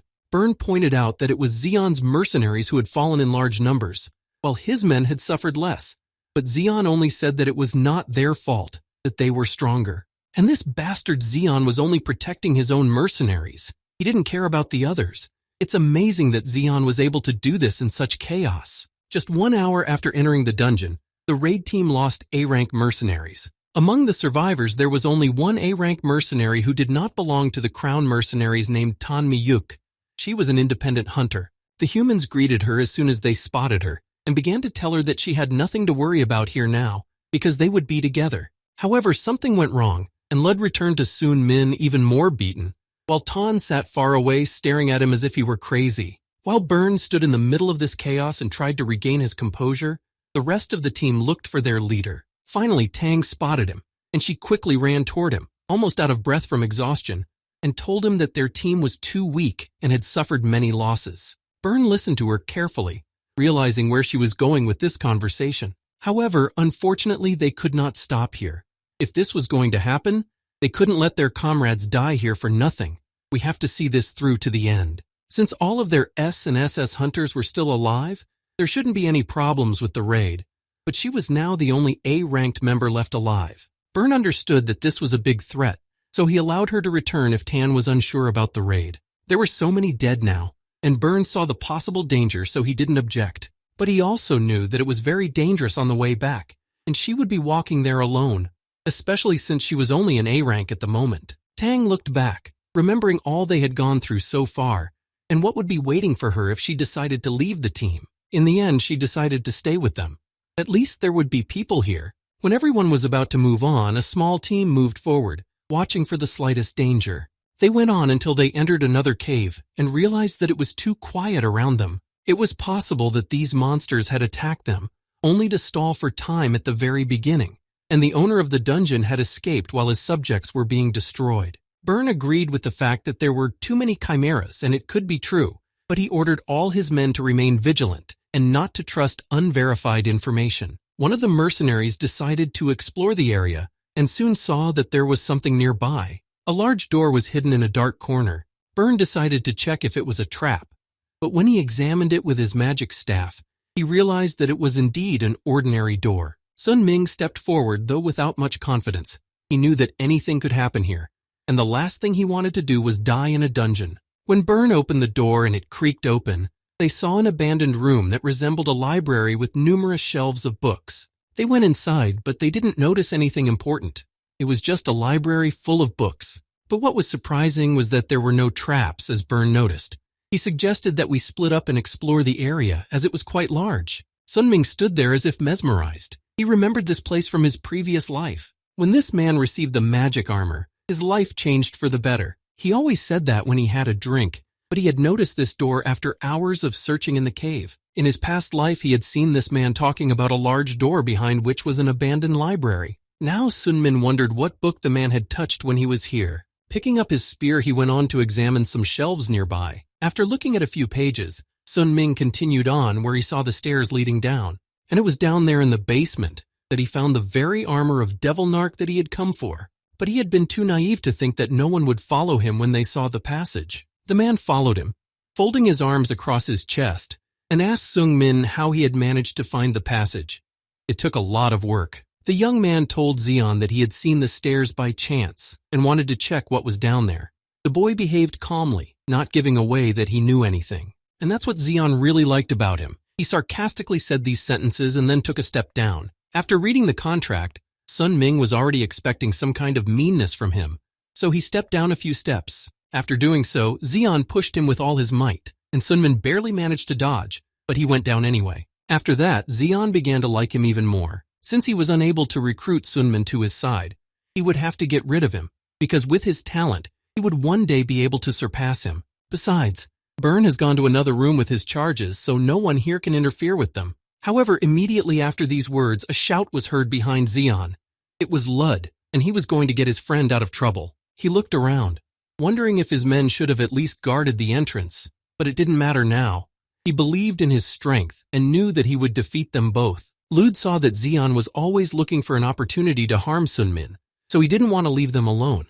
And finally he showed his true nature. Sung Min was glad to see that he was not alone, but he had no idea what his friend was doing here. After all, if Sun Min died, then Lud would be finished. Xian would want to end him as well. When the older man tried to attack, he just flew down the basement stairs and ended up next to Sung Min. So now it was two of them against Xian's one, but it only made it more fun for him. The man could barely stand up, his body aching from the blows he had taken. On top of all this, their chances were critically small. It would be even worse if the crown mercenaries joined the leader. Sun Ming realized that his chances were slim, but he was not going to give up even in this situation. He was instantly next to his friend and grabbed him by the shoulders, pulling him in the other direction. Sun Ming said that they had to run away, and even though Lud didn't understand, he continued to pull him along. Apparently, the only way out was to find the Devil Narc armor. They would improve the wearer's abilities to the maximum, and if Sun Ming got them, he would have a chance to win. He ran as fast as he could, even though he was already tired and his legs hurt. However, they soon found themselves in another cave.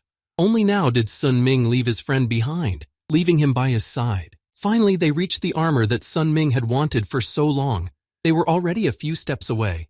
The people stood near the exit to protect Sun Ming when Xian arrived. Taking the sword, he stood firmly on his feet as the young man walked over to the Devil Narc armor, about to put it on. A little more time and all would have been well, but Xian followed them right away and found himself attacking Lud again. With just one punch, Xian's fist was bloody. It had gone right through Lud's body. He didn't even feel anything from the terrible shock. The fierce pain came only a few seconds later. Judging by the attack, he was already dead. So now Sun Min was left alone with Xian, who was ready to do anything to destroy him. Considering that Sun Min had blocked his punch earlier, he praised him, but there was irony in his voice again. The young man was unable to get out a single word from what he had just seen. He had lost a friend whom he considered one of his best. He couldn't move after seeing what Xian had done to Lud. All he could think of was images of their missions together and how much fun they had together. But now this man lies dead, and he died because he also turned against Xian, defending his friend. The guy couldn't take it. He didn't want to accept that it was over. Now he only wanted revenge.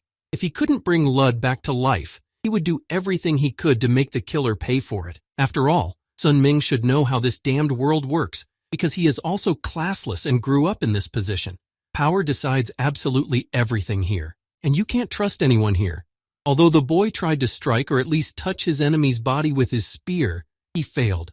But here, even the garbage that grows little by little can betray you in a while. Xian tried to rush at him again, kicking him, but this time Sun Ming dodged. In the end, all this talk would be just that, talk. And Xian was used to action, so he wanted Sun Min to die right there on the spot. Of course, the older man was stronger, and it didn't cost him anything to simply throw the young man into the wall, causing him to hit his head painfully. This was the best option of all, and at least he managed to block a direct blow to the body and only hit the wall. Xian had already realized that the kid's weapon was good, so he decided to take it away from him while he was lying there almost unconscious. And it happened again. The martial arts master had his own weapon taken away from him, and it was another humiliation. When Zeon was already holding the spear in his hands, he noticed that the weapon was lighter than it looked. He was good at this, so he quickly realized that the spear was made of mephril. It was a good material for this weapon, so Zeon decided why not keep it. At that moment, something started to happen to Seungmin. He didn't realize what was happening to him at first, but just stared at his hand, which was changing. The armor of Devilnark next to which he was now lying began to disappear, moving to his own body. Zeon was shocked by what he saw. This magical armor was putting itself on Sun Ming's body. Slowly, Seungmin began to get to his feet. His eyes changed color, and there was almost nothing left of the wounds he had suffered. Then Sun Ming rose from the stones that fell from the cave walls. He was wearing armor, and now the chances of winning even a one-on-one battle had increased. Black energy was coming from him, and Zeon began to realize that this was not good. Sun Ming himself did not expect the power to come to him so suddenly. It grew literally right away when the bug was on him. In fact, neither of them knew what to expect from it. Sun Ming wanted the armor, but he didn't fully understand how it worked. Suddenly, something started exploding behind him. Just as suddenly, the black energy that had just been there disappeared. Zeon continued to attack, not even wanting to know what might happen if the magic returned. He invited Seungmin to fight him once again. All he could think about was that Seungmin had gained power after the artifact was in his possession. The only thing that bothered Sun Ming was that his inner energy or physical abilities had not changed at all. However, in any case, Sun Ming continued to dodge his opponent's attacks with great skill and dexterity. However, it was time to die. Zeon was not going to play with him for long and waste too much time with someone like this boy. Even though Sun Ming was still in shock and under great impression, he realized that he could not wait any longer.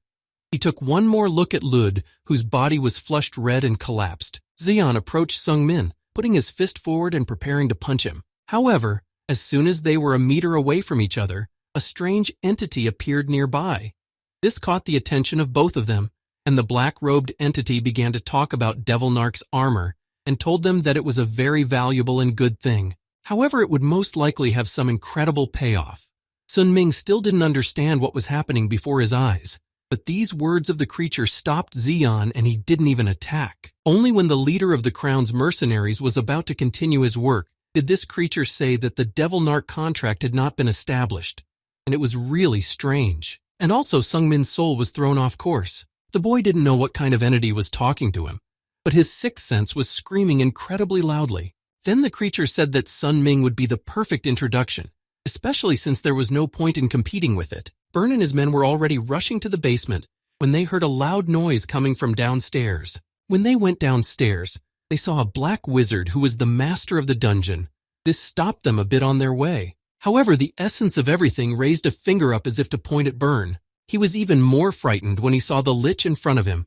His staff almost fell from his hand as the creature in the matna drew closer. It was too dangerous. Since this was the Lich's territory, it would be very dangerous to be here, so he was ordered to run as fast and as far away as possible. But the Lich put his finger to his mouth, showing them to be quiet. In the end, Burn was killed. His men were incredibly frightened that their leader was no longer with them, so they started trying to get out of the place in the moment. Of course, they didn't succeed. Lich only said that they could not enter without his own permission. They are all here because he invited them. Today he was feeling very good and in a great mood, so he decided to have some fun with his guests. One by one, he tied them up with magic chains, preventing them from escaping. The dungeon master thanked them because these people gave him a great idea, and it was much better than the usual chimera in the form of an ogre. Now was the perfect time to show these insects all his strength and anger. Lich approached Seungmin, who was trying to get out of the chains, but they were only binding him tighter, and the day is not far off when all his motives will be revealed. This battle ended quickly. No wonder, because all these people were panicked and their enemy, though only one, was very strong, and this dungeon was his territory. The Black Mage killed everyone in the cave, including a dozen mercenaries of the SS rank, and he managed to do all this in a few minutes. Burn, who was in front of the big black tag, was cut in half at the moment, and his body rolled on the ground of the dungeon, and even Zeon was easily defeated. Sun Ming remained alive all this time, but in his mind, he wanted to die at that very moment. He didn't want to see what was happening and didn't understand why fate was so cruel to him, and all this was happening to him. In this life, he thought that everything would be completely different. Everything would be better. But now he was back in the role of a victim who could do nothing against his opponent. He thought he was no longer a larva or a cicada, that he had become someone else. However, it turns out that this is not the case. Everything remains the same as it was before. And what was the point of living here now? If everything was repeating itself, if so many people he knew had already died, he was still a helpless larva in the ground which could be crushed at any moment. The end was near, and so was his death. At least the boy hoped so, because he did not want to repeat the life he had once lived. He ran away from it. But the evil in the form of the Lich chained him to the wall again, making him completely helpless. Only hours later did the young man wake up and realize where he was. The first thing he heard was the voice of the Lich mocking Sun Min. The dungeon master happily welcomed the boy to his dungeon, calling it his own workshop. And as soon as Sun Ming tried to free his hands, the black magician told him not to even waste his own strength, because he would never get out of here. The Lich laughed loudly after these words, and the echo carried it all through the walls and corridors of the dungeon, where only dampness and death always smell. The Lich did not let go of him, but he spoke, and his voice did not sound so ominous. Sun Ming didn't understand what the magician was getting at, but he said that he really wanted to be a woman. He thought they were incredible because they were able to accomplish a feat that many alchemists could not achieve in their entire lives. That's why the magician wanted to do it so badly, but in the end he still failed. He became disillusioned with magic and sacrificed his soul and flesh to gain immortality, because the magician could have found many answers to his questions if time had been on his side. And eventually, many years later, it turned out that his sacrifices were not in vain. The magician had found the answers he wanted. Even if he could not give birth to life, he could certainly create it himself. When the black magician approached Sun Ming, continuing his story, the young man realized that it would not end well. The magician repeated once again that today was a very good day and he felt great. And the guy he had met in the past was a monster that Lich could not do anything about. If he'd used someone like him, things would have gone wrong too. After all, that guy was supposed to be for sacrifice and was a person with bad karma. It was only because of small nuances that the Lich did not succeed. But now, perhaps he had a chance to get closer to fulfilling his wish and his life's goal. The black mage put his hand on Sung Min's face. He did not move, knowing that it would only get worse. His pupils constricted in fear of what might happen, and his hand lightly touched his cheek. After the black wizard took his hand away, the boy was thrown into a fierce cold, and then he felt his neck being grabbed and squeezed. He almost stopped breathing. He could hardly feel or hear anything. But the echo of the Lich's head said that the black magician was offering Sun Min's soul as a sacrifice. Bloody tears spilled from his eyes and he could hardly breathe. At that moment, the young man felt nothing. His soul had left his body and he could not realize what was happening. Lich was very surprised when something went wrong in the middle of the sacrifice. The magician was sure that this time he would succeed and that he had done everything right. But something went wrong. Lich himself did not understand why, but it turned out that he had painted himself into a corner. It was simply impossible. The black magician could not have imagined that this would happen. It was only when Sun Ming was able to breathe in a breath of air that he was able to see everything that was happening around him. Although he was still chained up and couldn't even move, it seemed that the chains were no longer holding him down so tightly. Lich asked him very nervously and confused, addressing nothing, whether he was refusing to sacrifice. Hearing nothing at all, the young man gulped for air and then felt the Lich's hand around his neck. The skeleton was squeezing it with all its might and he felt suffocated again. Who the hell was he that the king of fear demons himself wouldn't accept him as a sacrifice? Sun Ming's soul, so corrupted by karma, was of great value to his dream. But for some reason, the king did not accept it.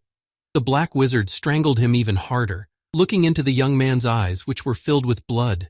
But the black wizard kept up with him. If nothing else, he wanted to at least know why he had wasted his time with someone like this again.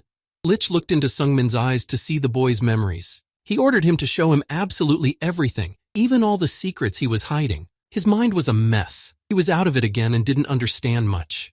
The only thing that seemed certain was that he would not get out of here alive. Sun Ming did not remember what happened next, because he simply passed out and fell asleep. And when he woke up again, he was lying on the floor, unchained, and there was no Sasso Lich in sight. Although the young man had not wanted to live before because of the stress he had experienced, he was incredibly happy when he realized that he was still alive, and he felt better. But then, after a few greedy gulps of air, he realized something else. The sounds in his head were incredibly loud. The boy was not recalling images of those he had seen recently here in the dungeon.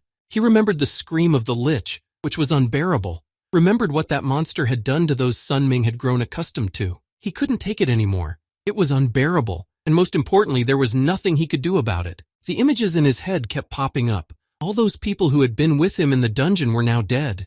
He was the only one who survived. But those cicada sounds, they were back.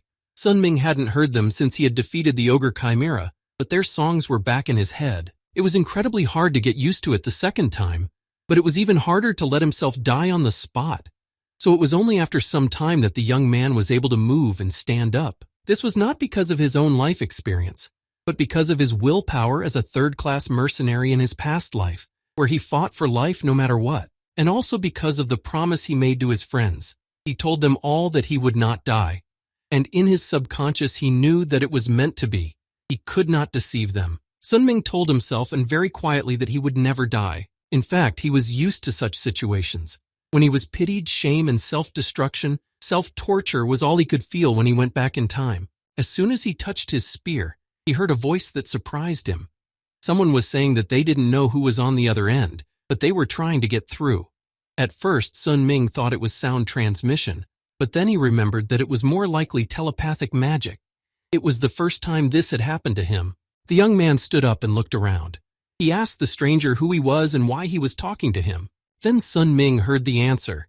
The man introduced himself as Lloyd and said that he was the master of the Golden Tower of Magicians and that he was now far underground in the place where the boy was. Li Sun Ming recalled information from his past life. He remembered this Lloyd. This man was an archmage and disappeared at some point in Sun Ming's past life. Now that he was thinking about it, he remembered that it was around this time that Lloyd disappeared. Sun Ming asked the master what he needed, and Lloyd replied that he needed Sun Ming's help as soon as possible. The archmage was seriously injured. He could not even move. Lloyd begged Sun Ming to come to his aid, but first the young man asked about the Lich. He was worried that the black magician had gone somewhere. The Lich, named Prescan, had run away. When Sun Ming heard this, he wanted to make sure that Lloyd's place was safe and that he would not be in any danger. Lloyd assured him that it was safe because all the enemies had fled, but Sun Ming still did not believe him, as he could easily tell a lie. The archmage didn't pronounce it. He just said that he swore by his mana and that everything he said was the truth. And if Sun Ming helped him, Lloyd promised a large reward. Since such an oath was the only thing he believed, Sun Ming decided to help this unfortunate man. He went in search of him deep into the dungeon and fortunately was not too late. Lloyd said that he began to communicate with Sun Ming when he experienced life in the dungeon. He was really lucky to meet this young man. Looking around, the boy saw the traces of a great battle, and Lloyd was sitting next to the wall where the black magician had most likely thrown him. When Sun Ming took a step forward, horror once again appeared on his face. Unfortunately, what he saw was true. The bodies of those who had been defeated in the fight with the dungeon master were lying before his feet. The boy asked Lloyd, a little scared, what had happened here before, but the archmage only said that it was not important now.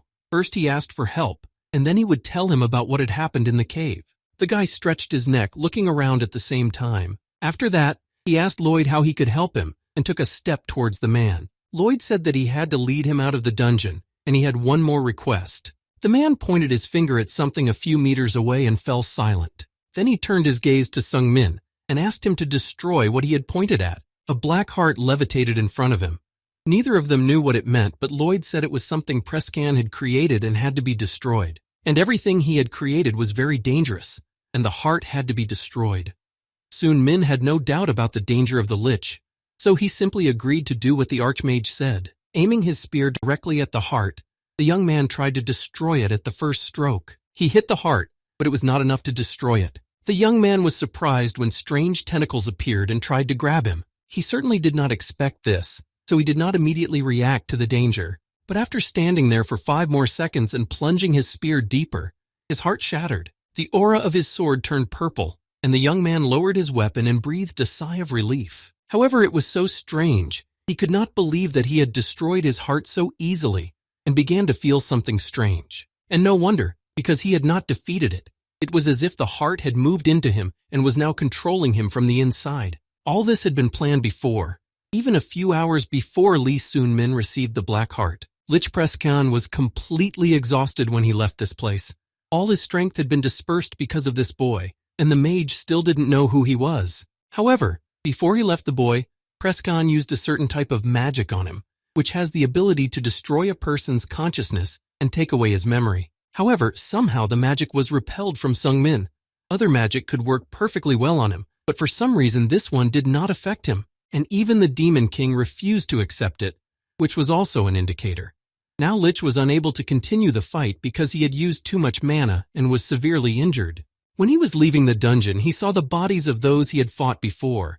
They were almost dead, and then he had an idea. He walked closer, looking at the hearts that were above the bodies of the dead. This is what the Black Wizard decided to use to restore himself. He decided to use their energy to restore his own mana. Zeon was unable to move, only slowly shifting his eyes to follow the Lich's steps. He pleaded with the Lich to wait and not do it, but he didn't care about their empty words. The Lich had taken all the energy that remained in their bodies. After doing this, Preskin began to feel a little better. At least some of his strength had returned to him. The Lich smiled ominously as he continued to suck the energy from the other people who were left behind. With each successive victim, he only got better. Prescan left Zeon for the last one. He noticed that the man was pretending to be asleep and stepped into his blood. Zeon clenched his teeth, not about to say a word. He was still hoping that the man would just back off and he would be able to escape the Black Magician's territory. Zeon was able to break free of the magical chains, and Prescan had to admit that this man was really strong. Zeon didn't want to hear all this, so he immediately asked if the man was going to do the same thing to him as to the others. But Prescan only laughed, saying that he wanted to use him in a more valuable way. It was only because of his soul, which was on another level. Lloyd had already seen many deaths with his own eyes, but sitting behind him, he asked the leader what he was going to do with these people. It seems that Prescan was still conducting his research, which was too dangerous and also illegal. They knew each other, but Prescan never expected to see the man again. 10 years had passed, but he still visited him. Lloyd was an incredibly horrible person. In Prescan's opinion, he still haunted him. Lloyd just brought the conversation down to the bottom and asked why his old friend was looking so bad, although it was for the best, because it would make Lloyd's job easier. First, he wanted to destroy his body, and then he would find the vessel of life force. This is the object where the forest hides all the life force, and only after the destruction of this vessel could he die. At the same moment, Zeon seemed to come to life. He stood up abruptly when he recognized Lloyd. The leader of the Crown's mercenary guild had planned to help destroy this evil Lich. Lloyd told him that he was too weak to help him in such a matter, so he asked him to just go away and not interfere. Zeon was disappointed to hear this, and the Lich was having a terrible day. The Demon King had rejected his offer, and now this monster had found him and wanted to kill him. Lich was in a quandary. He realized that Lloyd was unlikely to be defeated in his current state. Now he simply had no choice, even though this stage was not yet complete, but it was the only way to stay alive. Prescan used one of his spells to keep his old friend away and tried to create a shield. Although Lloyd was an archmage, he did not understand what had just happened before his eyes. There was definitely something wrong with this flow of mana. The man didn't even realize what he had created. Lich couldn't get over the fact that he had managed to do it. It was something he had wanted all his life. Now was the result of his long research, which finally proved successful. Prescan had managed to create a superior being, a Superman who could do the impossible. The light was too bright to see, but out of the corner of his eye, Lloyd could see a human foot on the ground. The man stepped back, and Lloyd smiled even wider. Now he was seeing what he had worked so hard to build and had devoted his entire life to. A girl stepped onto the floor. Her eyes were mesmerizing, but her aura was cruel and dark. Although the heart of this creature was not yet complete, nor was the physical body, the Lich had another heart that he was ready to sacrifice. With this heart, the Lich wanted to get out of this dispute to stay alive, and then he would complete the second heart so that it would be completely fresh. However, Lloyd quickly came to his senses and said that all his actions would be a waste of time. He wanted to get rid of what Prescan had created before it could get to him. Using magic and all his powers, Lloyd began to fight his fierce and old enemy. Prescan, who was standing behind the girl, told her in a trembling voice to deal with these people who wanted to harm her. At the same time, Lloyd had just started attacking them with the first spell he had put a lot of energy into. The girl stood steadfastly in place, as if she didn't care what was happening around her. But in reality, there was simply no reason for her to care about what happened here. Lloyd's magic shattered into little grains of sand as soon as she looked in his direction. It was beautiful. Prescan couldn't tear his eyes away from what he had created. He wanted to say something else to her, but the girl stopped him, calling the Lich father. At first he stammered, not used to being called that, but then he simply asked what she wanted. The girl spoke calmly, keeping her eyes on Lloyd, and said she was hungry. At that moment, Zeon realized that it was time to act. If he did not intervene now, the end of life would come sooner than he wanted. But when he noticed the girl's eyes on him, he stopped, because she said she was hungry again. Then the creature grabbed Zeon by his clothes, beginning to pull him toward it. Its claws were incredibly sharp and dug into his skin almost immediately, leaving a bloody mark on his jacket. It didn't take long and simply tore his heart out of his chest. This is how the captain of the strongest guild in Behenger, who was a master at the peak of martial arts, died. His heart was eaten, and he didn't even have the opportunity to fight for his life and resist. And what happened after that could be considered pure madness. Lloyd watched all of this, and now he realized that he was in touch with it.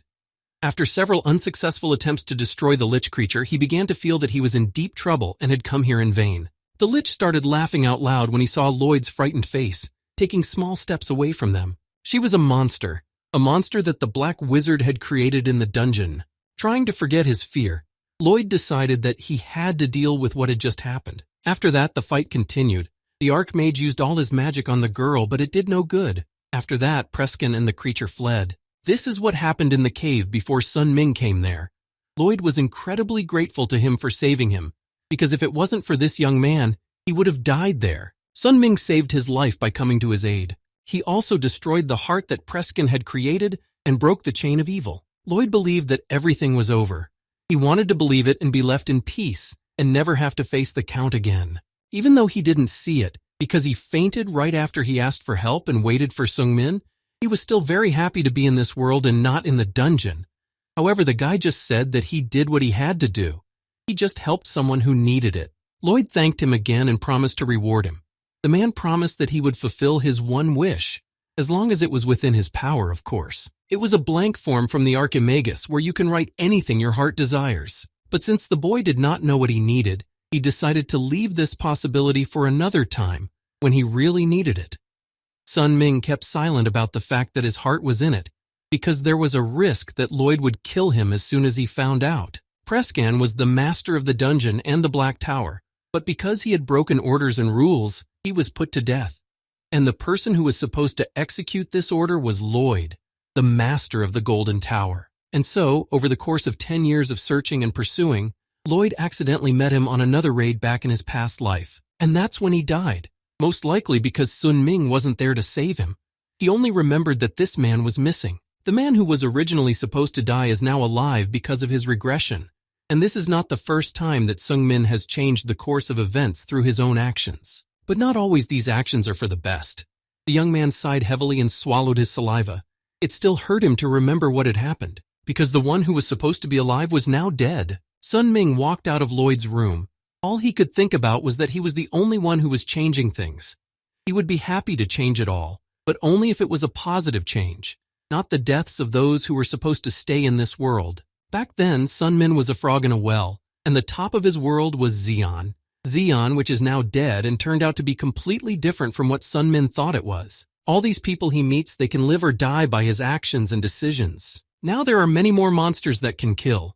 Sun Ming thought it was the sky, but it turned out to be just a well lid. And it's always like that. There will always be a harder and bigger goal that could not be achieved before. Sun Min always thought about Wei Ji Hyun. He was very curious to know what level the girl had already reached after so many years. Still, he had to admit that he was still just a maggot. He had already known that when he was on Mount Musha, but so what? Whatever it was and whatever thoughts were haunting him, he didn't want to let despair enter his heart. As he walked, eyes downcast, thinking about the past, someone called out to him. He did not recognize the voice, but the person was very surprised to meet him here. Only when the boy looked around did he see Kim Jong-hyun. He had heard that most of the team had been killed in the raid, so he asked how he was feeling. And he was even more interested in the armor that Sung Min was now wearing. This armor is a valuable artifact. Jong-hyun came closer, keeping his eyes on the armor, and at the same time asked if he could take a look. Of course, Sung Min didn't protest and just let him. Jong-hyun also explained that this armor is a type of coercive contractual instrument. It binds you to the transcendent demon king or demon god. And it is an evil armor that skips the formal conclusion of the contract and forces its wearer to confirm a slave contract. To put it more simply, there is a third-ranked master, and he has the potential to become a master at the peak of martial arts. So if this person wears the demonic armor, then his potential will be awakened, and he will have the opportunity to become a master at the highest peak of martial arts. However, as soon as the person dies, his soul will belong to the Demon King. All this will happen regardless of what the user wants. But Sun Ming said that nothing even happened to him after he put on this demon armor. And this was already interesting because such cases were not recorded. And there are two possibilities here. One is that Seungmin has no growth potential, or he has already signed a contract with a master who is even stronger than the master of the demonic armor. Jong Yun thought it was the second option. That's why he asked if Seungmin had anyone in mind. It was only then that he remembered the words of the Lich when the Demon King did not accept him. Perhaps he was that master. But Jong Hyun reassured him and said that even if the contract didn't work, he could still use this armor. It had several types of different magic on it. The young man was surprised to see what he did to the armor. They just disappeared and turned into an ordinary bracelet. The Black Wizard said that the armor could be worn like an ordinary bracelet, and if he directed mana or internal energy to it during a fight, the accessory would turn back into armor. Prescon was going to offer it to the king of the fear demons, but Seungmin didn't even know who he was. Jonghyun explained that the Demon King is a transcended being of a very high level. He can instill fear in anyone of a lower level. And the fact that he was able to save himself even after meeting him only means that he has the same power as the king and cannot accept him as a sacrifice. And he probably understands what it all means. The young man fell silent when Jonghyun started talking about this, for he did not know what the Black Wizard was getting at. But he could only suspect that he had a soul higher than the king of the demons of fear himself. He was hoping for a response from Jonghyun, but he had nothing to say. Seungmin remained silent for a while, trying to realize all this. Something very strange had entered his body. Jonghyun immediately realized that it was the black heart that Prescon had created, but he wasn't sure if it was true, because he didn't feel any alien energy in it himself. But Prescon was conducting research on the ultimate form of life, and the fact that the heart itself was it could mean something. But that something could give Seungmin even more than the dark armor. Jonghyun apologized because he couldn't say anything more. The same thing could happen as last time. But Jonghyun said that God would be able to tell him more and tell him what he could do. Then Seungmin remembered what Musha had said when she was talking about a test.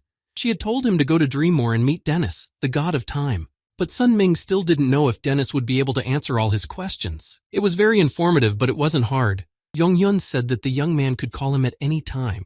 Then the magician added that it was because he really liked the boy. In fact, Seungmin was already feeling a little embarrassed by the fact that absolutely everyone around him was treating him like this, so he didn't know how to react. Eventually, the guy walked out of the place on his way home. Even though Jonghyun hadn't said much, Seungmin had learned a lot from the conversation, but now he had even more questions. He thought that it would be best to go to Dreammore now, where he would continue his search and improvement. Suddenly, as soon as he stepped further, he tripped over someone and they both fell to the ground. Scarlet came out of nowhere, immediately reminding him of what she had said about Jonghyun and how he was a psycho who was not to be messed with. Seungmin doubted that she was a magician at all, because she had beaten him up every time they had met somewhere. But Scarlet was sure that he would have turned to ashes by now if she had used magic. She emphasized once again that getting involved with this guy would not lead to anything good. Even though Seungmin had said that there were some important issues, she was only more offended by his words because she was an archmage herself, and this boy seemed to ignore her. Judging by the way she was addressing him, she was clearly not old, especially since most archmages looked younger than they actually were. So Sun Ming decided to ask her age. Scarlet was again offended by this question, and at first did not want to answer at all, although Sun Ming was still sure that she was much older than she looked. But that wasn't why she had come here. Scarlet had heard that Sun Min was the only survivor of the raid, so she wanted to know how he was doing. He didn't want to talk too much about it, because it was too painful to remember everything that happened. After all, his friend had died there, so he just said that he was fine. Scarlet could see in his eyes that he was feeling quite differently. She decided that it wouldn't help if she asked him about it now, so she just asked him what he was going to do next. Seungmin looked thoughtful and said just as calmly that he wanted to go to Dreammore, where he had some business to attend to. When Scarlet heard the name of this city, she was incredibly excited and immediately offered to go there with her. She made up a story that she also had some business in Dreamer, and since they both had to go there, it would be great to have company in a strange place. But really, she just wanted to travel with him. When Seungmin didn't say anything, she thought that he wasn't happy to see her anymore. But Seungmin hastily said that he wasn't, and that he was really happy to have someone else travel with him. But that wasn't what he had in mind. He didn't really want Scarlet to travel with him. Knowing her personality, She would just beat him up again, and that would be it. Seungmin didn't like the idea of traveling with Scarlet. Only she knew the magic that this girl used. Scarlet was a genius who would soon create the Rezir school and become the master of the Red Tower of Magic. And now was a great opportunity to make a good relationship with someone like her. But for some reason, Sunming doubted it. It was because he was confused by the kindness of the people around him. He still hadn't figured out why this was happening, and he suspected that everyone else wasn't acting this way toward him, but toward the person behind him. And all the connections he had made with them before were nothing more than just lies. What was the death of Lud, who decided to take part in the raid because of Sunmin himself? After all, they were good friends. If it weren't for him, Liud would have been alive as he was supposed to be. He had no proof, just a hunch that Scarlet wanted to be with him in Dreamland. But if he really had something in him like Youngyun was talking about, it could end badly again. If something goes wrong this time, she'll meet the same fate as Liuda in the dungeon, and he didn't want to be the one to lead people who should live to their deaths. He had already killed one person, and if he continued to do so, Sun Ming would not be able to forgive himself, feeling that he was the one to blame. Back when he saved Lloyd in the cave and received the Black Heart, he decided to search Xion's corpse, which was lying nearby. A man like this would definitely keep all his precious things to himself, but what Sun Ming found on him shocked him. Xion had a small and a large transformation pill, as well as Shaolin martial art techniques. While all of them were indeed incredibly valuable, the most important thing to Sun Ming was the transformation pill. Regardless of his thoughts and the strength he had already gained, he realized that he needed to become even stronger to achieve his ultimate goal. So to begin with, he decided to circulate his own energy. As Sun Min sat in his room, he focused on this task alone. He sat on his bed, closed his eyes, and thought only about his own energy and how to improve it. But soon he gave up. He got up because he hadn't succeeded despite his best efforts. The young man didn't understand what was happening, because Sun Myung-min felt nothing at all. There was not even the slightest change. Normally, when one eats a small transformation pill, the internal energy of the pill should quickly enter the body. But now he didn't feel even the slightest change, so he could only conclude that it was a fake pill. But almost immediately after he said that, he began to feel something. At first, he was a little creeped out by what he saw and a little scared. But in the end, what he expected from this pill happened. His inner energy increased exponentially. After all, it turned out that it was not a fake pill, and its internal energy was transferred to Seungmin's body. However, this was not the end. To be complete, he needed to strain all the energy to appropriate it for himself, but he didn't need to do anything else. Somehow all the energy had already been absorbed by the body on its own. Usually it was difficult to absorb even a part of the energy. It took a lot of effort and time, but Seungmin managed to absorb it all completely. After the process was complete, he felt something strange, thinking about what could have caused the easy absorption of energy. The answer was the Black Heart he had received when he saved Lloyd. It must have been the cause. As the boy looked around, his eyes were drawn to a small box standing nearby. The young man walked closer, picking up a large transformation pill. Without hesitation, he decided to eat it as well. The energy passed through his body instantly. He managed to absorb everything in both the large and small pills, and now he was almost at the peak of the higher martial arts. But if it was true that he could absorb the energy so easily only through the Black Heart, then this thing was beginning to frighten him. He still hadn't figured out what it was. There was no exact answer, but it helped him solve the problem of insufficient internal energy, which was a problem he had always had. But now he had to do something about it. The young man picked up the books that he had also found at Xion's place and decided to read a few pages. He looked inside and began to read what was written in the book, and that's how he spent the rest of the day. The next day, he met Scarlet. Seungmin wanted to tell her that he wanted to go to Breeden instead of Dreamer. The girl was not happy to hear that, but she didn't seem to be going to refuse. He politely apologized, saying that he couldn't go to Dreamer with her, and he was happy to be rid of Scarlet. However, she wanted to at least understand why he had changed his destination so suddenly. The young man immediately told her that he had received the secret martial arts techniques of the Shaolin Temple and wanted to bring it all back, and that this temple was located in Breda. Scarlet did not understand his thought process at all. If he had already received these materials, he should study them and then sell them for a lot of money, not return them. The young man said that he was already studying them, but it would not be profitable to sell them, because many people in the market were selling them. It would be too difficult to sell them for the true price, and a little money for such efforts is not so important. Therefore, it would be better to return them to the Shaolin Temple and get a reward from them, which would definitely be bigger. That was the reason why the boy could not travel with her, because Scarlet, as she said, had business in Dreamer, and that was the next city he would go to. But it wasn't as simple as he thought. Scarlet thought about it for a while and said that she had business in Breton as well, so she could go with him there as well. Sungmin's whole plan fell apart when the girl said that she didn't really have anything to do. She just wanted to explore the world and travel everywhere, especially since she felt that cities didn't suit her. Scarlet loves to train in the mountains, and after traveling, it would be better to settle down somewhere nice. For some reason, Sunming immediately remembered the way Scarlet looked on Mount Musha, thinking that she would look the same again, but she wasn't going to live with these fines.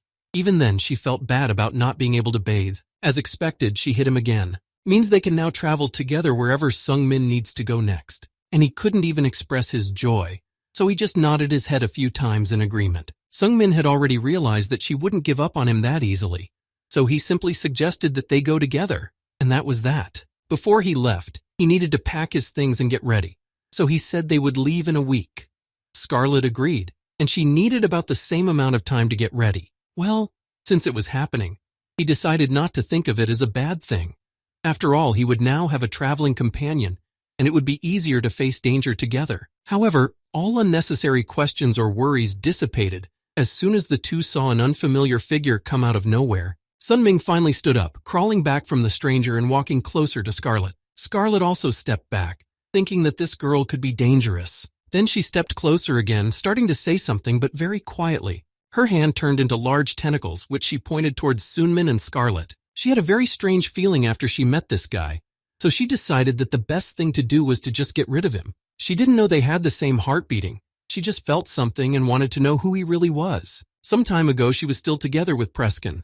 They ran away from the dungeon for a long time, trying to get as far away as possible so that no one could catch them. Even though they managed to get out alive this time, Preskin could not have imagined that Lloyd would be so strong. Lich had barely managed to survive, and now he realized that the word genius was used for people like this man. And if Preskin hadn't awakened the creature he had created in time, he would not have survived. She was his creation, his child. Lich sat nearby, muttering all these words under his breath, looking at the girl who was lost in thought. Preskin called out to her, but again she did not respond to him. Apparently he still didn't have full control over it because he had woken it up too quickly and hadn't done enough. He had to wake this monster up faster than it should have just to survive. It didn't obey his orders at all.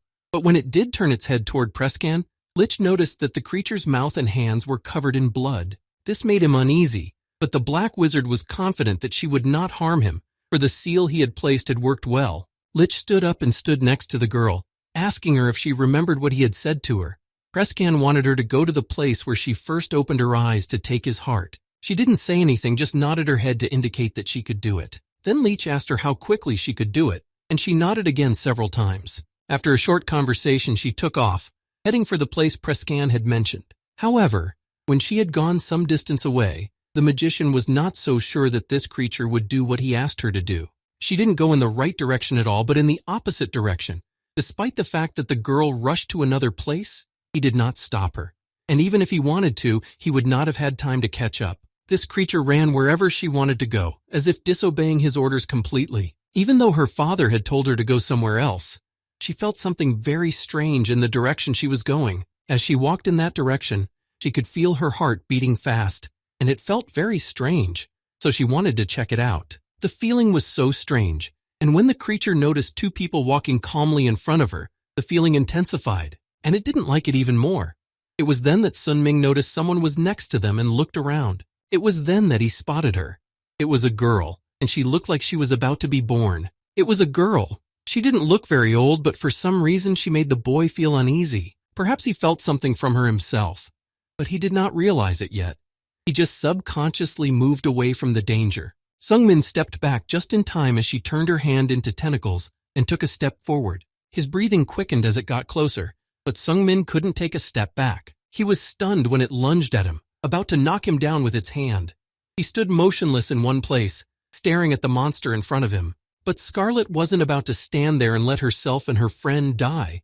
She immediately decided to start casting spells, trying to wake Sungmin up at the same time. It was only when Scarlet threw a fireball at the monster that Sunming came to his senses. His friend told him to step back and gather his strength if he didn't want to die. Sun Ming apologized to her, explaining that his heart had suddenly started beating fast. Scarlet decided to try her magic again on the stranger, but this time she noticed that it was not working. When the smoke cleared, all she could see was that she had lightly set the monster's tentacles on fire. There was something wrong with this child.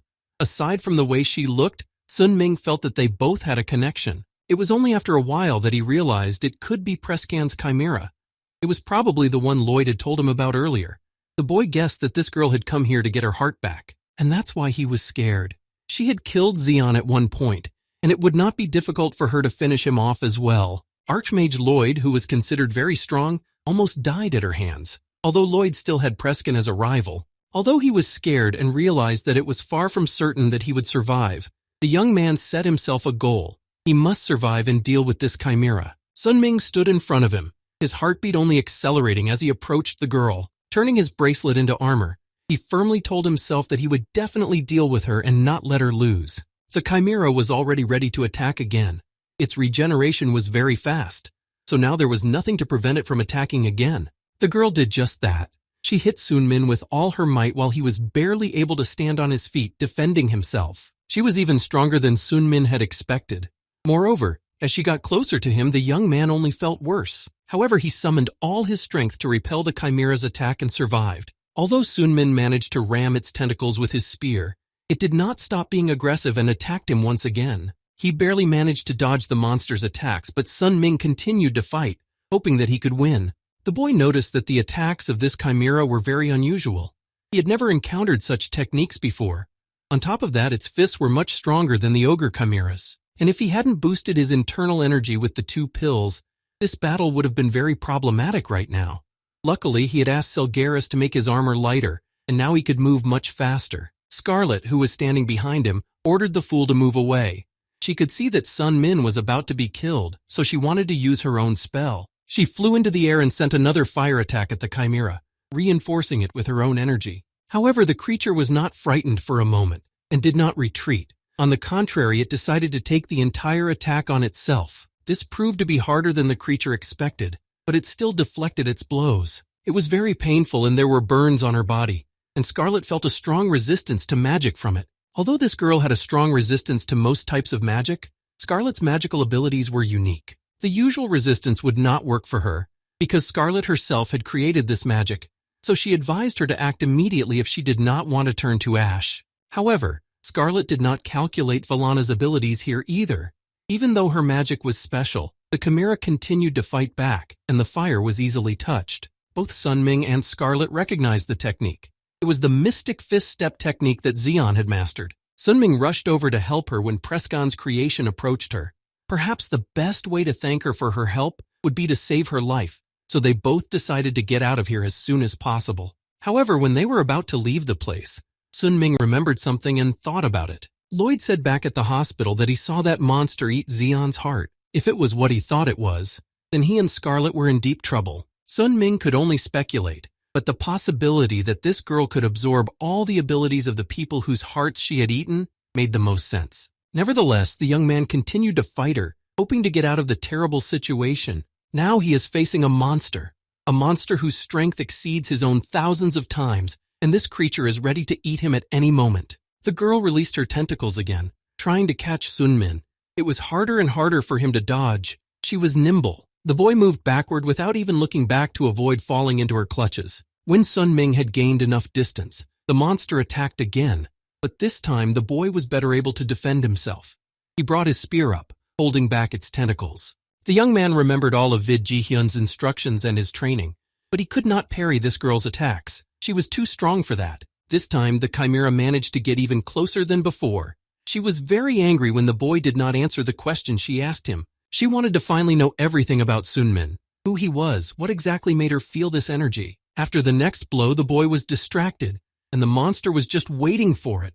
The girl continued to attack him relentlessly and did not allow him to retreat. When he was able to push her away, Scarlet immediately engaged in battle with her fire spell and tried to set the chimera on fire. She was using her own magic, which made her energy even stronger, and Scarlet tried to keep her from getting away. A small part of the girl's body caught fire, and Scarlet told her to count her lucky stars that she had prepared for her. She may not have been able to defeat the chimera, but the witch made her angry.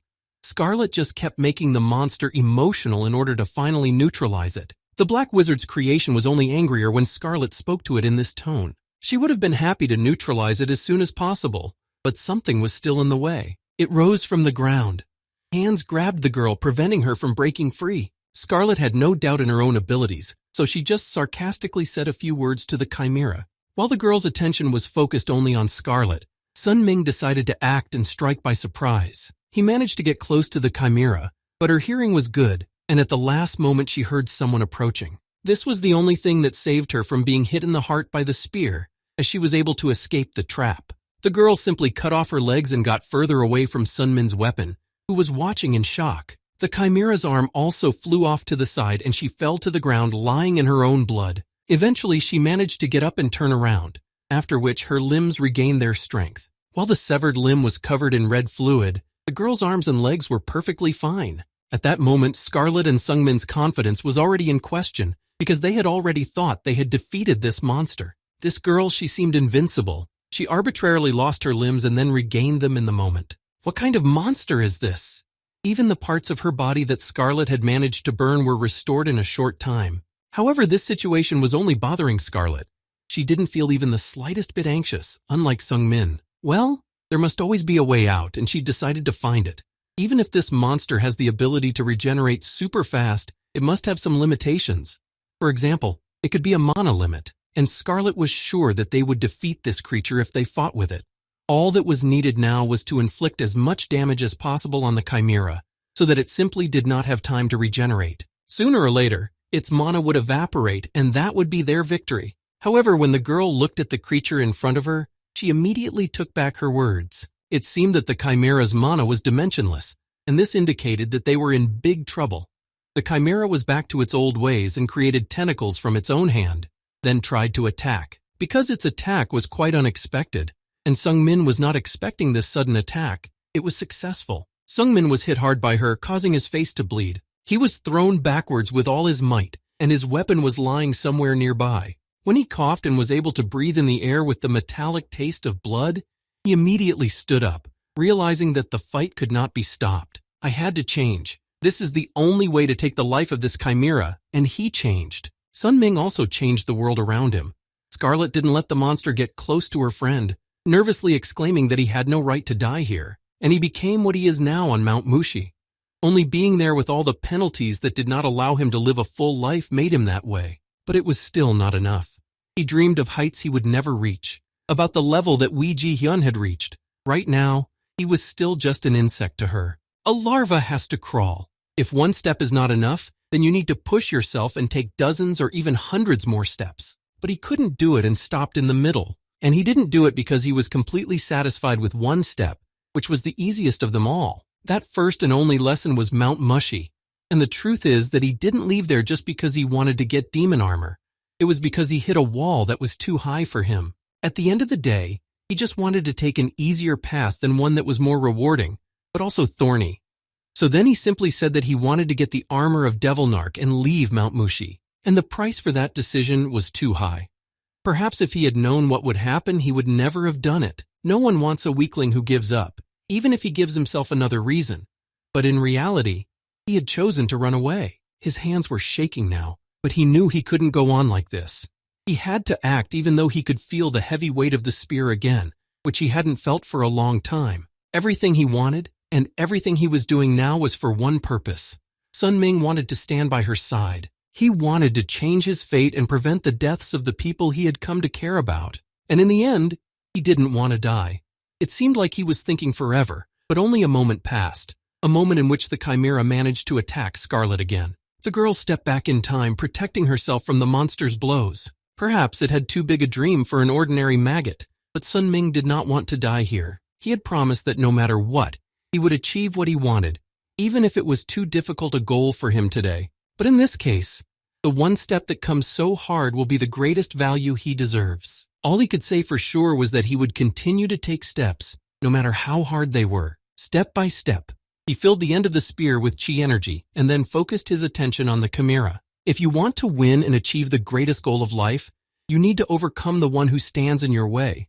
even if this creature is too strong for him to handle. He confidently pointed his spear at the girl to end her forever. He had only one goal in mind, to keep moving step by step no matter what comes next. He managed to stick the tip of the spear into her fist, and then he never stopped. This attack was the strongest he had managed in the entire battle, but it was a worthy blow. Sun Ming was still holding back that girl's fist as he stood in front of Scarlet, who was speechless after what she saw. It was hard to stand on his own 2 feet, but his own words were echoing in his head that he didn't want to die and wanted to live a better life than his past. The pain coursed through her body, and for a moment she felt the same strange sensation again. And with all her might, she shouted out the same question she had heard before. She still did not know who the young man was. Her limbs shattered into pieces of meat, and the girl looked at her enemy with an angry look. It might have seemed that he was barely standing up. This was true, but it did not mean that Sun Ming was going to give up. Scarlet hadn't expected anything like this to happen. Even though she was confident in her own abilities, she knew in her mind that her end could come very soon at the hands of this monster. Only when he took a deep breath did he say his name, Lee Sunmin. His voice sounded tired but firm and confident. Once again losing her limb, the girl stepped back. The entire ground beneath them was covered in their own blood. And finally, the girl said her own name. The bloodthirsty creature's name was Aina. The pacing hadn't stopped, but now Sun Ming and Aina stood silently opposite each other, staring predatory eyes. The chimera sighed, and blood spilled from its mouth as well. It stared at its enemy for some time, but no action was forthcoming. Finally, Aina simply turned away from them both without saying a word. After that, the child of evil created by the black magician simply left them. Aina flew in another direction, trying to get away from Sunmin and Scarlet as quickly as possible. And that was the end of their fight today. The young man opened his eyes in a different place. Scarlet was sitting next to him, looking very calm and reading a book with her glasses on. As soon as she heard her friend's surprised voice, she was immediately distracted. Luckily, he didn't die, but just lay unconscious for 3 days. Scarlet dragged him to the village of Nepadilk, where they both received help. Sun Min was examined by a doctor, and then she used a potion to heal his superficial wounds. Scarlet asked how he was feeling, and he told her that he didn't feel any heaviness in his movements. However, she only kicked him for his actions and ordered him to lie still and stay there. Sung Min had more than one broken bone, even though he said he felt fine. In any case, the fact that he could recover in just a few days was very strange, and Scarlet could not believe it easily. It was indeed impossible, but the young man thought again of the black heart he had consumed. Could this be one of his powers as well? He couldn't tell Scarlet about it, so he sat quietly and remained silent, although his friend was waiting for at least some explanation. Only a minute later, she took off her glasses and said seriously that Sung Min was hiding something from her. I could feel it clearly. And about this monster they came across on the way. She was sure that Sun Min knew more about her than she did. She didn't want this to be hidden, especially since they were now stuck in this problem together. Scarlet demanded that he tell her everything he knew. Sung Min wasn't too happy about the idea, but he already knew that Scarlet wasn't going to back down from the topic. So he decided to tell her everything about the Black Heart. Of course, she knew what it was, and now she understood what was happening. And now she understood why her friend had gone to see that psycho, Kim Jong-hyun, because he was very good at such things. He'd been through hell and gotten a piece of mana with incredible power. Scarlet couldn't even tell if he was lucky or not. But no, he was definitely lucky. If the girl hadn't gone with him, Sun Ming would have died by now, but he just survived a few fractures. Although his reaction was so-so, he didn't even express any gratitude to her, which made Scarlet look unhappy. Instead, the young man asked his friend something else. He wondered why she didn't just leave him there and run away when they came across the chimera in the forest. In that situation, Scarlet could have died, even though Aina's target was only himself. So nothing would have happened to her if she had decided to run away. The monster would have just gotten what he wanted, and that was that. But Scarlet stayed and fought, which is what Sung Min wondered. So she didn't leave him to die on his own, and gave him a chance to survive without leaving him alone in the clutches of this girl. Scarlet stood up from the bed looking across the room and said that she didn't mean to do this to him. The girl fell silent, moving away from Sung Min as if she didn't know how to dare say anything else. She scratched her head thoughtfully, not even turning her head toward her friend, who was still sitting in thought. Finally, after some more time had passed, she asked him if he had been through the war. She didn't speak very loudly, but she could hear him. Of course, Sun Min said that he had not had such an experience as she had thought. Scarlet didn't dare say anything about it right away, but later she spoke up. She said that she had gone through something terrible once, and before she became so sexy and strong, she was just a sweet child. She didn't know where or when, But a war broke out. People were dying every day from brutal killings. War is a terrible thing. It burned everything that was dear to her on its way, including her hometown where she lived. And along with the whole city, the shots took away all the people who were important to her. Scarlet was left all alone in the ruins of the burning city. Then her friend became quiet, as if holding back her regret. She didn't cry, but the memories of that time haunted her so often and caused her great pain. It was hard to get used to the emptiness in her heart, and that's why Scarlet didn't want to get close to anyone so that it wouldn't hurt later. But what could she do when her friend was attacked in front of her own eyes? She couldn't just leave him there to die. She knew the look on his face. She didn't want to hurt him again, but she could see in his eyes that Seung-min had lost someone before. The guy also did not dare to answer for a long time, because the memories of all this did not leave his head. He slept and woke up with these thoughts. However, Scarlet decided to comfort him and told him not to worry. She was still alive, so everything would be fine. She had survived the war, remaining almost unscathed. Fate is definitely on her dock. Her voice sounded as if she had never seen death, even though she herself had been on the brink of it. However, Scarlet said that she had one technique for such cases that was even stronger than the one she usually used. This technique requires a lot of mana, so you can't always use it, but she kept it for such moments. Scarlet said she would have survived even if he had missed Aina's last attack. Sun-Ming was traveling alone because he was afraid that his loved ones might die on these journeys, so she decided to give him advice as an elder. And she said the same thing that was going through his head. Scarlet said that he just needed to become stronger if he didn't want to lose the people who mattered to him. It was better to become so strong that he would never have to be in danger again. After all, she's been doing that herself lately. It was a really good idea, and Seung-min really wanted to do that. But for a while he just looked at the bed and thought. After a moment he smiled. I don't think anyone doesn't know that. It was all obvious, even though it was very difficult to achieve this power. Still, he felt better about what the girl had said, which was what she wanted. Well, since Sun-Ming understood what she was saying, Scarlet decided to leave him to gain strength. She said that they would be leaving for Braden tomorrow. The young man thanked his friend in the end, and she told him not to work too hard. He would need a lot of strength for the next few days. He was really relieved to have someone who understood him, and Sun-Min realized that he could trust this girl. Becoming stronger is their goal. Soon they set out to conquer her. The boy took the knife from his spear, which the girl had placed nearby. He remembered what happened at the last moment of the fight, as soon as he touched the blade. What was released from his spear at that moment was intense energy. He finally managed to move to the next step. If so, then all was not lost and he must continue. From that moment on, Sun-Ming decided that he would not think about such unnecessary things. If he wanted to become stronger, he had to forget about the unimportant things and focus on what would help him achieve his goal. The very next day, Scarlet came to see him.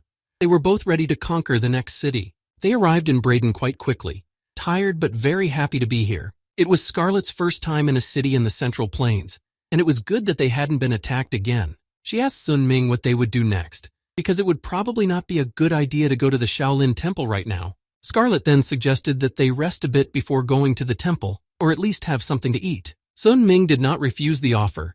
He was also very hungry from the journey. Eventually, they entered the first hotel on the road, which also had a restaurant, and chose a table. Scarlet asked her friend what he wanted to order, although Seung-min had no idea what he wanted. She was not familiar with the local food, and Scarlet had never tried Central Plains food, so she didn't know what she would like. She also didn't know what to do about the bastard flies that were sitting on the second floor, but right above their table. Sun-Ming immediately realized that Scarlet felt the same way he did about them. The two looked them up and down as soon as the travelers entered the building.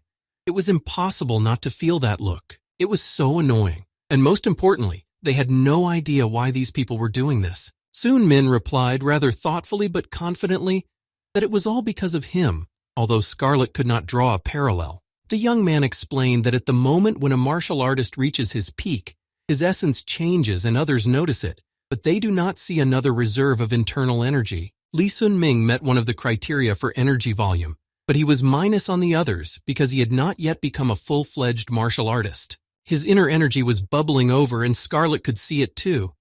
Then she realized that it was this energy that had attracted the attention of those guys. But now they also realized that they were even more out of luck, because one of the people upstairs had heard Scarlet calling them. Scarlet was incredibly beautiful but very sharp as attack, although perhaps it was this spark of enthusiasm that made her so charming. He didn't look too friendly, but the girl didn't even think about using gentle words to these people. So she called them names once again, looking them straight in the eye with a killing stare, and she wasn't going to stop there. Scarlet told the bastard that he was definitely not in his right mind, and then spiced things up with a few words that didn't sound too nice to him. As expected, the beautiful flower has sharp thorns. Scarlet just wanted the idiot to shut up, because it seemed that his mother had only taught him to talk in novels. She warned him one last time that he'd better go back to his plate and not talk all that nonsense. Every word brought him closer to death, and her hands wanted to kill the idiot. But with every word, he was getting sick of it. No one would want to endure so many insults. It seemed that this man was already out of his mind, even though Scarlet had said she had only just begun. He took up his sword, saying that he was giving her one last chance to take it back, but she didn't think about it. Especially since this idiot couldn't do anything to her, she continued. Since this warning didn't work, the man decided to do what he said he would. But when he started to attack her, Scarlet stood next to the table with a monotone face, saying that she was incredibly scared. However, Sun Ming already knew that this man was a martial artist and was in the first class, so why Scarlet was acting like this was still unclear to him. But something didn't go according to his plan, and he just collapsed. Sungmin watched the whole scene in silence, not understanding anything. An unfamiliar voice came from the entrance to the inn. The man calmly replied that he didn't see the point of behaving like that in a hotel with guests. He said that the man who had decided to attack Scarlet was not that experienced and did not know how to assess his enemies.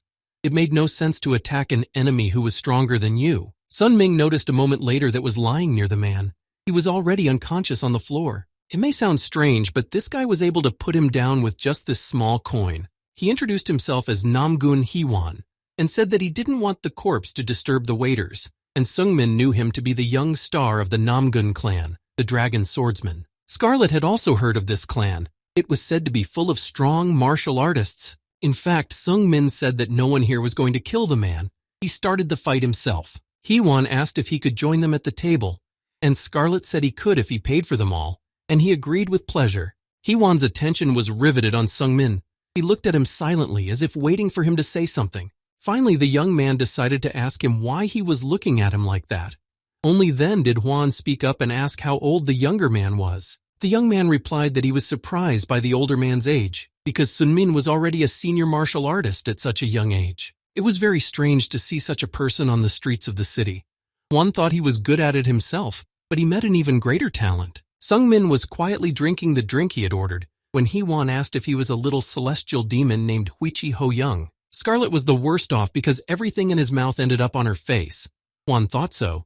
Because of all the peers he knew of this boy, Huichi Ho Yan was the only monster with a similar level of fighting skills. Heewon knew about this little demon. He was quite a famous personality, especially here, and there were only 3 martial artists in area who were called heavenly demons. The first was the blood demon Baek Wusong, a berserker celestial demon named Baek Wapni, and a little celestial demon named Huichi Ho Young. And judging by his strength and nickname, you might think that he was the weakest of the 3, but that wasn't the case. Scarlet was ready to kill Sunmin for what he did when Heewon approached her, but all that meant was that Sunmin wasn't a celestial demon and that he was just confused. And there were also rumors that he was actually a girl and only pretending to be a boy. In that case, the young man is only the same age as the little celestial demon and is also a great martial artist. Hwan asked him who he really was. The young man told him his name, but the older man said he had never heard of him before. However, all Sungmin was interested in now was the little demon. He asked if Heewon knew anything else about him, but Heewon advised him to ask other people around him and added that the demon was rumored to be very violent. He said that he would like to spar with him. Heewon immediately added that he shouldn't think anything bad. It was just a competitive spirit that came up in him when he saw a worthy martial artist. Sungmin thought about the offer for a while, but came to the conclusion that sparring with a strong competitor could help him overcome the plateau in his development that he had encountered, so he agreed to a friendly match. However, a regular sparring match is too boring. It would be better to bet on something. Sungmin hadn't prepared for this, but Heewon suggested that they bet on something not too serious. He made it sound as strange as possible by suggesting that the loser could become the winner's brother. As a result, they agreed on the terms and went to the battlefield for this duel. There was almost no time to prepare, but Sun Ming did not expect to fight to the death, so he was not so worried. He didn't believe he would be able to live up to Heewon's expectations, and he warned him about it right away. He just laughed in response. He must have seen something in him that Sungmin hadn't recognized in himself. and he was too modest even to himself. Jiwan was sure that there was something special about this guy. Otherwise, he would not have been able to achieve such results at his age. Seungmin noticed that Hee-won's energy aura had changed dramatically. No wonder he had become the strongest of the Namgun clan in his past life. He was indeed strong, at least a top-level martial artist, or even higher. He had an energy that could be felt from a few meters away, and even though it was a friendly fight, Seungmin was still a little scared. Scarlet was sitting somewhere nearby at the time. She was tired and all she wanted was a break from the road, and they weren't even allowed to eat in peace. Hee-won was moving too fast, creating an illusion that prevented a normal attack. Seungmin immediately noticed that his niche movements were very strange, and if he lost, he would lose immediately. In this case, he decided to use the soul flight left behind by the shadows in his first form. After that, Sunming also used a lightning strike approaching his opponent. Seungmin increased his speed, and now the illusions he was creating didn't cause any problems, and the young man managed to get so close despite the spear in his hands. Hee-won liked it. It was rare for him to meet an opponent who was actually worthy of his weapon. He realized that the energy absorption technique was also being used, drawing in all the power that existed. At this point, Sunmin began to feel uneasy and realized that he had lost his rhythm and could not go back. He decided to retreat further and tried to fight back against Hwan, who was now acting even more confidently. This time, Seungmin attacked first and almost got a hit, but Hwan managed to take a step back. When he was at a safe distance, Sunming used the Nine Heavens Spear of the first form. Then the young man used the Fierce Spear skill to attack Hee-won again. He almost succeeded, but his opponent's strength and skill were showing, so he was unable to do much. They continued to fight, but very unexpectedly, Hee-won struck Sunmin's spear with his sword and almost knocked it out of the boy's hands. What the young man noticed was the first time it had happened to him.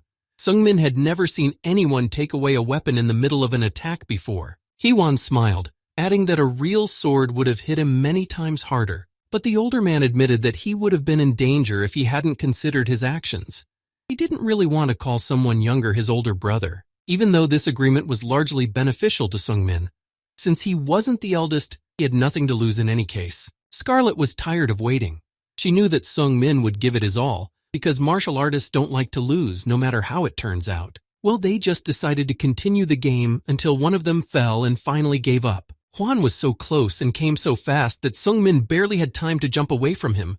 This guy was really strong, and for some reason it seemed like he wasn't showing his full strength yet. Despite the fact that Sunmin was trying to hit his body, Hee-won deftly dodged and didn't give his opponent a chance. The guy immediately noticed his agility and tried to dodge himself, stepping back. Despite all this, the young man tried to strike again, although Sunming blocked each attack with his own spear. As Sunming tried to take the spear back, he realized that it was stuck. Only now did it dawn on him that Hee-won was absorbing his energy. Just as suddenly, he thrust his sword forward and tried to attack again. Seungmin didn't want to admit it, but this guy's control of internal energy was much better, so he decided to switch to the most effective scheme in this situation, and that was to try to push him away with his own internal energy. Hee-won noticed the young man's plan, trying to move away from him again and get to a distance where he could attack. Seungmin was not confused and decided to use the Nine Heavens Spear technique, namely its first form. His next move was to use a lightning split kick, but just as the young man was about to use it, he realized that something had gone wrong. His spear and Hee-won's sword collided, interrupting his attack. It seemed that this moment was stuck forever. Sunming could almost feel the pain in his body as the energy from his spear was transferred to his opponent's weapon. But in the blink of an eye, the sword was at the young man's neck. There was a lot of movement just on the surface. In fact, the Phantoms had only one original. It was only necessary to find it and meet it face to face. Sunming was lying on the ground, his body pinned down by his opponent's weapon, which meant that he had lost. He couldn't admit that he had lost too much by losing, but he still always hoped to win. He put the sword to his opponent's throat so that the blade almost cut his skin. He still has a very long way to go. He has an incredible amount to go through to achieve his goals. However, Hee-won himself said that Sunmin is very skilled, and he sees great potential in him, although the young man himself said that he lost in a dry spell and saw nothing but a terrible embarrassment. Ji-won added that the difference in their skills was not that great, and the difference in the amount of internal energy was also small.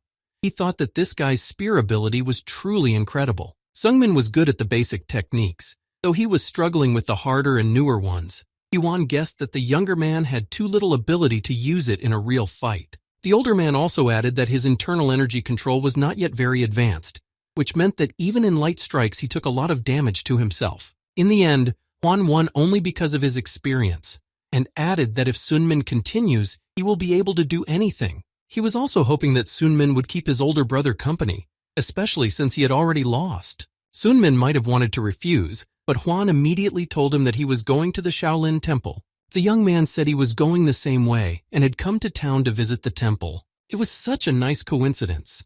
Scarlet wasn't happy about the company, though. They talked too much and made too much noise, and she didn't think their duel was fun at all. She stood up, glancing back at them as the two continued to laugh out loud. Scarlet didn't know what the hell was going on with them, and she didn't like it. By the time the three of them made up their minds, they could feel a new energy rapidly approaching. The almighty god of chaos was very close. The most puzzling thing was that Namgun Haiwan was also going to the Shaolin Temple. Strangely enough, he said that he had to visit their monk, Master Bullion, once a year. The other three clans had to go there as well, although Scarlet still didn't understand why they had to do it every year. Haven explained that it was because of an old promise, and said he would explain everything on the way there. They were tired and it was hot outside, but they made it to the Shaolin Temple without any incident. The Namgong clan, the Chagel clan, the Moyong clan, and the Tang clan. These are 4 amazing clans and followers of the same goal. They are all the same age with similar skills. When the door opened, Scarlet almost went blind from the incredibly bright light. More than once, the clan leaders had tried to come to an agreement to unite, but they always ended up arguing about when it would be better to give up leadership. So this issue was closed, because it is difficult to determine this when everyone is almost equal in strength. That's why the clan leaders left it to the next generation to decide. And the judge should be a monk of Bullion. It is he who will decide which of them will take the place of leader and be the main one among the others. He walked over to the people he saw in front of him, leaving Sungmin and Scarlet behind. He apologized for being late because he had to take care of some urgent business. Sungmin took a good look at them all. He had known each of them in his past life, but they immediately claimed that he was late. And the reason was the guy standing behind him. Now they were even more curious to know what the reason was. However, that guy didn't seem to be a good fit for this young man, considering the abilities he possessed at his age. Indeed, one of the 4 leaders felt something from Sungmin as soon as he looked at him. He finally understood. This young man was not even 20 years old, and he was already almost a supreme martial artist. It really was so strange, because Hivon's younger brother was incredibly talented, and since his brother is like this already at 18, his level of power and status will only grow with age. The leaders were truly shocked to feel such a powerful energy coming from the young man. Sungmin now began to understand why Hwon wanted him to be his brother so badly.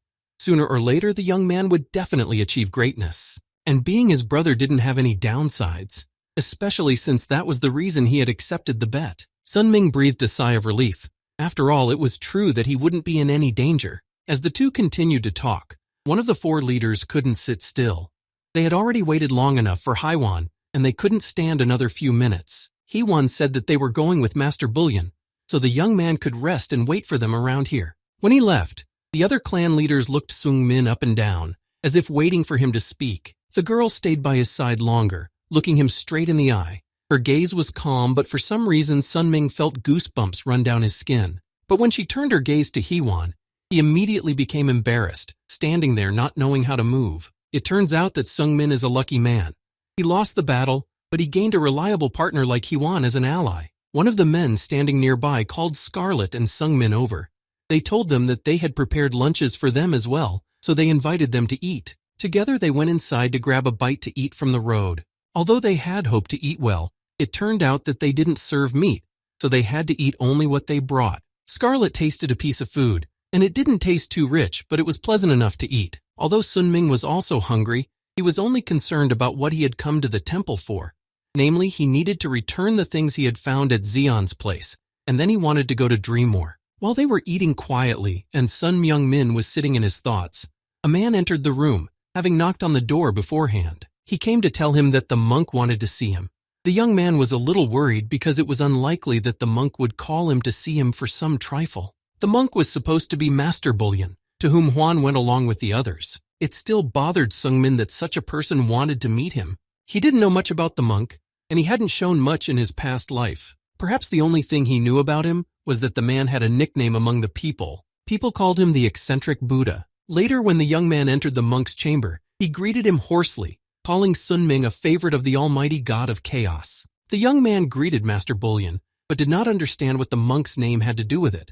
Then the monk replied that the god of chaos is a name for a being that is beyond human understanding. From the very first words, Sun Myung-min was interested in what the man said, so he asked for more details, but the Bullion of resentment denied it. It was impossible. If he did tell him and survived, he would lose his flesh and become a god in heaven. The same thing had happened to Jong-hyun before.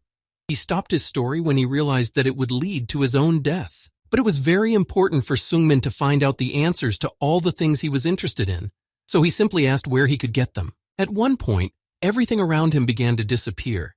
The young man thought it was just an illusion, not the real world. When he looked back at the monk, he could not understand what had just happened. An incomprehensible fog appeared, and everything around him turned into an unknown terrain. Bullion was sitting in the same place, not far from the boy. Only the monk's quiet words came out of the darkness.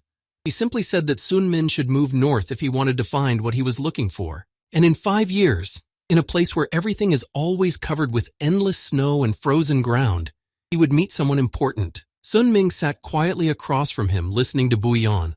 He couldn't help but believe what the old man was saying, but he only had more questions. The young man did not receive an answer to the question about what had just happened. It was too meaningless at the time. The spirit was speaking in him. Bullion did not even remember the words he had just spoken. Now it became interesting to find out everything about him. At first, he thought he was possessed because he served the Buddha, and perhaps it was true. That's why he could be called the eccentric Buddha among people. Of course, the monk did not know why the spirit decided to speak to Sun Min through him, but it could be an answer to the boy's question. Bullion had already heard that Sun Ming had come to the Shaolin Temple to retrieve a lost secret order. The old man then asked if the young man wanted to receive anything as a reward for bringing such a valuable thing back here. Well, he didn't expect an answer. He knew he had to reward him anyway, so he held out a large circulation pill and told the young man to eat it. In fact, the young man did not expect to be given a pill for a single order.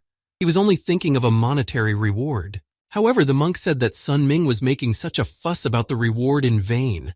He was just as Huichi Ho Young had described him. Sung Min thought about what he had said, forgetting for a moment how to move. He looked at the older man, asking again who he had just mentioned. However, Bullion knew perfectly well that Sun Ming had heard everything he had said. Hearing her name, Sung Min asked if she was here. Although it was very important for Sun Ming to know, the monk was not immediately eager to tell him. The old man smiled and decided that he would ask him for something if it was so important to Sun Min. At that moment, another boy stood behind the young man. He didn't come closer but stood behind him and kept his eyes on Sung Min. Bullion then said that he would tell the boy what he wanted to know, but only after he had a duel with this boy named Ji Hak. Not even a few minutes later, Sung Min was lying at his feet and had to admit defeat. He lost, again. For some reason, his face was emotionless now. He just knew that this was it. Sun Ming had trained for years, but he still lost. Now he felt so miserable that he couldn't help but think to himself. In the fight with Namgun he won, he had at least done something, even though he had lost. This time, he hadn't managed anything. Ji-hak seemed to have taken candy from a child, even though Sung-min had never heard of this guy in his past life. The young man didn't know who he was. Then the old monk asked Ji-hak what he thought of his opponent. He still had a lot to learn, and Ji-hak was frank about it. First of all, Sun-min lacked experience. Even though his spear technique was quite good and high, he had not yet been able to realize his full potential. Sun Ming was also not a professional in the use of internal energy. The large amounts of energy he already had were not yet under his control. He felt that the inner energy within him was already balanced, although this is very rare. The monk began to do something and Sun Ming resisted at first, even though he asked him to stand still and not move. For some reason, the old man tied a staff to one of his legs and told him to try to walk like that. Of course, he did not explain why or how he was supposed to do this. It was hard for him to move like that and impossible for him to even take a step. But then the old man explained that this was the current state of his body. The first is consciousness. He was really well aware of his martial art, and the second was energy. The amount of internal energy had increased dramatically, and the third was the body, and his body was not ready for all this. Despite his high level of understanding of energy, it stopped in the middle of his body. Sun Ming realized that his internal energy had increased because of the pills he had taken, and his understanding of all power had also increased when he learned the improved sword technique the moment he fought Aina. If both of his legs were the same length, he wouldn't have any problems walking. But right now, his legs, as well as his body condition and strength, are completely different. Sun Ming was about to fall off his feet, asking what he should do, when the monk said that he should first cleanse his blood vessels. If he does this, the flow of energy will be smooth, and the problems with control will disappear. That is, he should improve his body. It sounds quite difficult and complicated, but the old man assured him that it was the easiest way. Then Bullion said that Jihak should help this kid with martial arts. If he didn't do it now, in years to come, all the energy would get completely out of control, and as a Buddhist, he couldn't let that happen. And now it sounded scary. He didn't even want to imagine what could happen if this energy was not under his control. Besides, a child he liked and respected had asked him to guide Seungmin if he came. He was now referring to Huichi Ho-young. He should have stopped being surprised by now, but Seungmin made a surprised face every time he heard her name. The old man finally let them go, and he and Jihak walked out of the temple. When they reached the stairs, Jihak asked what Seungmin was thinking about after their fight. The young man was silent for a few seconds, and then took a few steps forward again.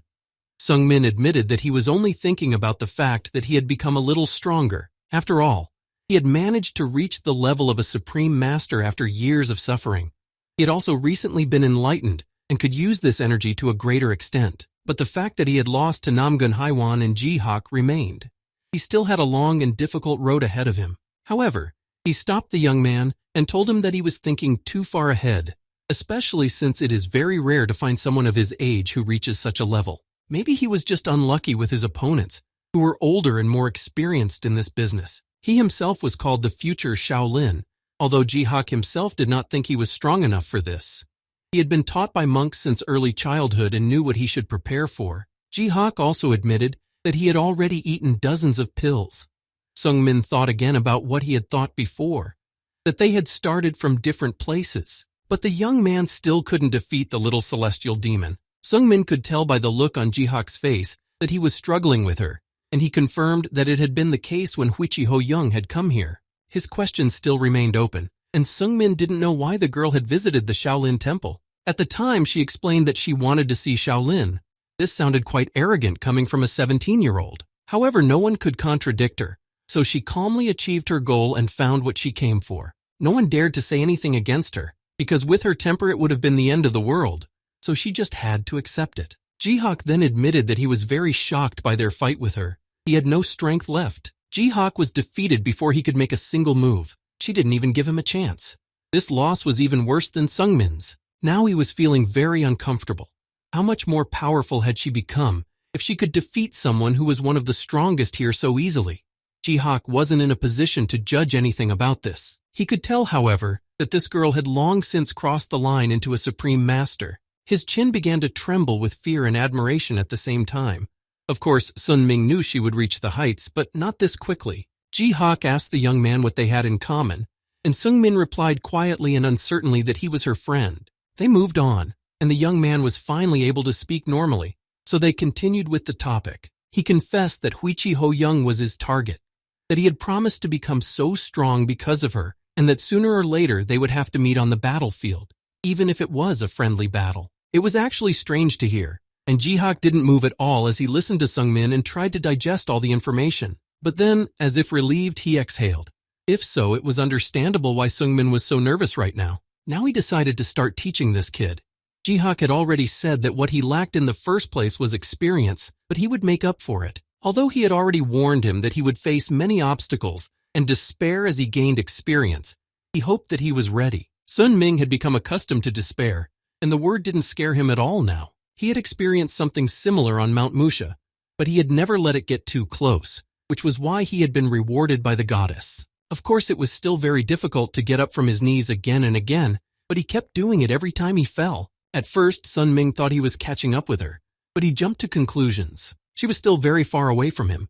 While Seungmin was crawling toward a better version of himself, Huichi Ho-young had long since pulled away. Nothing had changed this time. Seungmin was once again lying at his opponent's feet and unable to strike him once. But it was not the end for him. He wanted to go on, even though he knew how hard it would be. After a few bad moments in the fight, the young man was bruised and beaten to a pulp, but he was going to stay in Shaolin for a while longer. Finally, he approached Scarlet and Hyven, who were playing cards at the time.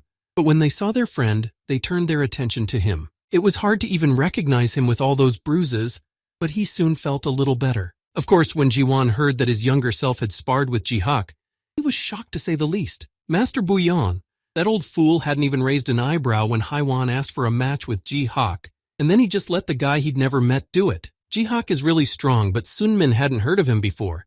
But Haiwan himself said it wasn't that surprising.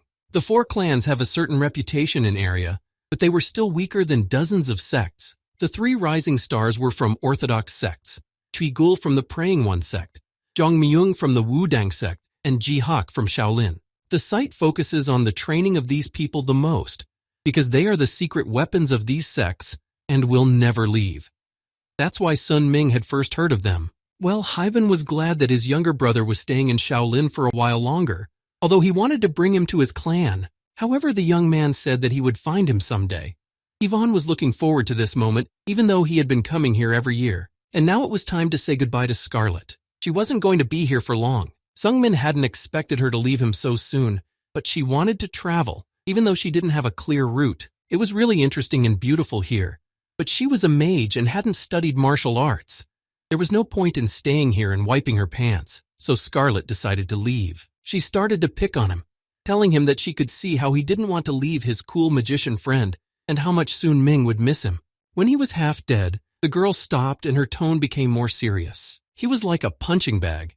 Every time Sun Min went through grueling training, he always came back beaten wherever he went, and when she wasn't around, he could meet his end very quickly. But Sun Min said he would try very hard to make sure that didn't happen. Well, Scarlet understood him. Finally, she pulled away from him a little, but she looked rather pensive. Scarlet silently put a red bracelet on his hand, and when her friend asked her, she said that the bracelet was connected to her soul. If she wanted to see him, it would send a signal wherever Sun Min was. She gave one to Baek Sogyo and never thought she would give it to Sun Min one day. She said that Sun Min should train harder and promised to save her someday, just like Scarlet did in the fight with Aina. Sung Min looked at the bracelet again and then at his friend, and then said that someday it would happen. The next day, she and Haiwan were to leave Shaolin, so they said a final goodbye to their friend. They looked happy, even though they didn't want to leave him so soon. Scarlet added that she would be looking forward to seeing him again. Sun Min came out to see them off and waved back when it was time to say goodbye. But at the same moment, he remembered something. An image appeared in his mind, and then he caught up with Scarlet. He called out to her, which caused her to stop and look at her friend who was standing a few meters away. He still wanted to know why Scarlet was so nice to him, as were so many people around him. He was never easy to please. Now Sung Min began to make a fuss about her strength of character, as if there were no other problems. When she didn't say anything, Sun Ming realized that the question might have been unnecessary, but he was still curious to know the answer. Scarlet didn't know what to say either. She was treating him like this because they were friends, and that made sense to her. Moreover, they had already discussed it, but if he was still so worried, she agreed to say it again. If you think about it now, all these stories may be similar to the truth. From the very beginning, as soon as they met, Scarlet was drawn to him for some reason, and it's very strange. She generally tried not to have close relationships with people, but he was like a magnet, and it's quite strange for her, but Scarlet actually started to feel attracted to him. But there was something she hadn't told him before. She hadn't spent much time with him, but she could tell that Sung Min was a really cool guy to be around. Sometimes, of course, he is very boring and doesn't care about anything, but you want to support him when you see him working so hard. Sung Min is perfect for hitting, and he is also a very loyal friend. He doesn't look like the type of person who would stab you in the back. Scarlet could definitely say that he was very cool, though the boy himself was quite surprised by this. When she said all this, the young man started laughing. He was so flattered, but it sounded so strange coming from him. He didn't really understand what she was saying, even though Scarlet had told him to try living with his grandfather, who was covered in wrinkles first. Then he would understand everything she was saying. So she told him to look with his head held high and not to act like a fool.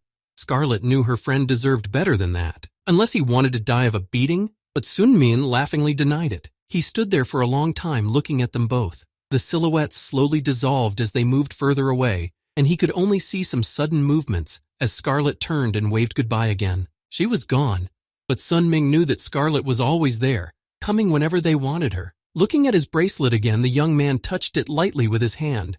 Juan and Scarlet had long since left, and he could not see anything else. The boy then picked up his weapon, sticking the sharp end of it into the ground. He refused to use the spear and the demon armor. All these things reminded him of his past, which was not good at all. The spear and the armor were symbolic of his search for the easiest way to achieve something.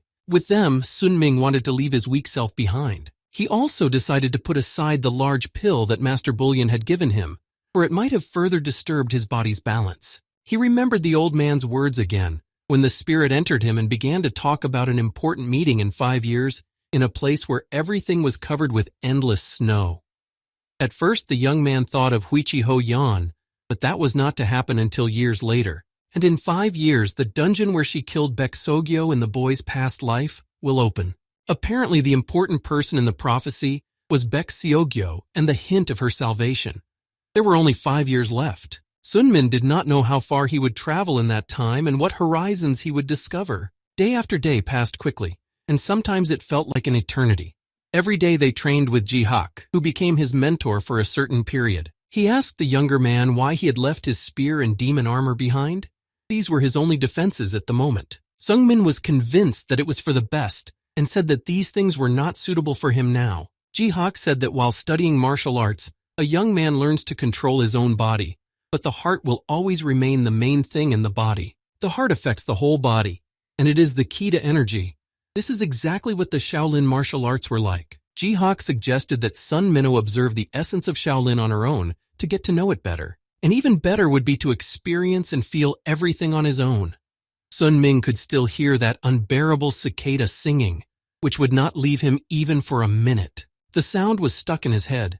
He had been hearing it for so long that he had gotten used to it, but he still believed that he would get rid of it someday. Ji-Hak expressed his admiration again. When Sung Min started using the basic techniques, he was really good at them. The young man had done a really good job on them, but the spear technique he'd been practicing for so long looked a little silly, even though it was advanced. The guy wasn't going to hide anything. This was his past, which he could now talk about openly, so he said he had simply run away. No matter how hard he tried and how long he trained, he still couldn't improve his level. Soon Ming ran away from the difficulties ahead and chose to repeat simpler techniques. Every day he concentrated only on parrying, blocking, and striking. Ji-Hak added that if someone can become an advanced master with the 3 basic techniques, then there is no point in learning advanced martial arts. And for the technique that the young man was avoiding, most masters would have their throats ripped out. Sun Ming listened to every word of his mentor, beginning to channel all the chi energy into his current weapon. When it came to the end, he used the improved 9th Heaven Spear technique in its 3rd form. Ji-Hak countered with a hidden snakebite, directing his power at Sun Ming himself. It was not easy to fight a master as strong as Ji-Hak. The young man had been practicing for days and knew his techniques, but it was difficult for him to attack alone. However, he tried tirelessly and managed to envelop his mentor with energy, locking him in the cage. It was the first time Sun Ming had ever managed to touch him and hit him with his power. It was hard for him and it took him a long time to get to this point, but that's why he stayed here. That's why Sun Myung Min didn't want to run away and hide from the difficulties, but accepted them with his head held high. Unexpectedly for both of them, Sun Min won. Ji-Hak's weapon was broken into 2 pieces, and he could not continue to fight. He took another look at the staff that had shattered in his hands, and several other small pieces. Ji-Hak was really happy to see his students' progress. The path of martial arts has no end. All you can do is accept your own shortcomings and try to correct them. Sun Ming is not a genius. The geniuses have long since flown ahead, while he was crawling around trying to pick up at least something. It's quite normal for him to feel despair, but his mentor emphasized that he shouldn't let that despair consume him. If you can't fly, walk. If you can't walk, crawl, and if you can't crawl, try again and again. Ji-Hak believed and hoped that Sun Min would succeed, but now he asked if he could fly too. He admitted that he used to think so, but it all came crashing down when he met the little celestial demon Huichi Ho Young. He could not fly, but if he tried again and again, he could do it. However, the question of himself was still open. What could an earth beetle hope for? Perhaps only to crawl on the cold ground. Right now it can only barely move, but someday it will definitely fly. Sung Min left Ji-Hak and walked out of the room. Huichi Ho Young and Baek-Sogyo had never had a talent for teaching. They could only tell everything they already knew and had always known. Geniuses didn't know what it was like not to be gifted. They just didn't understand how it was possible not to be able to do it. Ji-Hak was a different story. He turned out to be the best teacher. He had been taught by dozens of monks since he was a child, and he saw how it was happening. He literally shouted that Sun Myung Min should try different and new things for himself. Ji-Hak studied advanced Shaolin styles and fought using as many implements in martial arts. Now they have switched to sharpened weapons. This is a new level in progress. A small step forward, but a step forward. His senses were still too confused. Only the sixth was sharpened, and all the others remained at the same level as before. And his energy circulation was not so good. Jihak had said repeatedly that it needed to be improved, and his understanding was not well developed. The mentor emphasized that Seungmin had to work harder than the others. On that day, the boy felt the depth of his helplessness and miserability, but this time it was different. He didn't run away. He just continued to practice the improved Ninth Heaven Spear technique, but his progress was stagnant as usual. Sunming tried to train the energy circulation and again found himself failing. The rest of the time he spent sharpening his five senses and finally felt a change. He found a balance between them. He lacked insight, so he raised the bar and trained harder when he felt it. As the seasons changed, Sunming continued to train. However, from that moment on, he was unable to defeat Jihak. The experience of all the monks who had trained him was concentrated in this man. He was the true embodiment of Shaolin, and Sunming said that he would follow Shaolin.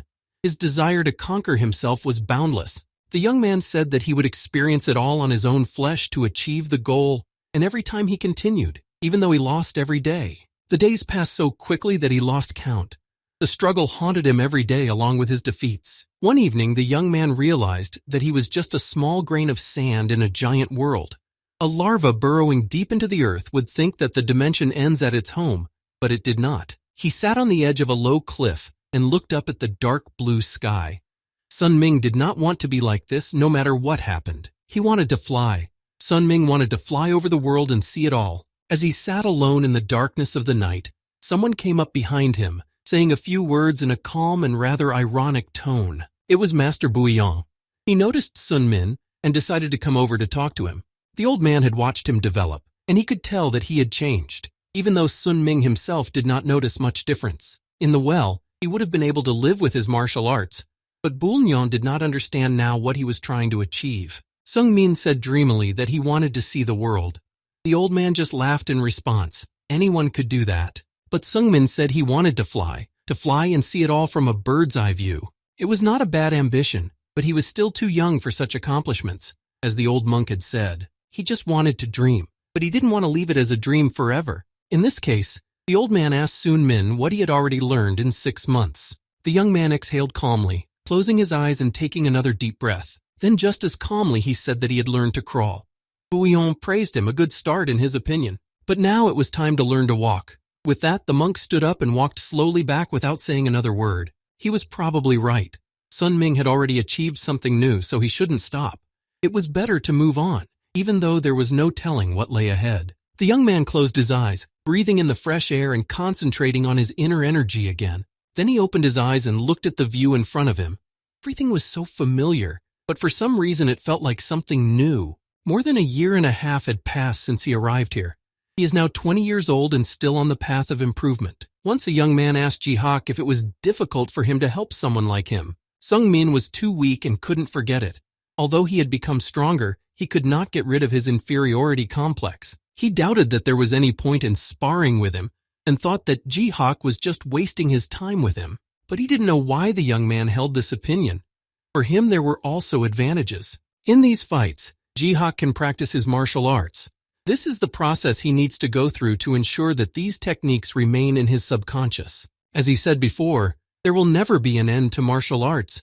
Jihak wanted to go higher, and he knew that Sunmin was dreaming of the same thing. Even though he hadn't heard the younger man say it, it was only after these words that Seungmin realized why he had asked the question. The young man still hadn't been able to get rid of his terrible past, which was binding him. He still doubted people's sincere feelings. All of these people did not even give him a reason to doubt their sincerity after all these situations. He was just afraid to be with them again. But after he got into the past, their support became a pillar of strength for the guy. It would have been unpleasant to find out that it was all because of some surrounding energy, but he never found the answer to that. He didn't want to think even that it might be true. Seungmin had already thought many times about what he wanted to achieve and what exactly was his dream. He had come to the conclusion that he was not currently striving to perfect all of his abilities to the ideal. He wasn't even that eager to be recognized by Huichi Ho Young. The young man went to visit the old monk again, who was sitting in his small apartment as usual. Now it was important for Sunmin to stop running away. That's why he came to see Bullion, to ask him everything he knew about his blessing. He wanted to change himself and become a completely different version of the previous Sunmin. Finally, the young man mustered up the courage to speak up. At that time, he remembered his first meeting with Master Bullion. He knew that the old man would not be able to talk about all this directly. The boy had asked him about the creature that had helped him, but Bullion had remained silent. However, he thought that he might get an answer if he asked about the effects of the blessing rather than about the creature. It had been a year and a half since Sun Ming had come here to the Shaolin Temple and decided to stay in this area. Bullion was in no hurry to answer only his questions. He asked why the young man had decided to talk about it only now.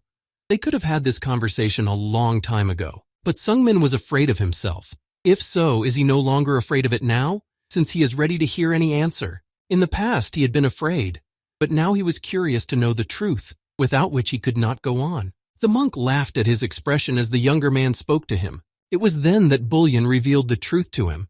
As Sun Ming had already guessed, the effect he had was to make other people feel sorry for him. He had thought about it so much and sometimes even convinced himself that it was true, but it was somehow painful to see that it was true. Sun Ming did not show that he was excited or upset, but merely said dryly that he understood and was about to leave the monk.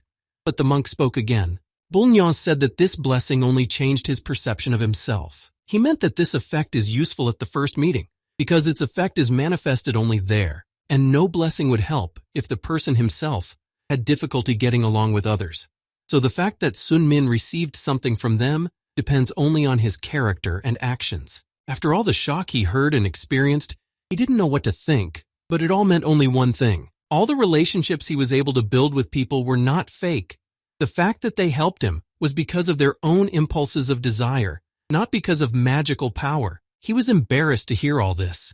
He had hoped that it was true, of course, but it came as a surprise to receive confirmation. Bullion also said that he could deprive him of part of the blessing, and that the first impression would depend on him. And so Sung Min would be able to build a pure relationship without feeling any guilt. The boy stood up and looked at the monk for a long time, wondering what decision to make. Soon after, he met up with Haiwan. The latter immediately noticed his clothes, which resembled those worn by monks, so Namgun jokingly asked if he was going to go there as well. But Sung Min's hair was still in place, and he jokingly replied that he wasn't going to join them. It had been a while since they had seen each other, so Hwan made plans to have a drink and Sun Min agreed. When he poured him some alcohol, for some reason Namgun didn't just hand it to Sun Min, he threw it into his hands. He reacted instantly, so he immediately used chi energy to catch the glass. It was probably a little too much for a prank, although Hwan just wanted to test his reaction time. He could already tell that the young man had grown much stronger since the last time they had seen each other, although Sung Min himself hadn't noticed it as clearly. Hwan congratulated his younger brother on reaching the higher level that he had managed to achieve in this short time. After Hwan took a small sip of his drink, he said something about Lady Moyeon and how she had married Jaegul Taeyong, although this was the first time Sung Min had heard the names and had no idea what he was talking about. Then the elder said that these were the two leaders Sun Ming had seen on his first visit to Shaolin. Moyeon said she didn't like Hwan's arrogance and capricious behavior, and Sun Min didn't miss the opportunity to tease him and to forget her. Hwan trained like hell. It was a pathetic level he was trying to reach while forgetting about his failed love. He wasn't happy with himself at all, so he hoped that at least Sung Min was doing better. He finished his drink again while Hwan asked him if he liked training here. Sung Min gave a short answer and said that he was fine with it. Namgun silently took his glass, looking into the younger man's eyes and saying once again that he had changed a lot. He had changed a lot, and the anxious feeling he had felt when they first met, which indicated that his mind was being trained, was gone. Hwan had definitely felt that way when he first met him, and every time he saw him, that anxiety would reappear in his heart. But now he didn't feel a single drop of anxiety. At the time, Hwan even thought he was starting to like boys. Sung Min smiled as he took another sip of alcohol and set the glass aside. They spent some more time together, but then Hwan had to go back. So he stayed in Shaolin for another year. Only when he turned 22 did he leave the place. Before leaving for dreaming, the young man visited a monk who gave him a letter.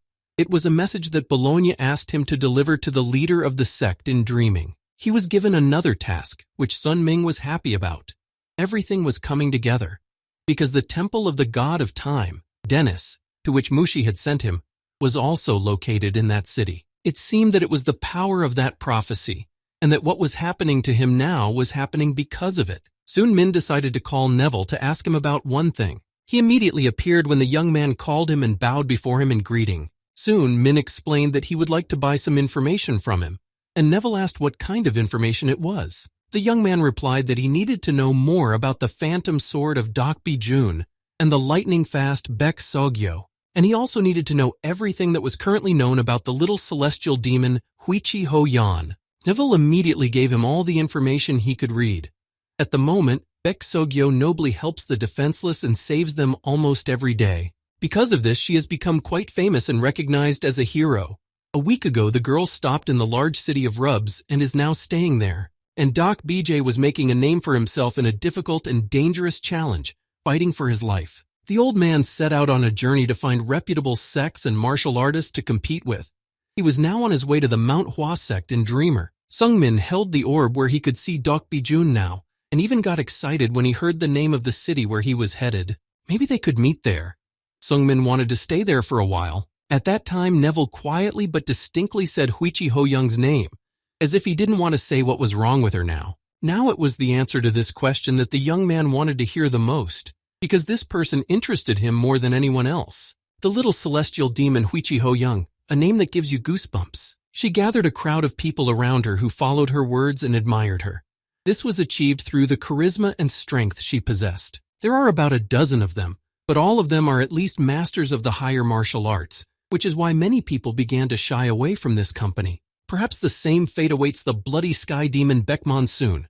He owns the northern territories. Right now, a group of small celestial demons is heading to his domain, and they will soon face off in battle. For some reason, Neville thought that the bloody celestial demon would win, because it was his domain, which he knew like the back of his hand. But Sun Ming knew that it would not be like that. Neville did not understand these statements, because he heard Sun Ming's words with great confidence in the opposite. Sun Min was convinced that Huichi Ho Young would win this war, and he did not even allow for other options. For some time, Sun Min sat in silence, watching Huichi Ho yawn through the magic sphere. The last time he had seen her was 8 years ago. As expected, she had grown up, much stronger than he had thought. She was so pretty now, ... It was hard to look away from her. Looking at her, he could forget about everything he had already planned. His mind was wandering off. However, Sun Min came to his senses, realizing that he was not thinking about what he needed to think about. Another strange thing was that the little celestial demon and the blood demon had never met before. They hadn't even gone anywhere near each other. In addition to that, Huichi Ho Young had pretended to be a boy in his past life, and now she was openly walking around like a girl. Once again, things had changed since then. Now Sungmin wondered if her values had changed since his past life. This is very important to him now, and he was also worried about what would happen after the encounter with the bloody sky demon. Even though Sungmin was confident of his victory, he didn't know what it would mean, because the course of events had changed. Now he would have liked to have rushed north to help her, but that was hardly possible. Only 2 years had passed since he had met her, and Sun Ming still felt a huge difference in their strength. 8 years ago, she told Sun Min to make her his goal and follow her to become someone he wasn't in his past life. And ever since that promise, Huichi Ho Young has always been his target, and because of that, he must now do only what is necessary at this moment, and she herself will need to defeat the blood demon, and then she will be waiting for him at the top. Sun Ming wanted to keep his promise to the end and become stronger. As Sun Ming moved forward toward Dreamer, something stopped him on the road and he stopped on the path. For some reason, he had the feeling that he had already broken one of his promises. While Sungmin was thinking about all of this and slowly moving forward, Huichi Ho Young was not particularly happy. She stood apart from everyone else. She hadn't been able to grow big breasts like she had imagined when she was a child. While Ho Yan was worrying about this, a man approached her. He called her his lady or queen. He also added that it would be better if she slept a little more. It was too early to get up. But Ho Yan coldly replied that this was the second time she had told him not to call her that. She had never taken these people under her care to hear them say that now. The girl said they could follow her, but not to expect any help or mercy from her. Of course, this was not what he wanted to hear, but he just bowed his head and accepted it. Huichi Ho Young looked around at all of the people standing behind her, not saying a word. And those eyes, which seemed to be waiting for something, she didn't like at all. Ever since she had become the young leader of the demon cult, they had followed her everywhere. She even thought about killing them all to make it easier. In the end, she just sighed and missed Sunmin very much. But there was no time for sadness or memories. Someone came up to her and asked if she was the little sky demon. When she opened her eyes, she saw Baek Musong standing in front of her. He felt that Ho Yan was full of energy and asked her again if she wanted to compete with him. Witchy Ho Yan replied that as a celestial demon she was very curious to know how strong another celestial demon would be. It sounded like she wanted to test him. Then she looked up thoughtfully, saying that he might just think he was unlucky. Only Beck was within her range, for she could not find the location of the third demon. He just laughed and called her overconfident. It was unlikely that Huichi Ho Yan would say the same thing after she faced him on the battlefield, but there was one more question. It was strange, but she asked him which hand he was using to hold the spoon. After that, a red and powerful aura appeared around her, and the girl said that she would leave that hand intact and would not tear it off. Sun Ming had just approached Mount Hua, where the entrance to the sect was located. Of course, no one could just sleep there, so he was immediately stopped and asked to state the purpose of his visit. Sun Myung-min did not spend too much time on the way to Dreamer. He got there quite quickly, but said that he was here on an errand from Major Bullion. The young man took out a tube with paper inside and showed it to the guards. When the two men heard the name of the master, their behavior changed immediately. They apologized to the boy and said they would take him to the sect leader. Meanwhile, Sun Ming was thinking that he would need to visit the god of time when he was done with this business. Not far away, a man was sitting and called out to the boy. The boy recognized his voice and remembered that it must be the same young man from Mount Mushi. The boy was happy to see Doc Bajun here, as they hadn't seen each other for a long time, and he had helped him out when they were in the trials together. Sungmin was a little surprised that the old man remembered him. Even though he was visually impaired at the time, he couldn't forget everything that happened on the mountain. It was the most difficult period in his life, so it was unlikely that Deok Bajun would forget it until he died. But the boy still asked him how he recognized him so quickly, even though he had never seen him before. The old man smiled slightly and replied that it was not necessary to see. He recognized him by the energy radiating from him. Sun Ming was just an ordinary child then, but he had really grown and changed since then. The young man came closer. This meeting with Bijun made him happy, because this old man was the only person he knew here. It was nice to see a familiar face, but the old man told him not to waste his time with him if he had some business to attend to and to go finish it. There was an awkward pause between them, and they sat quietly, as if they didn't know what to say. The two guards behind Sung Min were getting angry as they moved closer to him. Eventually they left him and went off to do their own thing, leaving Bijun alone with his weapon. He breathed out a sigh of relief when Sung Min stepped away and thought. For some reason the old man's hands were still shaking. It was strange because he hadn't noticed it until he met his old friend. Instantly, everything around him became different. A fog appeared, and Bijun saw Sun Min running in the opposite direction. He could not understand what was happening, but a spirit appeared behind him and grabbed his back with both hands. At that time, the young man was already far away and had just been taken to the head of the Mount Hua sect, where he received him for a visit. He introduced himself as Sung Ha. He was called the Drifting Wind, the Sword of the Immortal. Then the young man also introduced himself and added that he was here on behalf of Master Bullion, but the cultist only laughed at these words. Sung Ha said that the current head of the Murima Alliance had resigned, so he asked Master Bullion to become the new head. Sung Ha was waiting for a reply from him, so he really hoped to read positive words and confirmation, but he only wrote 2 words, "I will not." The man just sighed. In the end, it was all expected. That old man was very harmful and the chance that he would agree was very slim. What was more important now, however, was that Sung Ha had heard from the students that Sun Ming was familiar with the Phantom Sword. The young man made no secret of it and said that they had crossed paths in the past. Sung Min also said that the old man was waiting at the entrance and was probably still there. Sung Ha thought about it for a while and told him that Phantom Sword wanted to fight him, but he didn't want to do it at all. Cautiously, the young man asked if he could find out the reason why Bijun was so eager to compete with him. As a martial artist, he really liked to fight those who were worthy of being his opponent.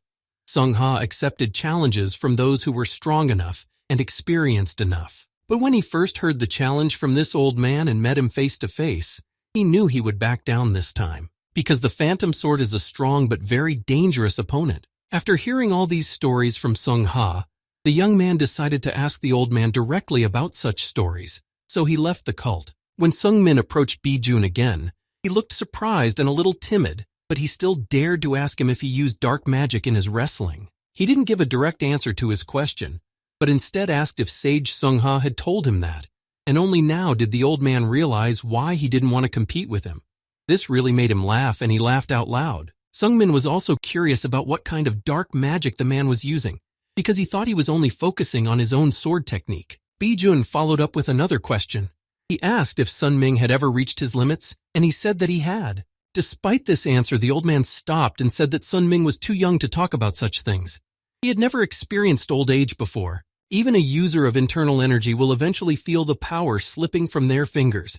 No matter what you do, you can't get back a year of your own power. Sun Ming hadn't experienced such despair yet, because he was too young to have felt it. And even if he were to practice dark magic and cast aside his pride as a martial artist, he wanted to know if he knew the feeling of being left with nothing but desperation to reach greater heights, despite all the obstacles that were in front of you. After a few emotional phrases, he fell silent as if nothing had happened. He exhaled heavily while Sungmin remained silent, looking at him. Only after a few seconds did he continue to speak. His voice was tired, and he sounded desperate, as if he was going through something. But Baijun didn't want to show him that side of himself anymore, so he just wanted to shut up. In the end, Sungmin left. He felt that their conversation would not end well if they continued, so he decided to concentrate on other tasks and not think about it. That same evening, the young man began searching for the temple of the time god named Dennis, whom Mushi had told him about. He knew roughly where it was, but he only came across a small hut in the middle of a dense forest, and it had little to do with the temple. As Sun Ming was looking around at what he had just seen and wondering whether to continue on, he heard a voice next to him. A young man was sitting on the floor.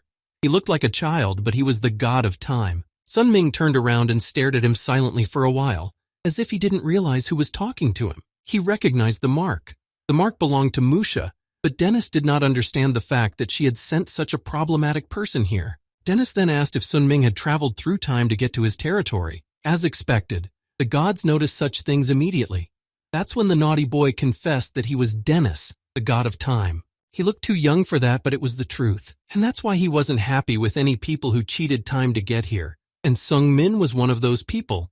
Such actions only disrupt the natural flow of time in the world. The young man asked what exactly he meant. The young man exhaled and asked another question, which concerned his past life and whether his current state was the same as it was then. Here it was important that all his actions were similar to his past life, that he ate the same food, slept at the same time, and met the same people. Sun Ming was a little shocked because he had little idea that it was possible to repeat all this exactly, but he also knew that because of all this, the world had changed dramatically, something that should not have happened. Huichi Ho Young was no longer pretending to be a boy and had come into conflict with a bloody sky demon. That's when Sungmin finally realized that it was all his fault, and Dennis confirmed it. The mere existence of a person can change the world in a big way. They talked for a while longer while somewhere near this small temple, someone's blood was spilled and slowly dripped down the sword blade. Although Sung Ha did not want to see the phantom sword, Bijun found a way to get to it and killed it in his own home. And the fruits of his existence were becoming more and more numerous. Meeting new people changed the course of events in an even wider circle. Only now did Bijun feel some relief and satisfaction at having accomplished what he had wanted to do for so long. Only Sun Min's existence could distort the world and the events in it so much. It's not that he was happy about it. After all, he did not regress by his own will. When he woke up, something had already stuck to him, and Sun Ming wanted to know what it was, but Dennis denied it and said he couldn't tell. Even they, the gods, were not omnipotent. They were simply beings who could not escape the grip of death. And this is exactly what they should not talk about at all. Otherwise, you should be prepared for destruction. This is not the first time the guy has been denied what he wants to hear. He still hasn't received a direct answer to the questions he was interested in, and they explained it to him by saying that it could be the end of both of them. They were silent for a moment when suddenly Dennis felt something and looked in the other direction. The apostle was already there, though he had only hinted at it. Something began to happen around them, and Dennis asked Sun Min if he could sense anything now, and he did. It was the same feeling that had haunted him with Mushi and Jung Yan. Dennis apologized and asked him to leave. He wasn't going to say another word about it. Once again, Sungmin had to accept the fact that he was going to leave with nothing, even though he had hoped that after visiting the time god, something would change, and he would at least hear some new guidance. What had just happened was reminiscent of past feelings and events, but something was different this time, and it confused him as much as it did Dennis. All he could say was that no god could answer his question, nor could any mortal. That sounded pessimistic, and he would have been completely disappointed if Dennis hadn't said that there was still a way to reveal all the cards and find out the answer. But to do that, he needed to find Inaras. The boy did not remember this name from his past life. Dennis said that he was the only one who was able to get rid of the shackles of death and escape, and he also has a distorted causal relationship, although not in the same way as Sunmin. He had already heard everything he needed to hear, so the god of time simply chased him out of his domain and told him to get out quickly. However, the young man did not want to retreat. He remembered what Mushi had said about his tests and wanted to pass them, so he asked Dennis to give him the tasks. For some time, the time god was silent, looking intently into the eyes of the guest who had come to see him. That was why he was here. Dennis had already guessed that Sunming had passed the Mushi test as well. The boy immediately picked up on this conversation and said that it was all true. So he asked him again to give him the test, but he coldly replied that he refused. Apparently, there are still some things that Sunmin is confused and mistaken about. Dennis's trials were nothing like the training he was doing on Mount Mushi. He was sorry, but those who took this test were stronger than Sunmin, but it didn't help them much either. All of them went crazy after what awaited them there, and as a result, none of them could stand it and died. In the end, Sunmin was simply kicked out. He was sad, but he went to look for the person the kid had told him about. Dennis told him to get out and clear his head before he thought about going back. If the urge to commit suicide persisted, he would agree to give him a trial. Soon afterwards, Sun Ming decided to stay in the village and rest as the man had said. But there was something ominous in the air. Soon he learned that Dak Bijun had ambushed him at night and killed Sung Ha. The young man tried his best to remember something similar from his past, but nothing came to mind. The duel between Phantom Sword and Sung Ha never took place. Dak Bijun gave up and left the Mount Hua sect. A year later, he went to the dungeons and fought with Wichiho Yan where he died. These were the events of his past life, and the reason for all these global changes in the world was just the regression of one person. He kept walking until he noticed that he was at the entrance to the Mount Hua sect. There he was stopped and told that he could not go any further. These people warned him and told him that the grid of inevitability was activated here. They were hunting for a dangerous man called the Phantom Sword. This man had killed their leader with the help of black magic. He appeared at night after he had once again heard the refusal to duel and finished him off. Then Sun Ming asked one last time if they could give him a way to pass. While one of the cultists was talking to Sun Myung Min, the other one started shouting loudly about the guy who was with the Phantom Sword yesterday. Yesterday, before the leader was killed, he had exchanged a few words with him. Hearing this, the cultists realized that they were facing another enemy and took up arms. Sun Myung Min also knew that there would be casualties. Either he would kill them or they would kill him, and he still wanted to live, so he took out his weapon. So because of his regression, the Taoist Sung Ha died, and the Phantom Sword was now being pursued by an entire sect. The question now was whether he should take responsibility for what had happened. In truth, he didn't know, so he just started fighting. Sungmin didn't know exactly what he was feeling, but either way, he needed to meet with Dak Bijun. One by one, Sungmin tried to at least stun them, but they were still outnumbered. Someone else approached them from the other side, which stopped the fight for a while. This person said that it was very unexpected to meet Sun Min here, and that it was a strange coincidence. And if it wasn't a coincidence, it was fate. Jong Hyun calmly walked closer as the fight that had just started died down. The men asked him if he knew the boy, and he nodded in approval. They said that they had been searching for the enemy, but then this boy had imposed himself on them and demanded to be allowed to pass. They were all sure that he had come to help the Phantom Sword, so they decided to finish him off as well. Then Jung Hyun, in his usual calm manner, asked Sun Min about Dak Bijun and whether he wanted to help him. He just said he didn't know. He looked thoughtful and didn't say anything as he stood next to them all. A few more seconds passed, and then Jung Hyun said that he would go with Sun Min. The others were almost speechless when the mage sided with this guy. They were hoping that Jung Hyun would help them deal with him. Jung Hyun said firmly that he would not go there without him, so he would go with Sun Min to the affected lands. He also assured him that everything would be fine and that if he wanted to help Phantom Sword, he would just kill him. As they turned away, Sun Ming quietly thanked him for helping him out, but it was nothing. Together they moved forward. Sung Min was curious to know why Jung Hyun was here and what had happened to Dak Bijun, but the magician was in no hurry to tell him. He said that the young man would understand everything himself when he saw it with his own eyes. When they had walked a few more meters, Jung Hyun stopped next to the dead body of a man whose face was forever frozen in terror.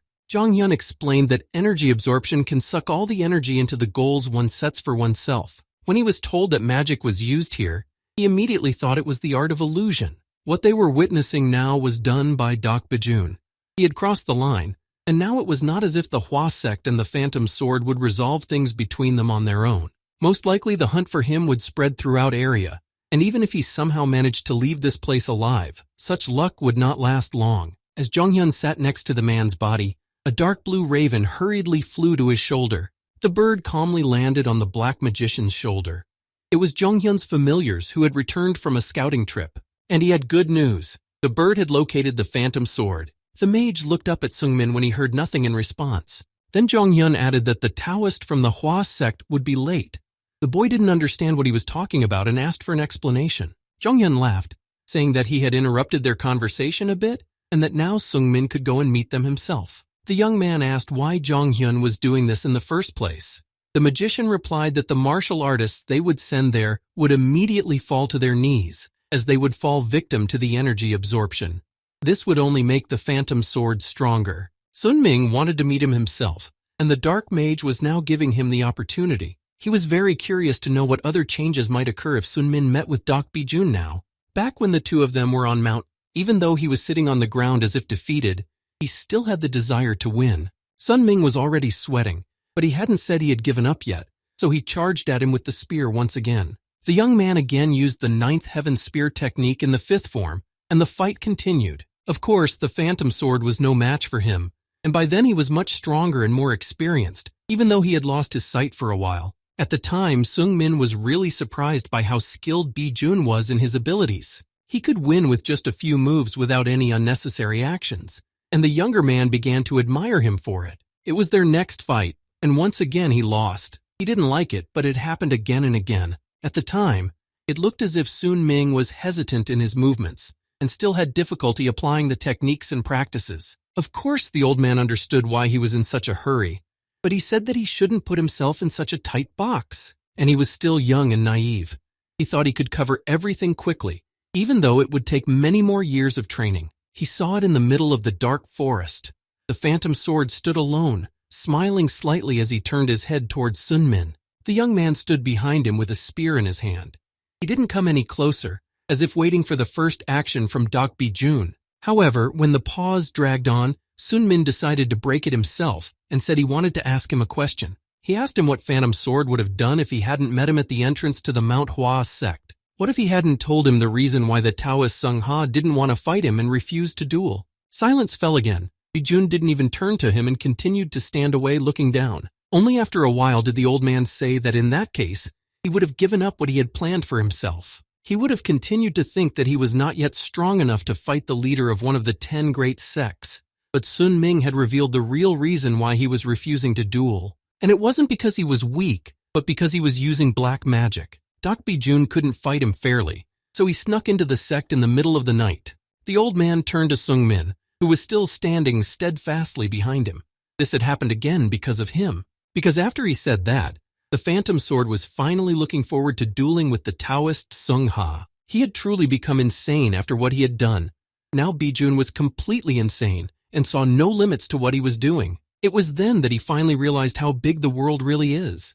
The person Bijun fought was very strong, but he found a way to overcome him. So it wasn't the maximum that could be achieved, and it was an incredible battle. In addition, Bijun was sure that Sung Ha was colored by such a death. Hearing this, Seungmin only became more convinced that the old man had lost his mind. The man he knew on Mount, his values were different, and his morals were gone. He had lost his common sense. It was hard to accept, especially since Sun Ming knew that he was the cause of all this. Because of him, the Taoist Sung Ha died from the Phantom Sword, and he was hunted down. He says strange things now. And Bijun said that even if Sun Min was actually involved in what happened, he made all the choices himself and decided on them himself. It's impossible to know everything about the whole world. Why should he alone take responsibility for it? The young man felt pain. His heart seemed to grow from his own misunderstanding. He did not know what he was feeling, but he knew that he was the cause of the stories that were happening now. He stood up and firmly said that it was not like that for him. Maybe he was not only to blame for what happened, but he was the impetus for it to happen. But in Bijun's opinion, the kid was overconfident. It didn't even look like he had managed to become a supreme martial artist. And Sun Min knew he couldn't beat him, but his desire for justice was greater. Many people's lives were changed by his influence, so it was all directly related to him. The only reason Sun Ming pointed his spear at him was to achieve the same satisfaction he had spoken of. And having learned that he was the only one who had caused the whole thing to spin out, It turns out that Sun Ming was responsible for the corpses he had left behind. He could no longer bear the pangs of conscience that had been haunting him since the moment everything began to change. Of course, Zhonghyun had also told him that the idea was ridiculous because it was too difficult to fight such a force at his level, but Sung Min wanted to buy time. He begged him to contact the Taoists of the Hua sect while he was holding back Bijun. In that case, Zhongyun just wished him luck. Bijun has absorbed the energy of many people and is now many times stronger. Well, now it was time to find out how much this kid had grown. The Phantom Sword was ready to start fighting right now. What was happening in front of him now looked terrifying, considering that this old man was out of control and ready to do anything that came to mind. Night fell. A blood moon appeared over the murderer's head. When its rays fell on Bijun's body, he turned into a real vampire. His teeth turned into large and sharp fangs. But it did not seem that the vampire the man had turned into was strong, and it was unlikely that he would have been interested in him. In the end, there was no time to talk, and Sun Ming used the improved Ninth Heaven Spear technique of the second form, which is supposed to reverse aging if you drink the blood of a superior vampire. But there was something about Bai Jun that didn't seem to be there. He looked exactly the same as before. They continued the fierce battle and were ready to kill each other at any moment. Sung Min managed to get closer, but Bijun blocked the attack very successfully with his sword. But even if he is a mediocre vampire, it doesn't mean that he will be weak and can be defeated in a few moves. Zhonghyun warned him not to let his guard down. It was unlikely that Sung Min would be able to start with something big. He accepted that he couldn't just walk up and plunge a spear into the madman's body. So he began to use the technique he already knew so well over and over again in order to achieve at least some result and survive. Sun Min used a furious fatal kick with the hope of hitting the target, but he missed. Now it was Bijun's turn. The boy already knew that the old man was perfect in his abilities, but seeing what he was doing with his own eyes was terrifying, considering that the sword was about to fly into his own hand. When the weapon was in Bijun's hand, he charged. His sword movements were as fast as he was. Bijun moved with incredible agility. At that moment, the young man moved away from him to a safe distance and threw the spear with energy directly into the old man's flesh. He took a quick step forward to fly past the weapon and get closer to Sun Ming. When the Phantom Sword was very close, the young man again tried to avoid its attack and hit it with his own weapon. At that moment, everything was happening so fast that he himself was not sure where it was going and whether he would be in a winning position. Sun Ming was just fighting to survive and stall for time while waiting for help. He was overcome with anger and began to fight more aggressively, but it was not enough to defeat the experienced fighter. Only the reflection of the enemy was reflected in his sharp weapon, with which he tried to destroy him.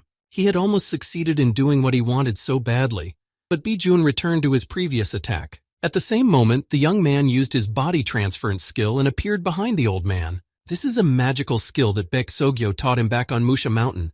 Sung Min was able to master this skill well. Even though he had made this move and moved to a more favorable position, it was still not easy for him. He had already raised his sword over Sun Min's head and was only a few seconds and one move away from death. It was good that the guy managed to move away from him in time, and the blow did not directly hit his body. While Bijun continued to frantically try to kill the man who had once been a good friend, Sun Min wasted no time in repeating over and over the techniques he had spent so much effort practicing. After full preparation, he decided that it was time for the hidden snake strike. Bijun looked confused when he saw this burst of energy from him. Everything was happening too fast to know which side to expect the strike from, and he couldn't attack now. Bijun closed his eyes, and at the same time, he moved away from Sung Min so that he couldn't hit him. However, right after Bijun took a step forward, he was attacked by Sung Min. He never thought that the spear would jump out of the ground. The technique this guy used was truly bizarre. If Bijun had been just a second too late in dodging, the spear would have been able to ram through his head. He laughed slightly as if to mock Sung Min for failing and tried to stand up. But what happened might have been a good start if the old man hadn't been a vampire.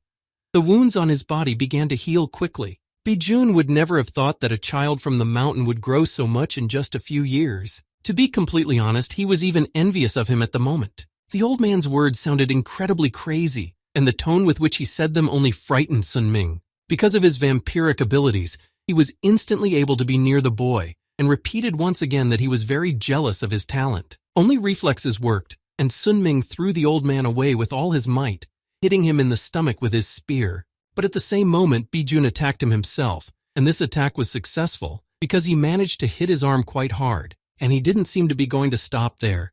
Bijun took a step forward, staring predatory into Sungmin's eyes, keeping him in even more fear. The young man still couldn't understand when he had become like this and what had caused him to behave like this. The old man wondered why he didn't even attack him for a moment and stood still. Later he said that he had become like this when he came down from Mushi mountain.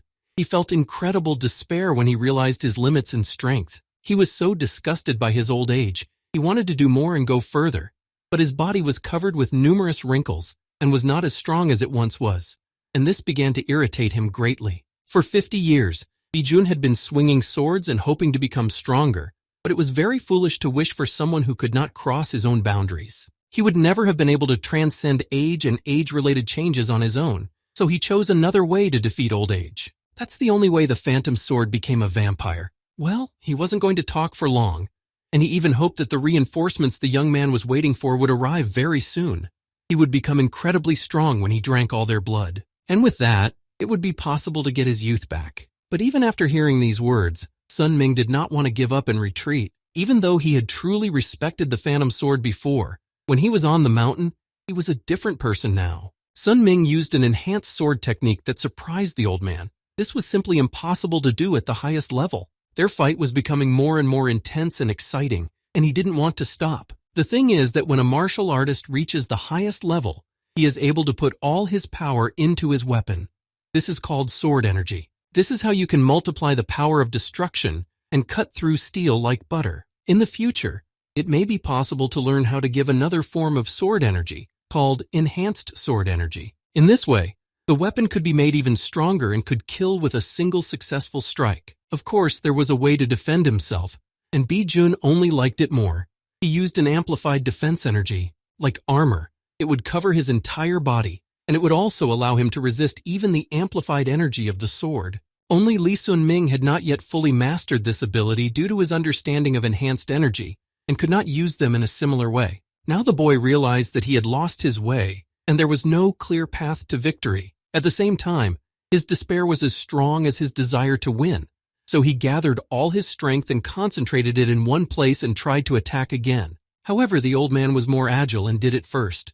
The shockwave threw Sungmin back a few meters. He really didn't want to give up, but he couldn't help but recognize the fact that Bijun, who was much stronger than he was, would definitely not be able to handle him alone. When the Phantom Sword was about to attack again, Sun Ming had already recovered and was trying to defend himself. But as he thrust his spear forward about to receive the attack, he noticed that Bijun had simply disappeared. Now he had no idea where he was, as the Phantom Sword quietly walked behind him. After that, the old man didn't wait any longer and hit Sun Ming hard and close. His blow was so hard that Sun Ming was unable to stand on his feet, and this time he fell on his back. Despite all this, he still tried to defend himself. The young man did not lose hope that help would soon arrive, and they would get out of here. With the last of his strength, he touched Bijun's leg with his sword, trying to transfer all his energy there and stop him. At this point, the sword demon stepped back, even though he knew full well that a new opportunity had opened up before him. The Phantom Sword demon's face once again had that crazy goosebump-inducing smile on it. Li Sun Ming only now realized that the demon had been merciful to him, that it had just not killed him and let him go. It was really annoying, and Sun Ming couldn't accept what was happening for a long time. There were so many battles, but Sun Ming could not win and always came second. For 4 years he practiced and fought with new people to improve his skills, but it was all in vain. Nothing seemed to come of it. He had spent those 4 years in Shaolin, and now it seemed like a waste of time. His fighting skills stabilized after daily martial arts training with Ji Hawk. Slowly but surely he was moving up the ranks. This level of strength was really rare at his young age. Therefore, Li Sun Min was not objectively weak, but he met 2 strong opponents. He had encountered too many strong personalities on his way, compared to whom his strength was at the bottom, and he would never be able to catch up with these geniuses, even if he trained until he lost his pulse. He also developed a large inferiority complex due to memories from his past life. He was just unlucky. It would have been a simple life if he had lived in a small town and paid attention to only small things. However, this frantic Shaolin training was able to cure him of his inferiority complexes at least to some extent. Perhaps if he had met a Bijun like this a few years ago, he would have died almost as soon as he attacked. But now Sun Ming was truly stronger than he had ever been. But he still considered himself too weak to conquer the geniuses he had always looked up to and wanted to catch up with. But such thoughts are no longer the fault of an inferiority complex or underestimation of oneself. Unfortunately, this is an objective assessment of reality.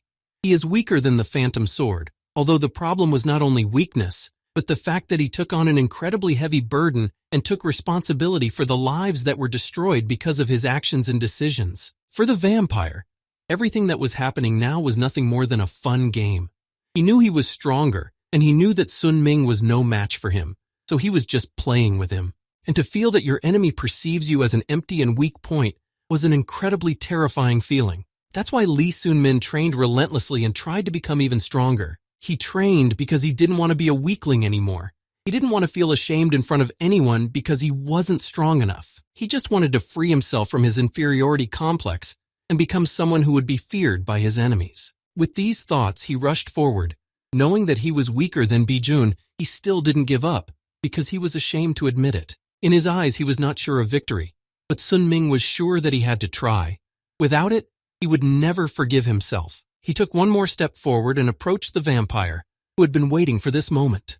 The next moment, Sun Ming fell to the ground, and for a moment he thought he would never be able to get back up again. However, he got up anyway and made another blood sacrifice to Bijun. He wanted to change and never be the same person again. All his energy was now in the weapon. He wanted to use all his strength to finally kill this old man and end all horrors. As he waited for his victim, Bijun gripped the dagger with his hand and watched Sun Min's movements closely. He was ready to fight back, and he had no doubt of defeat. But something else happened.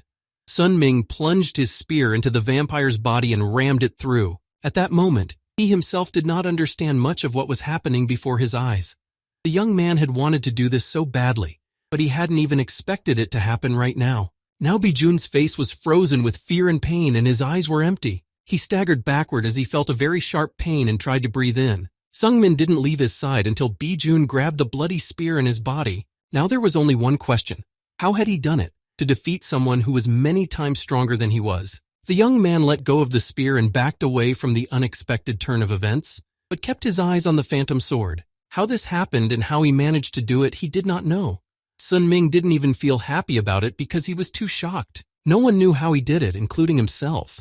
It remained a great and unsolved mystery. There was no way out of it. It appeared only when Sungmin's consciousness was shut down and he started acting instinctively, without thinking about how it might end.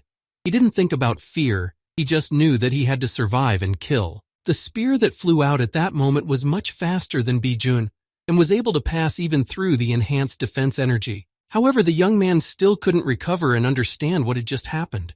He stared in horror at the half-living Bijun, who was bleeding to death. Sun Ming had already thought that he had been swallowed up by enlightenment when he awakened the enhanced energy, but he did not have any particular feeling at the time. Meanwhile, Bijun was standing in the same place. He was breathing heavily and coughing while his body was clenched in pain. But Bijun still had the strength to laugh. He was laughing because he was amused that a weakling like Sun Ming had defeated a master as powerful as himself. His laughter grew louder and louder, echoing throughout the forest as Sun Ming watched in horror. Bijun equated what had happened to him to tripping over a stone on the ground. This is simply impossible to do at Sun Ming's level. This is how he was affected by enlightenment and became stronger in a short period of time. Now the old man once again recognized that the young man had incredible talent. He pulled the spear out of his body, spilling more blood on the grass, and repeated that he was very jealous. This spear simply rammed through Bijun's body, even though he was wearing armor.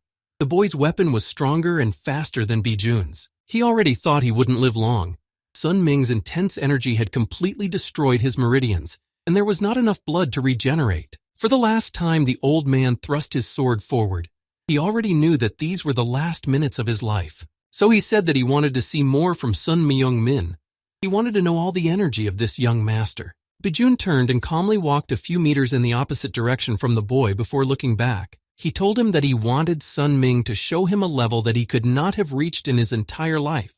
He wanted him to show him everything he was capable of. The young man could see that the old man was only holding on by using his innate life energy and standing on his feet because of it. He wouldn't last long, even if Sun Ming decided to run away. But his eyes were filled with admiration, majesty, and respect for his opponent. And it was his gaze that prevented Sun Ming from running away and started the fight anew. One who uses magic, even if it is black, does not become a bad person.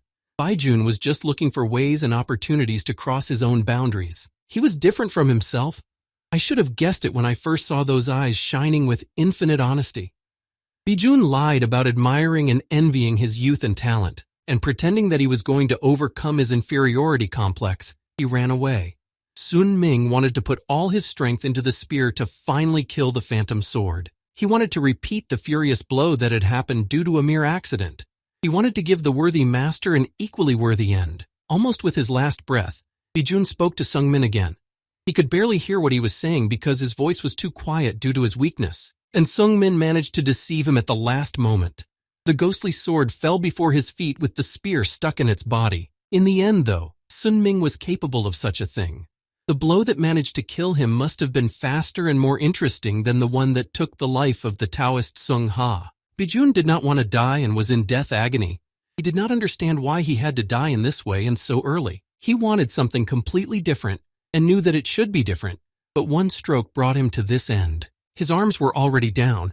He was unable to get up and had no strength to speak. It didn't happen the way he wanted it to. And now Baijun, who had already taken more than one life, was paying for everything he had done before he died. Seungmin was supposed to live up to his expectations after all. He was the one who created them, but everything changed after he returned. He remembered how Baijun died in his past life.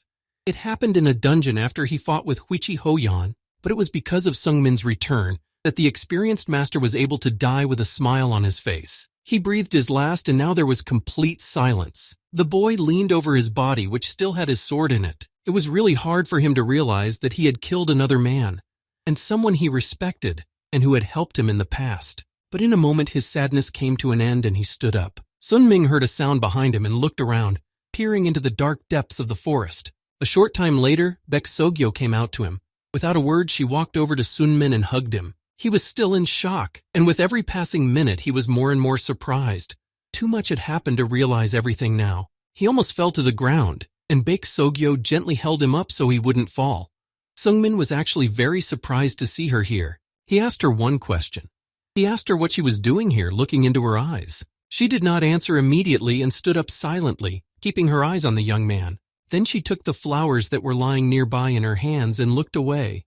Baek Sogyo had heard the rumors about the phantom sword and decided to come here. The young man stopped talking and just watched Baek Sogyo walk closer to Baijun. She placed the flower she was holding on Baijun's chest. After all, they had spent a lot of time on Musha Mountain, and she considered him her friend. It hurt that he was going to meet such a sad end. She looked at his emotionless face, remembering how brave the old man had once been. It had been so long since they had seen each other. It had been 5 years since Baek Sogyo had last seen him. It was scary to think that they had been brought together for such a terrible reason. The girl also said that Seungmin had gotten stronger. Otherwise, his corpse would be lying here right now. It may sound cruel, but she had only watched them fight with the phantom sword. Even in the moments when Sun Ming was losing to him, she had a feeling that she shouldn't have interfered in all of this, even if Seungmin had to die here. But it hadn't turned out so badly, and Seungmin was fine now. But for some reason, he was haunted by the feeling that he was supposed to die in this battle. It was supposed to be his last. All this time, the young man had been running away. Despite the difference in strength with Baijun, he won. He won by chance and nothing more. The phantom sword used all possible methods of augmentation because of its own intentions. He wanted to overcome his limits. He didn't run away, he fought. But Baek Sogyo, who came up to him again, said that Baijun was very wrong. However, Seungmin himself could not find anything wrong with his desires. This man wanted to become stronger and overcome the limit of his own strength. But what she meant was that it was wrong to do this to innocent people. They should not suffer because of his desire, and there was no excuse for it. She didn't know about his problems or any other things that made him want to do this, but Baek Sogyo was very much against innocent people suffering. All the reasons he would give are unimportant. The Phantom Sword's actions were wrong and immoral. Therefore, he received in return the same thing he had done. For a while, they stood silently next to each other. Peck also had a hard time accepting what had happened, and her sense of justice was completely different from his, but she wondered what thoughts had made Seungmin stop Baijun. He answered almost immediately. Seungmin felt responsible for what had happened because of him and wanted to stop it. Now it all made sense. The girl didn't show any emotion. Afterwards, she looked at Baijun's body in silence and looked very thoughtful. She also added later that she was part of Marim's alliance. It all suited her because she could do justice and was able to get information about the Phantom Sword through being there. They were familiar with him, so she wanted to be one of those who would stop him. In fact, she hadn't expected to meet Sungmin here at all. The boy said her name very softly as she sighed once again, looking at the old man's body. He asked her a strange question, but one that was very important to him. Sunming asked what he looked like in her eyes. The girl thought for a moment and gave away that he had changed a lot. Since she had seen him on the mountain, he had grown even more by climbing a clique of levels. Back then, she had noticed a lot of pessimism and hardness toward himself, and she was glad that he was changing, even though the young man himself realized that this was not the case. She was really sorry, but now that it was over, it was time to leave him.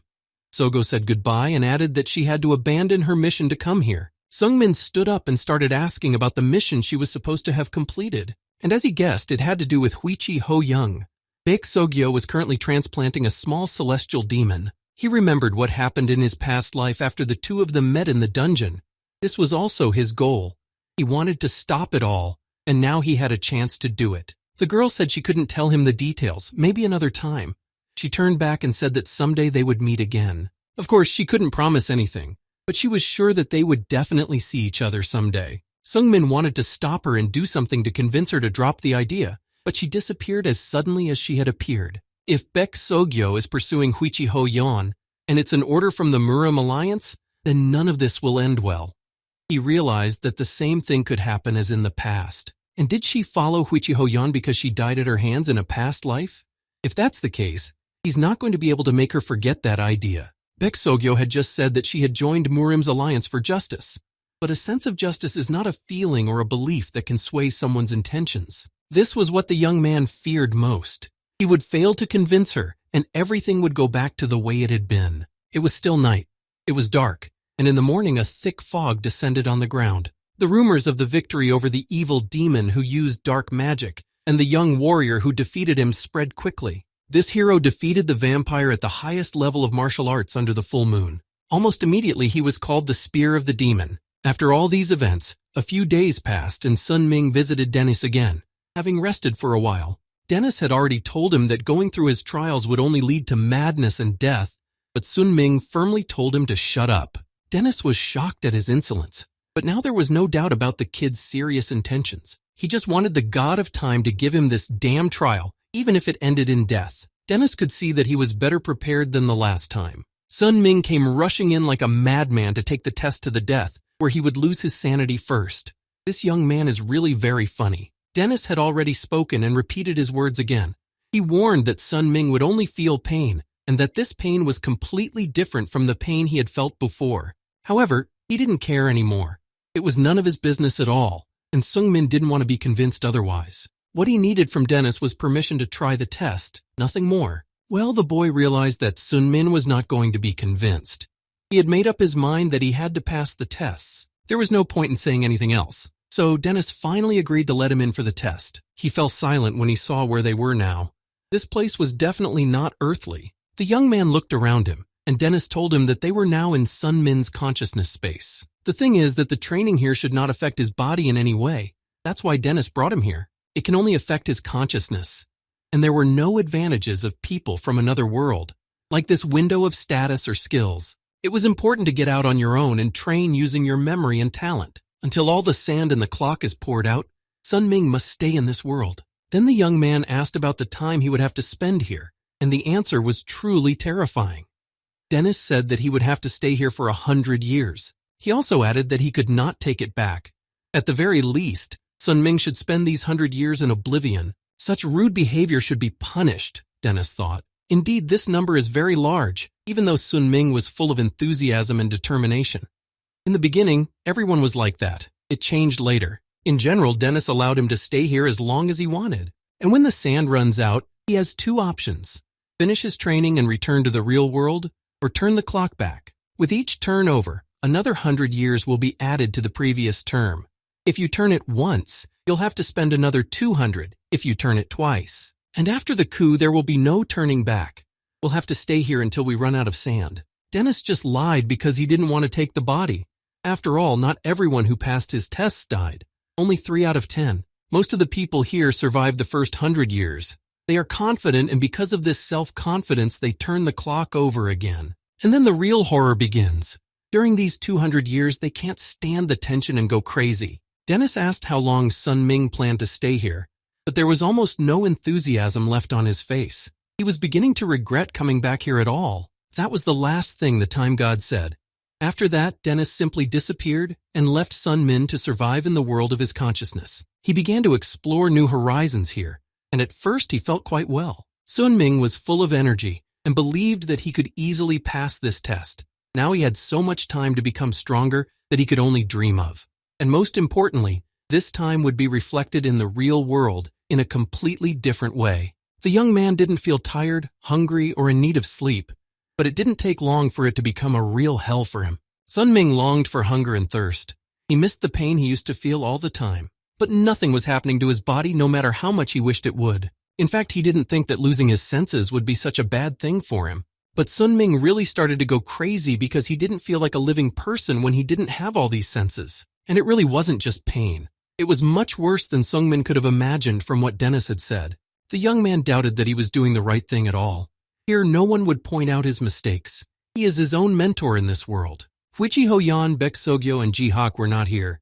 He was alone with himself. And if he just stabbed himself with a spear and didn't change anything in himself, didn't improve anything, or went down the wrong road and did everything completely wrong, no one would tell him about it. Then Sun Ming thought that he didn't need this spear anymore, and that it was all for nothing.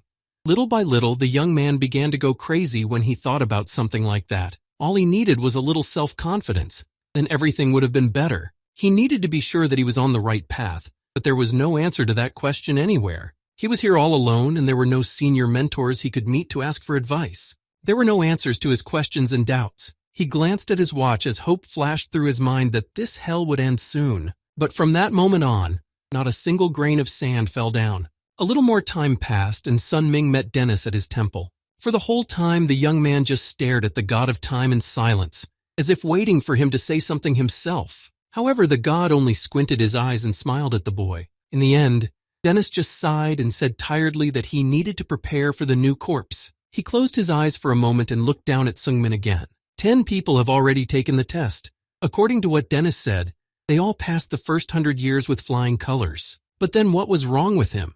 If he was already starting to feel terrible and go crazy, he was afraid that compared to those people, he would lack not only talent, but also strength of mind. But then he remembered once again the events that had happened to him recently. The sight of Bijun's mangled body was in his mind for a long time.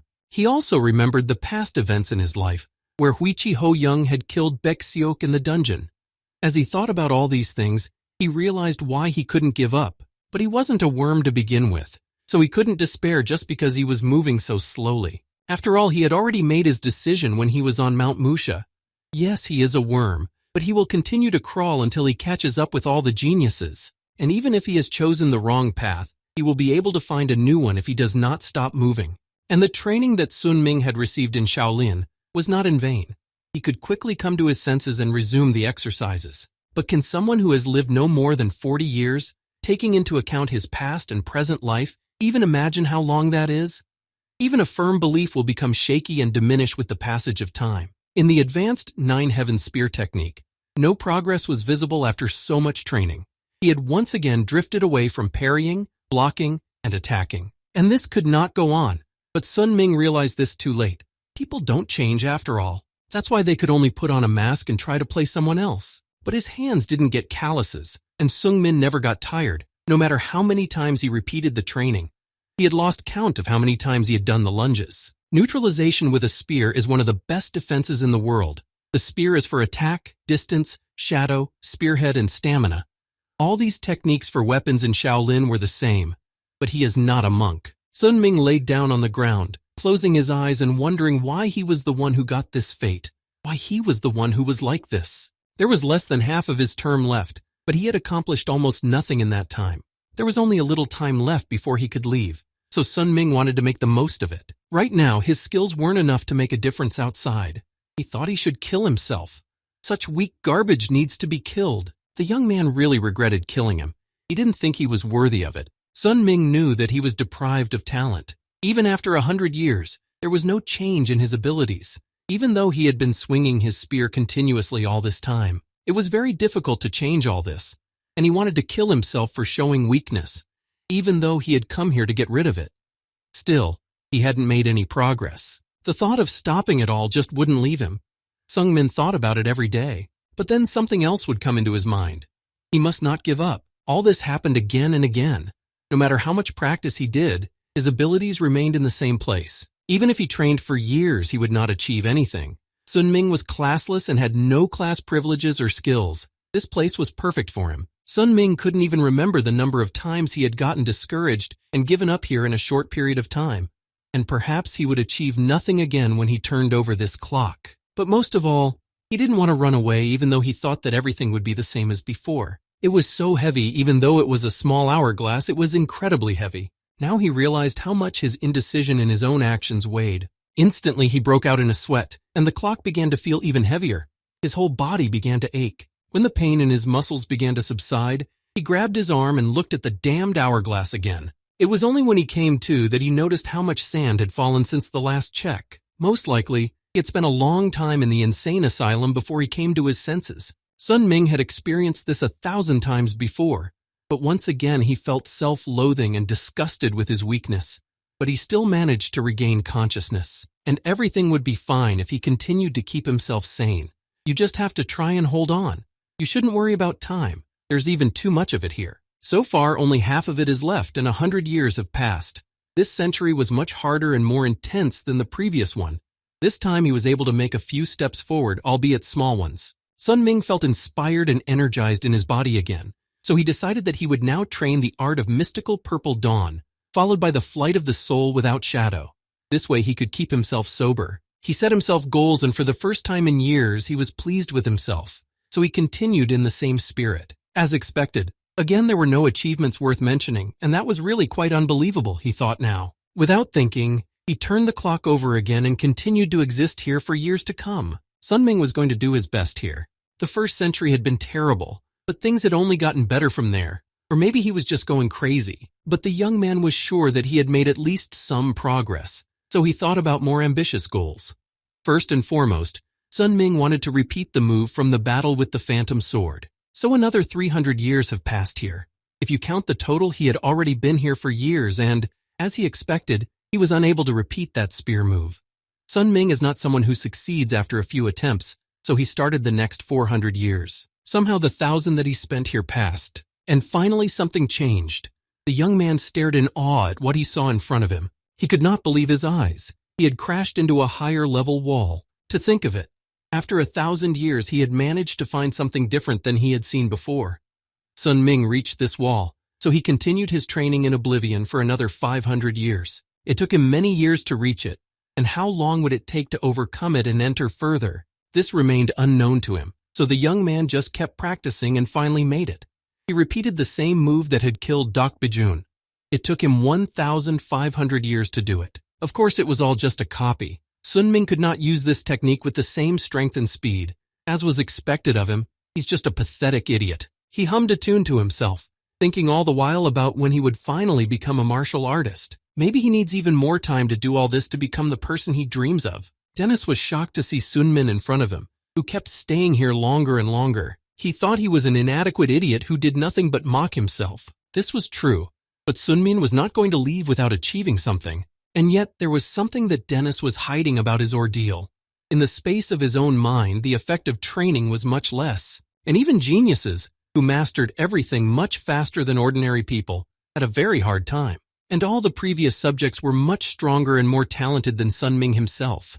But no one stayed here for more than a year. For Dennis, Sun Ming was a real discovery, because with his abilities he was still alive. This guy was able to live here for 1,100 years. It was really a record. How he could stay here for so long was a mystery. At the same time, however, Sung Min's nose began to bleed.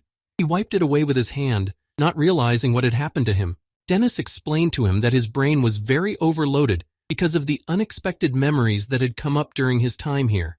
And if not for the blessing, things could have been much worse. Over these hundreds of years, Sun Myung Min's consciousness has fallen apart many times, but he has done the impossible, putting it all back together again and again. But a person like him who lacks talent simply cannot survive here for that long. Dennis could only explain this by one factor. Perhaps it could be because of his ordinariness. All the other people who took Dennis's tests were incredibly talented, They were all unaccustomed to crawling slowly like maggots. But Lee Sun-min was one from the very beginning. He moved many times slower than all of them. This guy was used to getting up after falling down, and despair was always his companion. And it was all of this that played an important role in his being here. Dennis thought about it. If it was just what he was thinking, then he could explain Sung-min's resilience. But it seemed to him that these were not the only reasons he was thinking of. The guy's body was very heavy, although he was a real lucky guy if he could still feel it. It is very easy to disconnect from your body during this time. One young man who was here couldn't even recognize his limbs after 1,000 years in consciousness, and Sun Ming had miraculously retained his own identity. Most likely he's feeling out of place right now. All of this is just a backup of his memories. They should help him feel better. Dennis helped him a bit to make Sung-min feel at least a little better. And indeed, at that moment, dozens of memories from his life appeared in his mind. They were memories from when he had first come to Area, or when he was more experienced. The young man recalled all this without a single emotion on his face. He simply did not know what he was really feeling. All this reminded him of a time when he was miserable, but still, it was a period of life that should not be forgotten. And by the way, he didn't like this body at all. It was weak, like an insect. In the end, there were only tests here, and they trained only the consciousness. However, as long as he has the same mindset and remembers the experience, the young man can quickly return to the same level. Then the boy said he wanted to stay with Dennis for a while. Although he was not very happy with this proposal, he had nowhere else to go, so Sun Ming wanted to get used to his body. Dennis just didn't know where all the boy's manners had gone, even though he hadn't been very polite before. However, Sun Ming had spent more than 2,000 cut off from society. He needed to get used to his previous life at least a little bit. Dennis realized that he could not be persuaded, so he said that he did not care about any of this and allowed him to stay. Another year passed, and Sun Ming finally decided to return to Shaolin. He went there with one goal in mind. He wanted to see a certain person. Jihak was not very happy to see him at first, because he immediately took him for an enemy who had sneaked up on him. But when he looked around, he saw nothing. He only heard a voice from behind him. Realizing that it was a familiar voice, Jihak became calmer and then noticed Sun Min standing next to him.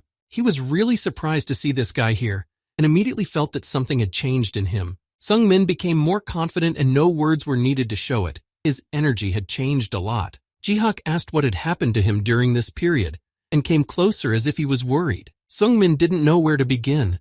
There were so many things that had happened. It would take a long time to tell them all. He had also heard that the boy had defeated the Phantom Sword, although Sung Min himself had put it down to sheer luck. However, the victory of the assassin of the leader of Mount Hua could hardly be a mere fluke. In the end, that was not the main question. Jihak asked how long it had been since Sun Min had reached his peak. The young man calmly replied that 6 months had passed. Hearing this, Jihak did not immediately believe that it was true. It was indeed a unique case, even though he had already realized that Sun Min was very unusual. And yet, when Jihak looked into his eyes, he felt as if much more time had passed than 6 months for him. The boy fell silent. He couldn't talk about Dennis's ordeal yet, and he didn't really want to. Then Jihak suggested the following. Since everything had changed, he suggested repeating the past. He suggested that they spar again, so that they could feel the changes in him. Sungmin was not against this idea. He was interested in trying his skills in a real fight himself. But before they could even begin, someone shouted, stopping the duel. They had barely had time to cross their weapons when a stranger approached them. The old man's voice became even more tired. Bologna only wanted to say that if the two of them competed now, Shaolin might lose his future. Perhaps the monk had overestimated Sun Ming's abilities by saying this, but he was not willing to take any chances. In addition, since their last meeting, Sun Ming had learned a new martial art and had become more animated in conversation. The boy said frankly that he had come here precisely to check how close he was now. Buyong guessed who the young man was talking about. He was talking about Huichi Ho Yan. The monk didn't know exactly what level this girl had reached, but given her unique talent, she had grown a lot compared to the 1-year-old Ho Yan he had seen in Shaolin a few years ago. Jihak remembered sparring with her very well. It was a quick and miserable defeat for him. They could both assure Sun Ming that he was still standing behind her as expected. All of this was still his dream and goal, no wonder. In fact, he didn't think that his current level could even come close to what she had achieved. In the world of creation, Sun Ming was making more progress, but he was not yet able to achieve the same with his body. It was even amusing to him. Sun Ming was used to being second best, knowing that his target was still much better than him. Now there were still months to go before the opening of the dungeon he wanted to check out. Jihawk had asked him to stay overnight before leaving Shaolin, but he had too much to do. So Sun Ming took his demon armor and spear and left the place. He wanted to learn as much as he could about the black heart in his body. Sun Ming has to prevent Baek Sogyo from dying in the dungeon, find the Inaras that Dennis was talking about. He also needs to restore the martial prowess he had in his subconscious. There is still a lot to do and time is short, so he needs to use it very efficiently and wisely. To begin with, Sun Ming recalled Dennis's words about the only god who was able to escape from the chains of death and who also had a distortion of cause and effect. Dennis emphasized that the young man must find him if he wants to go further. Only he can give answers to all the questions he is concerned about. And according to the information that Sun Ming had bought from Neville, a traitor by that name had been seen in these woods. Of course, it could be a different person, but this forest is quite unusual. It was known that here in the sleeping forests, people go crazy because of the screams of the spirits and ghosts that roam here. No one knows what sleeps in the forest.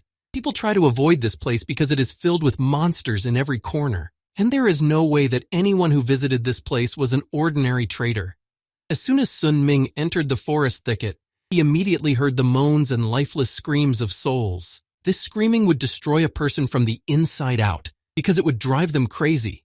But for him, who had spent more than 2,000 years in consciousness, these sounds were no more of a problem than an annoying fly. Sun Ming continued walking, trying to concentrate only on the things that mattered to him. But behind him, the first monster suddenly appeared. It didn't look like the others. It was a strange chimera that he had never seen before. Without hesitation, Sun Ming quickly hit the monster and smashed it into pieces. He hadn't expected to encounter them so quickly, but it didn't matter. But who was he to be able to defeat forest monsters with such ease? It could only mean that he was a supreme martial artist, and they all doubted that he was from an unorthodox faction because there was no demonic energy. This team was not enough to stop him, so the team decided to call for reinforcements. But Sun Ming suddenly disappeared. He stood behind them and calmly said that he wanted to ask them something. The men were very frightened when they heard the boy's voice behind them and wanted to run away. But the young man asked them his question about Inaras and whether they knew the name. Instead of answering, one of them started actively trying to hurt him, but Sun Min had no trouble dodging the man's fists. When the man threw his dagger in his direction, the young man barely stepped aside and stopped him. He didn't want to fight them. He just wanted to ask them something. While Sun Ming was trying to simply talk, the gang became more and more convinced that he was their enemy. With fire magic, the leader of the team created a sphere. More and more insistently, the man tried to neutralize Sun Min and sweep him out of the way. It was hard to believe what he saw when the young man deflected the blow with a single flick of his hand. Eventually, the young man walked toward them, starting to say something at the same time. He did not like the fact that these people did not listen to what they were told. He asked him why they were treating him like that and not respecting his words. But the man shouted that they were all deaf, and if he wanted to tell them something, he should write it on the ground. Then everything became clear to him and he decided to find a stick. Taking one that was lying under his feet, the young man wrote a few words on the ground to find out who they were. The two men replied that they were from the tribe. However, their conversation had to be interrupted because suddenly the silhouette of another man appeared above the trees. He landed right next to them, kicking up a pile of dust. Sun Ming quickly grabbed the two and dragged them along while the stranger scolded them with all the words he knew. How dare they even divulge tribe information to a stranger? He didn't even know the guy, but he assured him that he would not leave here alive. All this made Sun Min more interested, but the two unfortunates were almost trembling with fear. Well, it turns out now that they are not deaf. But Sun Ming didn't care much about the lies and their tribe. He just wanted to know something about Inaras. This man knew some things about him, so Sun Min hoped for at least some answers. But the man said only that he would not tell the stranger such information, and he looked very aggressive. The young man already realized that a fight was inevitable, although now it would only be a waste of time, which he already had. The young man did not want to take someone's life, and he did not want to fight. But what he was looking for was most likely connected to their tribe. Sun Ming was easily able to defeat the elder, who was a superior martial artist, so it was scary to cross him. All he asked was to show him the way to where he needed to go. Perhaps they would have met the same fate if they hadn't, so the two began to worry about their own lives. This tribe has set up camp in the sleeping forest, and the people there use a special drug that makes them deaf, so they don't hear the strange and eerie sounds of the forest ghosts. They decided to take Sun Min where he was going and soon reached their village. The young man wondered why these people decided to live here, because this place did not look like a peaceful place to live. Immediately, the young man met the tribal leader named Kazuya. He sternly told him that they were here because of the desire of the tribe itself. He felt the power he was endowed with. It was hard to describe its scale. The chief was strong. His energy was at the level of a supreme martial artist who had completed transformation. He asked Sun Myung what he wanted, because he had already caused a lot of damage. The young man had killed one of the elders of the tribe and threatened 2 younger members. However, the boy had already said that he had no intention of fighting. The initiative was only on their part, but if they were going to attack him, let them know that he would attack them back. The chief fell silent, as if not expecting to be threatened. But Kazuya decided not to create a conflict at this point. He already realized that many of his men would die if they tried to stop Sun Min. They decided to accept the boy as a guest in their village. He liked that better, because he would not have to waste time on a fight that would not know the outcome. The deal was done, so now Sun Min was no longer perceived as an enemy of the tribe. Of course, the first question was about Inaras. Now he was the one who needed to be found, and Sun Ming wanted to know at least some information about him. Kazuya looked surprised at first when he realized that the young man wanted to meet him, and then added that Inaras had left the forest 2 months ago. Then the boy asked about his current whereabouts, but Kazuya didn't know that much about that. He also did not know if Sun Ming was the visitor that Inaras had spoken of before he left the sleeping forest, but he had said that someone would come here to look for him and ask for as much information as possible. And finally, Inaras said that this someone should be brought to the place he had appointed. It looked like a large cave, with giant trees covering the outside. The whole thing looked like a wall with countless trees intertwined. Then Kazuya suggested that he break down the wall. Sun Min had no hesitation and decided to try. He focused all his energy on the blade of his spear and concentrated on the task at hand. The next moment he stabbed the spear into the tree trunks, trying to split them. A strong gust of wind and energy nearly blew away everything in its path. The boy was shocked when he looked at the place where his weapon had just been. He thought that everything would be easier. But nothing happened this time, and you can't break this wall by force alone. Kazuya said that even Inaras could not do it. Only the tribal leader can open the wall, so now he decided to do it himself. If it was that simple, Sun Ming didn't understand why Kazuya was asking him to try to open the cave, and he was using magic to get inside. All his energy was concentrated on breaking the wall. Sun Ming watched in fascination as the tree trunks parted to form a small passage in front of them. Later, the trees parted and a larger cave entrance opened up in front of them. But even the chief did not know what was inside. All he knew was that this cave contained the same loud and unbearable sound that echoed throughout the forest. Even the highest martial artist could not pass through this area unharmed. Well, upon hearing these words, Sun Ming rushed forward to examine what was inside. This shocked Kazuya even more, because he hadn't even flashed a doubt in his eyes before entering. This screaming and moaning of the ghosts could destroy the mind of any person who heard it. It's an incredibly powerful psychological attack, just like Kazuya said. Even a supreme martial artist who has mastered the mind, body, and energy will not be able to resist such a scream. Sun Ming had lived for years in the realm of his consciousness. His consciousness had already been destroyed and restored numerous times. And in the process of all this, his consciousness was in a strong spiritual state, even though he had become insane. All this was confusing him. It was a difficult place to be, but Sun Myung Moon stepped forward. He saw a small light glowing purple in front of him. As Sun Ming got closer, he heard a voice coming from it. It was rare to encounter beings with distorted causality, so he mistook Sun Ming for someone else. He thought that the guest was someone who had recently entered the room, so he let him in again. But now the unfamiliar entity asked him a question.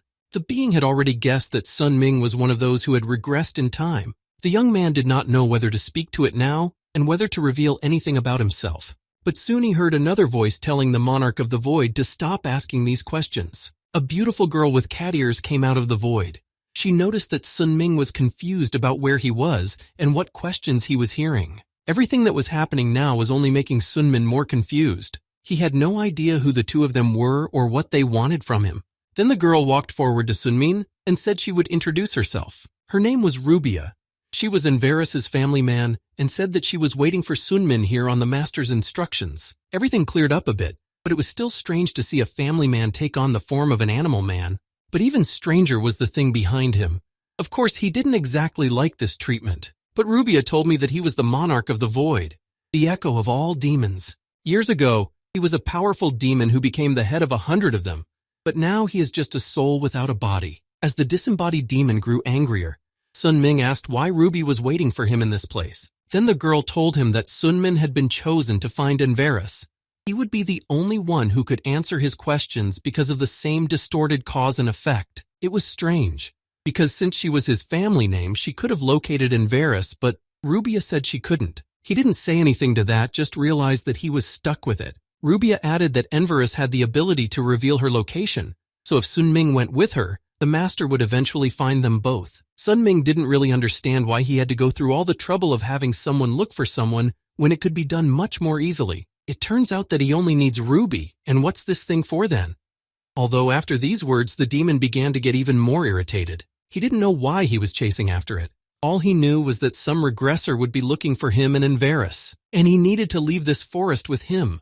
What he heard surprised Sun Min, because he thought that this spirit was behind the screams that were spreading throughout the forest. It was also said that the tribe of this forest prayed a lot, so the young man assumed that this demon was the result of this prayer, although the spirit considered them to be miserable vermin. They were the tribe that was woven into this forest, and as long as their blood exists in this forest, at the end of this path, the seal will continue to exist. Their prayers must reach the end of this path. And even the demon didn't know what would happen at the end. He just existed somewhere in the middle of the path. Sungmin had so many questions, but no answers. And in general, these creatures looked very strange. Ruby could only say one thing for sure. If Sunmin did go with them, he would eventually meet Inaras. These words did not sound very encouraging, but he had nowhere to go, so the three of them had to go. But he did not know how the demon would move. Inaras didn't say anything about it, didn't even say a word. But at one point, the monarch of the void disappeared somewhere. He suddenly appeared right in front of Sun Ming's face, scaring the living daylights out of him.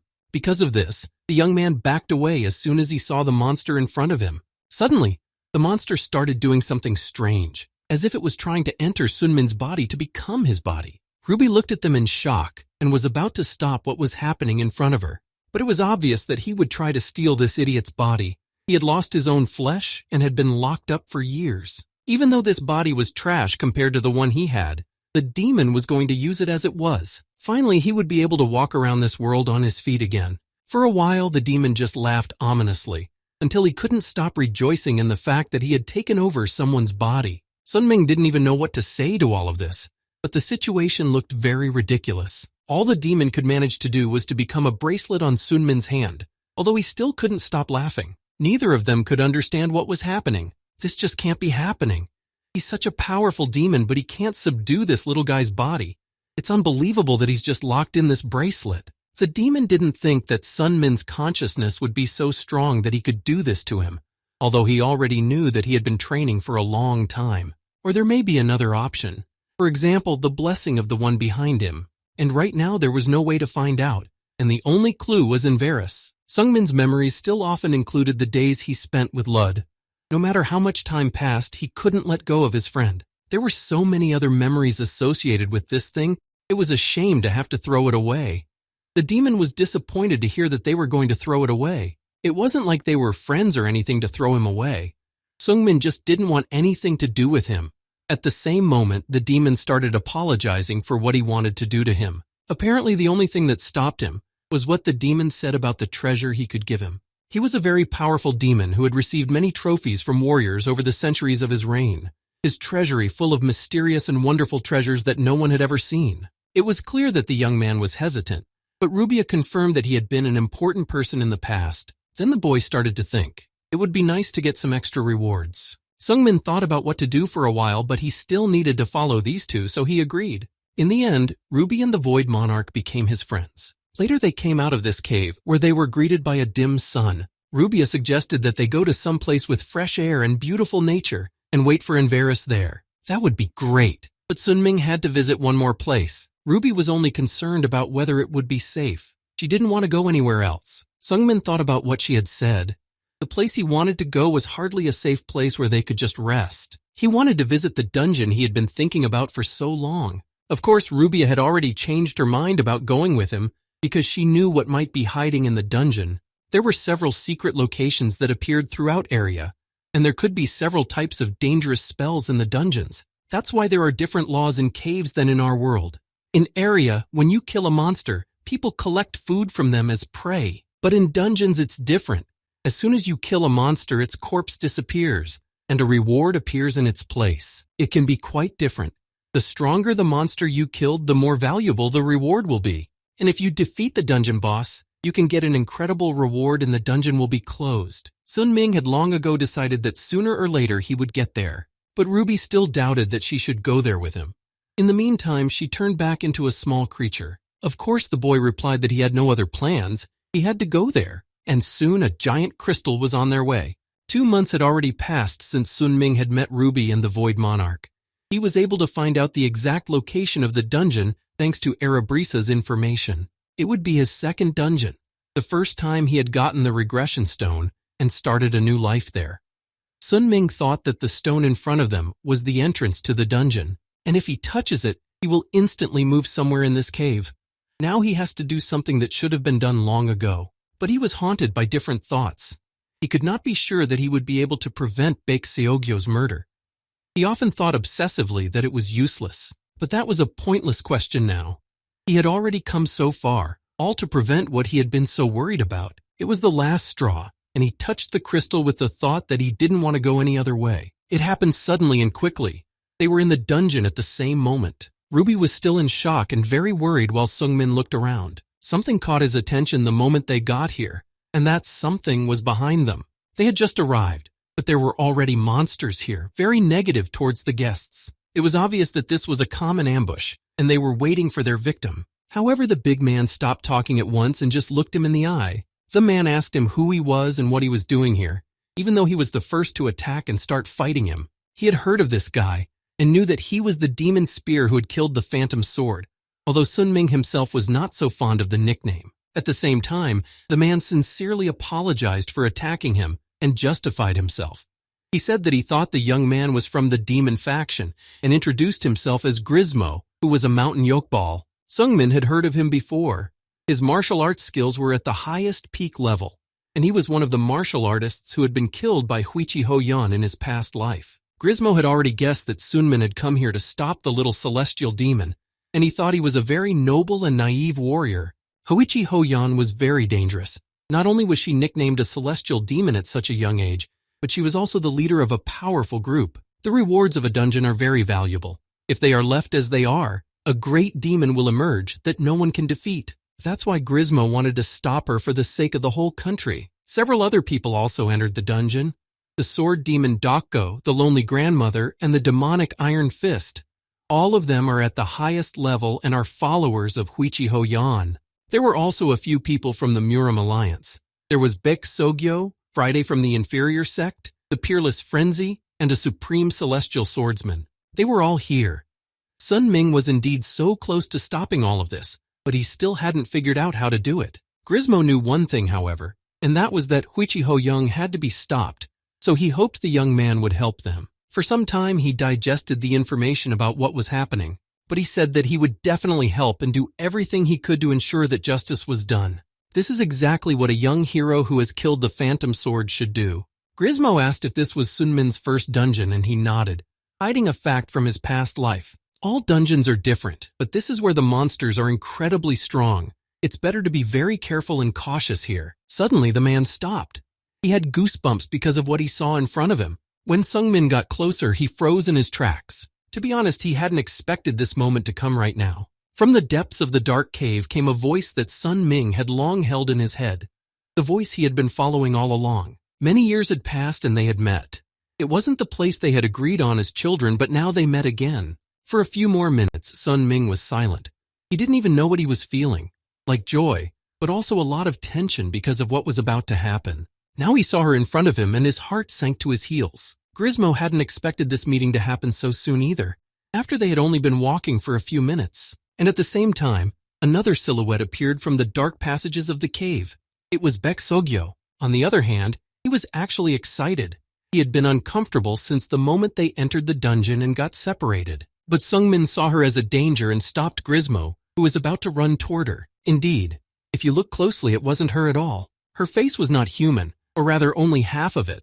The other half looked more like a zombie. This creature was not confused and quickly attacked Grismo, throwing him away from the others. He was lucky to escape with only minor injuries, flying into the stone walls of the cave. Ruby yelled that it was a doppelganger and that something had to be done immediately because they were going to die here. It was the monster that copied her attacks and strategies of its target and its appearance.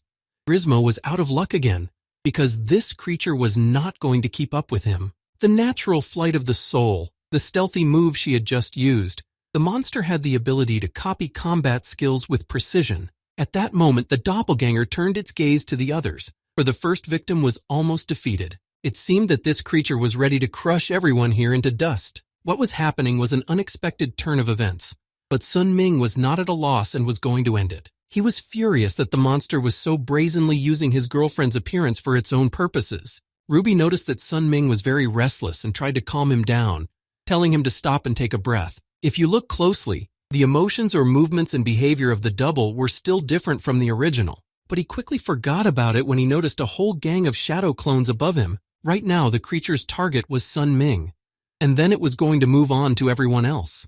As the clones were closing in on him, he remembered what Baek Seogyo had said the day Phantom's sword died. She had said that Sungmin had matured a lot, and that she still saw great potential in him. It was very difficult for him to accept these words as true, and for a long time in the realm of his consciousness, he fought against them and pushed them away. But he lived for years.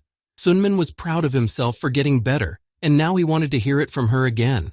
But he didn't want to hear a single word from a monster like this pathetic copy. It only took one punch to kill the doppelganger.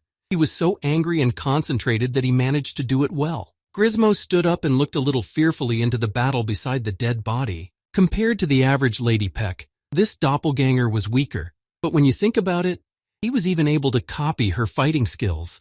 It was strange to realize that such a thing existed. Usually, doppelgangers only copy appearances and can't adopt techniques, but this was knowledge from the outside world. In any case, Rubia didn't want Sun Ming to worry because she had already tried to explore the dungeon. The girl could become a guide, so they would just have to trust her words and show them the way. Of course, there were always some quarrels and arguments between her and the Void Monarch. He always said that she could not do anything worthy, and she told him the same. That's how they lived together. He promised that he would deal with her as soon as he got his own body back, even though Rubia was sure that he would not be able to find it. They would have continued to argue, but Sun Ming told them to be quiet. They listened to him and quickly fell silent, not understanding what Sung Min was getting at. But just then a very terrible thought occurred to him. They had just defeated Lady Beck's doppelganger and had done so successfully on their own. However, this was only the beginning of a long journey to be traveled through the corridors of the dungeon. The worst part was that a doppelganger might appear, copying their appearance exactly. They were worried that they would not even be sure who to kill. The first thing Sung Min thought of was Huichi Ho Young and the possibility of her double appearing. This was the last thing he wanted. Meanwhile, some people from the Murim Alliance were already dead. The supreme celestial swordsman was already lying in his own blood under the wall.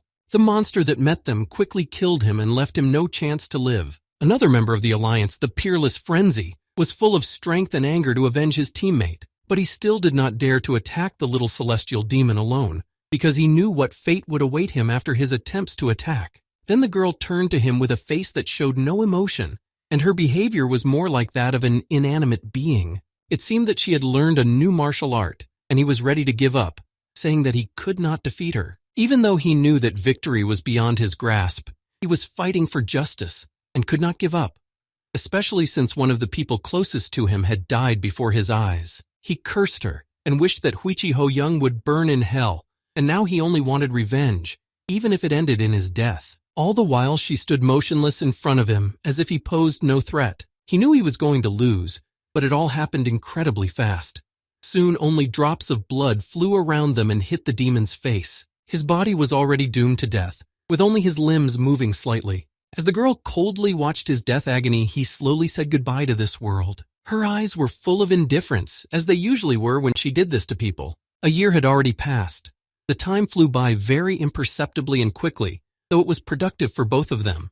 Ho Young continued to stand still, keeping her eyes on the body. It wasn't long before she walked closer to Sung Min's flesh. In fact, she was glad that it wasn't the real him, but just a copy. Perhaps she should have dressed more festively for this, but it was too late. She adjusted her clothes as she stood over the lifeless flesh. He had worked hard and gotten stronger, it was true.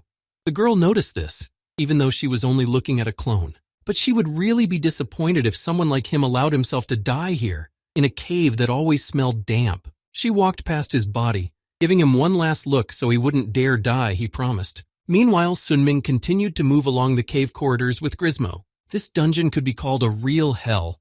It actually left people without common sense. Baek Sogyo was already looking tired after several hours of this ordeal. Who would have thought that a doppelganger would show up here, and one that was strong enough to be a copy? The good news was that it was a doppelganger of the supreme heavenly swordsman, who was the weakest of the team. But there was one more thing that had fallen from the corpse of this doppelganger. It was an elixir, and it was quite pure. But she didn't even know where to go from here. She needed to join the Muram Alliance as soon as possible. If she encountered a small celestial demon or more than 2 of her subordinates, then Baek Sogyo would have no chance of winning. But as soon as she decided to move forward, she was stopped by other people. At first, she was even happy to see someone else there. But her joy was cut short when Baek Sogyo realized who they were. They were Huichi Hoyan's followers. The demon sword Doko and the demon Iron Fist were here. What she had been thinking about and worrying about had happened. She's alone against Hoyan's minions. Meanwhile, Sungmin took another look at the crystal that had fallen from the corpse of the Baek Sogyo replica. The crystal contained a large amount of crystallized mana that could be obtained by eating the thing. The demon inside Sungmin's armor still didn't understand why he hadn't eaten it.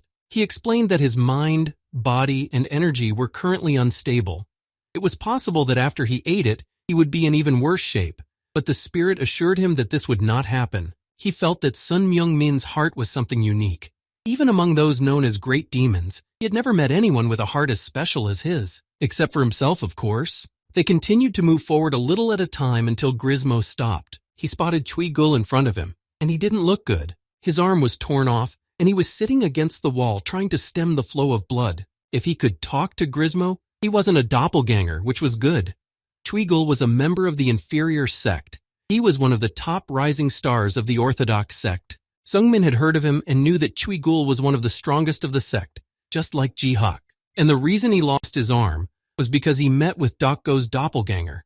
Dozens of units of sword energy were released in just one strike, and no one could prevent it. Actually, he was already waiting for his potion because he was already dying here, and Sungmin just watched him suffer. It was only when he pointed this out that he handed the medicine to Chui Gul to ease his suffering. It was this that saved his life, though it did not restore his limb. Unfortunately, that was the only medicine they had, but if they had the elixir, they could have restored his arm. Now he finally asked about Sunmin, since this was the first time he had seen him.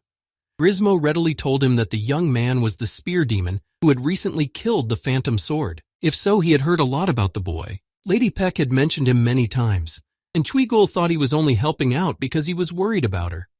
It was strange that the older and younger had such a relationship, as if they were family. For Sungmin, it was absolutely normal for the younger one to come to the aid of the older one.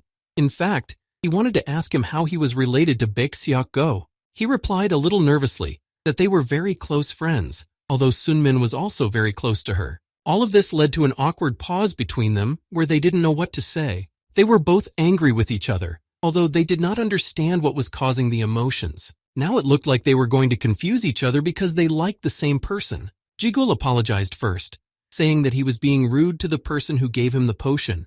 Sungmin also apologized, and that was the end of their little quarrel. Indeed, all negativity disappeared between them, and soon they heard someone approaching from another cave. Such ardent love of the young people pleased the eyes of the old woman, who was not approaching them very quickly. The lonely old woman was also one of Huichi Hoyan's followers and asked to join them. Of course, this alerted Grismo, who jumped away in a moment. The voice was so loud, like a pig about to be slaughtered.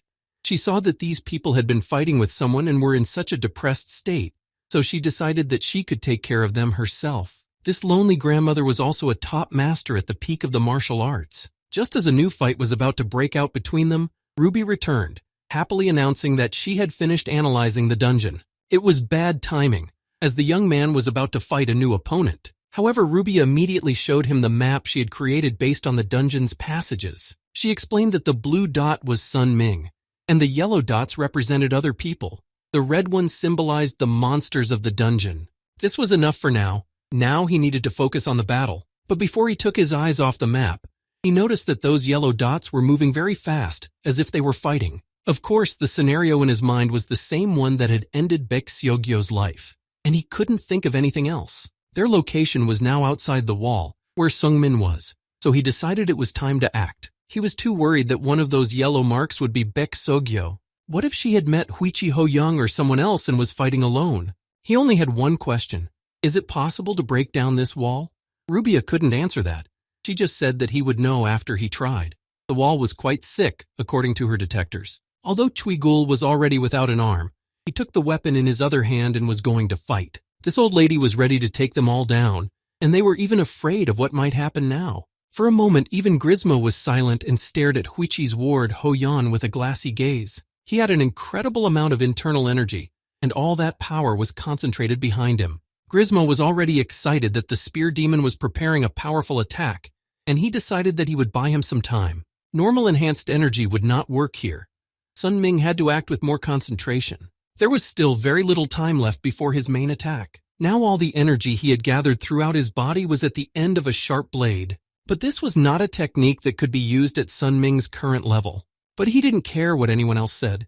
He had already tried it and knew that now he just had to do it again. Just a moment later, what he had just been working on happened. An explosion and a burst of strong energy would be decisive. Finally, everything was completely ready, as Grismo had said. He moved to the side to get out of the way, and Sungmin was already preparing for his attack. The energy was powerful, but it was too much for him to handle and was affecting his health. The lonely old lady didn't really expect to find someone worthy of being an opponent here.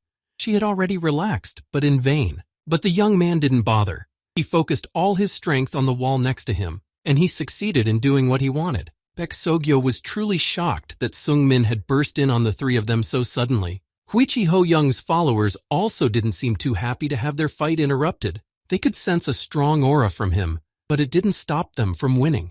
Baek was already almost exhausted when Sungmin appeared, and he stood in front of her to give her some time to recover from the fight and take the hit. To say that she was shocked to see him would be an understatement. Baek hadn't even thought about seeing him again after her encounter with the demon's wards. Grismo said he was buying time for Sunmin to save her. Sungmin prepared for the fight, even though he knew he would be up against strong competition. In fact, these two were a bit confused by Sunmin's appearance.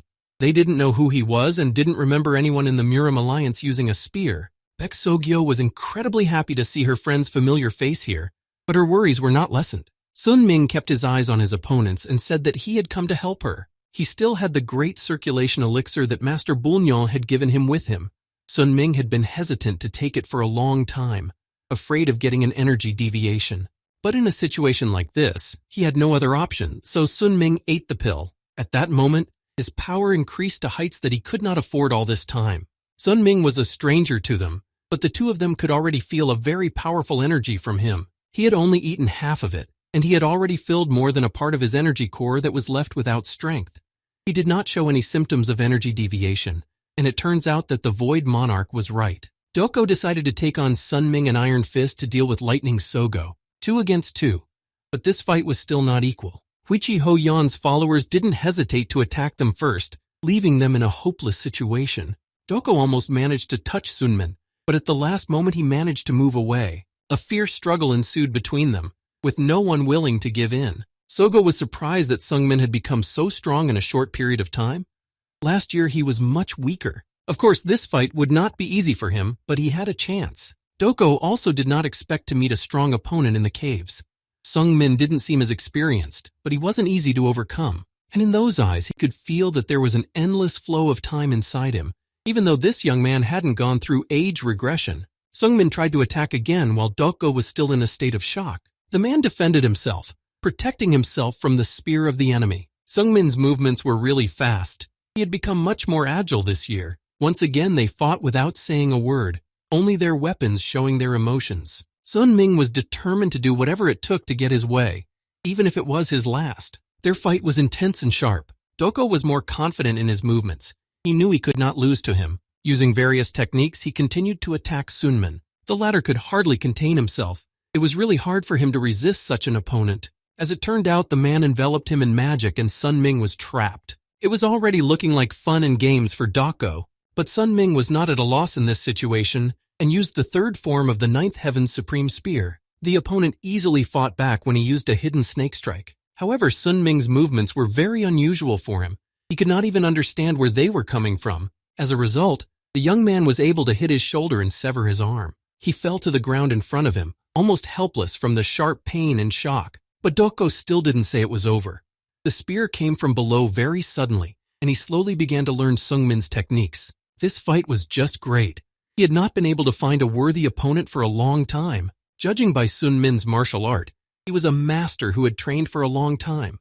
Doko now wanted to know his age because this warrior was so experienced, but young. At the same time, Baek Sogyo also began to struggle. They would like to enjoy this fight for a long time, but Sunmin's spear technique is impossible to predict. If it drags on, there will be problems. They need to deal with them as soon as possible and get back to Huichi Ho-yan. There were 3 things that Doko didn't know. The guy in front of him is a close friend of the Senora, whom she loves and respects. The spear technique he had just praised in his mind was the same technique his lady had used. Meanwhile, Ho-young fought with the others she met on the path. She attacked sharply and quickly as was her style. However, Ho-young's face was different, as she killed her enemy in cold blood. His lady had taken his own life without any emotion. Doki did not know why this happened, and he was bidding farewell to life in confusion. For some time, no one dared to say a word. They were just silent. She didn't attack him anymore.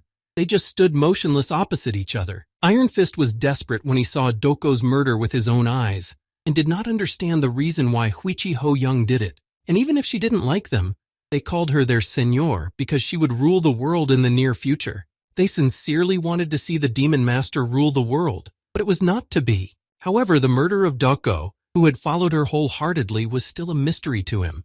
Ho-young bowed her head slightly, smiling, but she didn't show any obvious emotion. Iron Fist tried to speak to her, but it looked like he wasn't even worthy of the conversation. Seeing all this, he sincerely began to wish her death, saying it to her face. Of course, within seconds, Iron Fist died at her own hands, but Huichi Ho-yan was her doppelganger. Of course, Iron Fist and the dock worker couldn't have known that. They had never met a doppelganger in a dungeon before. The demonic martial artists who followed Huichi Ho-yan could have died at this moment, choking on their anger. Sungmin remained silent for a long time, but then turned to Sogo. He wanted her to leave this place to a safer place. Sungmin was going to die here alone. He told her that he had made a hole in the back and that she would be able to get out and find other people. This was so that she could bring them here, and they could fight the doppelganger together. Only then would they have a chance of winning. Sogo was against it, but she was faster than him, so Sungmin insisted that she lead them, and he was counting on her and her talent. He trusted her. Sogo just couldn't accept the fact that she was going to leave him now, as if to die. But she realized that this was the only way she could help him now, so she simply gave him the elixir she had extracted from one of the doppelgangers. She told him not to die and to wait for her, and then ran to the others. Sungmin repeated his words after her that he would never die. In the meantime, he was left alone with Huichi Ho-young and the bodies she had callously deprived of their right to live. In his past life, Huichi Ho-young left the dungeon alive. She had one answer when asked what happened. She said that everyone was dead. That's when everyone decided that she had killed them all herself. Everyone thought that she was the cold-blooded killer, but now Sunmin has discovered the truth. It wasn't her who killed all those poor people, but her double. He noticed that cloth on Huichi Ho-young and thought it was an artifact that had the ability to stretch and fly forward at high speed. He was powerless against the real her, but he doubted that he could do it against the doppelganger. The demon's eyes still stared soullessly at him, telling him that he would be the next victim. It didn't wait any longer and started attacking Sungmin. All he needed to do now was defend himself and hold out until Sogo returned. He couldn't follow her attack. His arms just wouldn't obey at that moment. However, the young man fought with all his strength and tried not to be lost and at least survive here. He tried to convince himself that he could do it, even though it felt like his arm was going to fall off. Even though it was a copy, it was very strong, so he could only hope that he could withstand its next blow. He calculated that it would take Sogo about 5 minutes to bring Drunken Lower and Mountain Yokeball, who were currently fighting Lonely Grandmother here. He felt a little uneasy when he realized that he might not be able to make it through those couple of minutes. But then again, he didn't know what would change when they helped him fight against Ho-yan's doppelganger. While Sungmin was thinking about all this, she ruthlessly pushed him away from her. He really wanted to live. He wanted to live and move on. Sungmin had promised many people that he would not die, but now he really didn't know what he needed to do to survive. He needed to fight. He needed to hold on and not let himself and the others he had promised down. Sun Ming knew for sure that he could only survive if he won. His current body might be weak, but not his mind. At this moment, he thought back to the years he had spent inside his mind. He needed to recall everything he had learned during those damn years and smash his enemy into ashes. Of course, all of Ho-yan's words were always in his mind. Sungmin remembered her telling him that if someone attacked from the front, they would be weak from the side.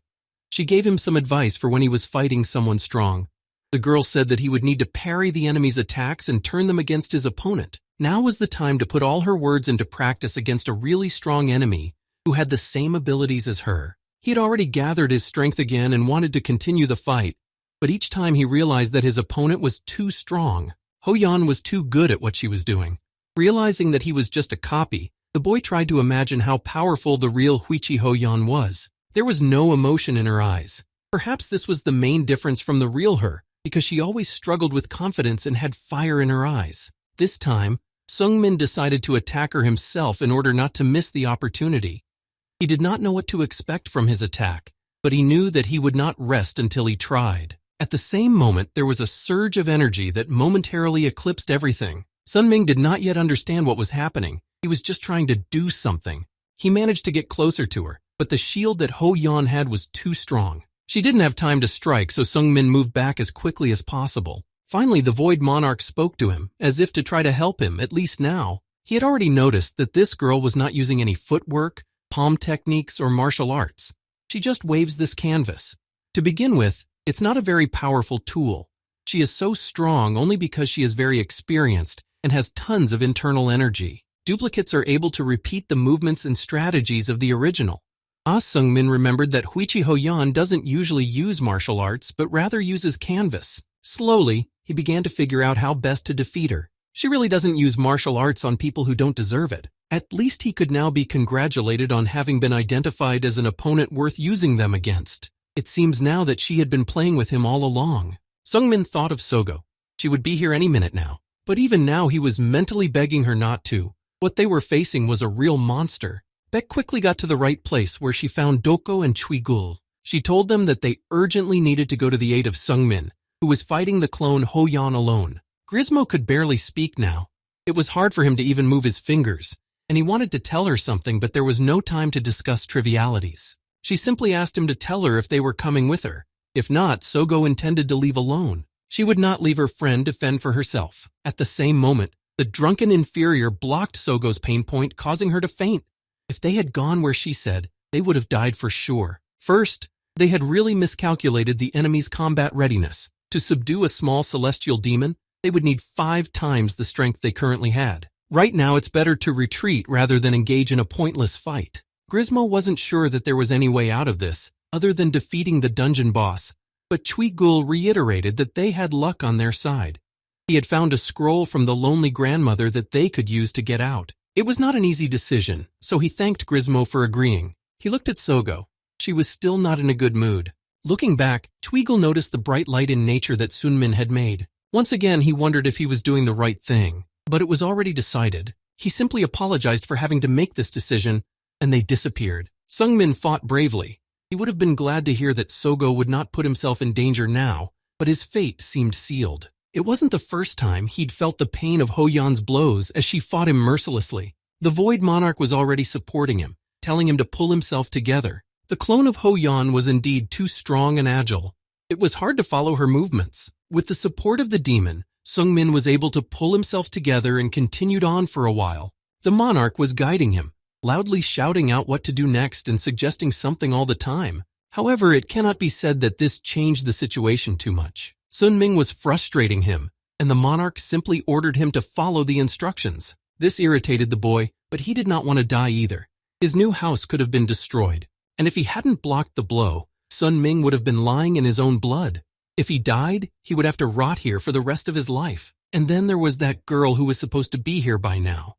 Sogo was still not here. Even though a lot of time had passed, the monarch was surprised that Sun-Ming was not angry with her for her betrayal, since she had simply run away. He was surprised that Sun-Ming wasn't angry with her because she had simply run away. It's like he's dying for her, but he really didn't care about that at all. Sun-Min knew that she couldn't have betrayed him, and if Beck was still missing, then something had happened there. After all, now was not the time to think about such trivialities. He didn't want Sogo to come back here in the first place. To begin with, Sung-min would have died on Mount Mushi without her help anyway. The monarch had nothing more to say. This young man is senselessly laying down his life for the sake of a man. Only later did he laugh out loud, as if his sober mind had left him. He even began to like it all. The monarch wasn't going to let them both die here so easily anyway. The demon smiled and said that he would help him a little. After saying that, the monarch did as he said, giving Sunmin additional powers. The boy was a little scared by what was happening, but the demon just wanted to help him, so he told him to come what he was doing. Now it was a real god of chaos. Even Ho Young, who was standing next to him, was silent, looking at what was happening. It would have been easy for the demon to gather his powers if there had been an intermediary, but he said that Sunmin could use them for his own pleasure now. Still, he had no choice. He had to fight or give up right now. Means that now all of these are part of his demonic powers, and Sunmin's heart has been able to accept them. The wounds healed and even the broken arm was restored. Right now, the young man felt incredible strength. The doppelganger had taken on the arrogance and curiosity of the original, and so the copy stood watching Lee Sunmin. Now it could be recognized that he was indeed a worthy competitor. This force within him was incredibly powerful. It seemed as if the meridians were going to break now, but the monarch was still in control and warned that the demon was approaching. The doppelganger attacked again, being close by in milliseconds. It was the first time she had attacked him in this way, and his strength was still not enough to win. Then the monarch suggested that he transfer control of the body to his hands. In this case, it would be easier, but the young man refused. He told the demon to give him his power, but the demon immediately objected that he could not handle it. Lee Sunmin had achieved this before. It was a power that he could not use because of his weak body, but he still didn't know how to use it.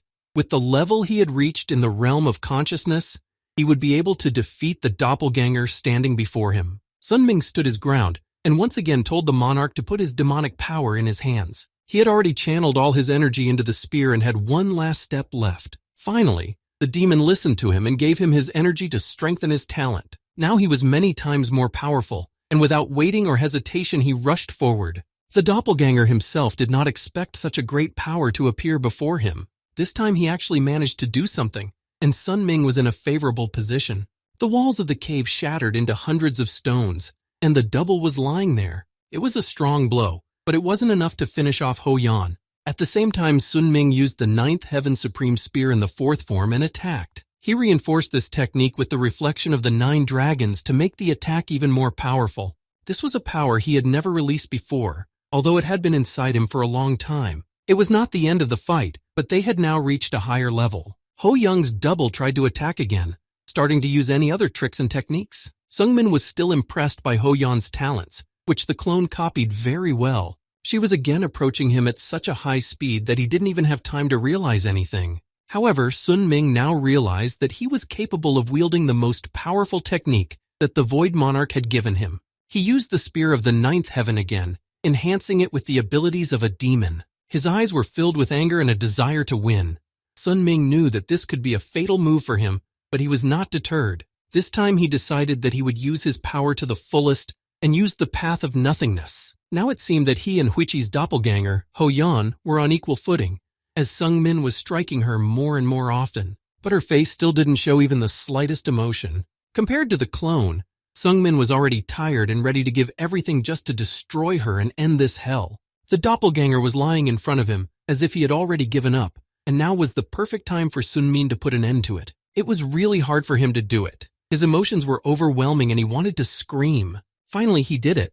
He was able to win a real fight. He was able to release his inner strength. Years have passed since then.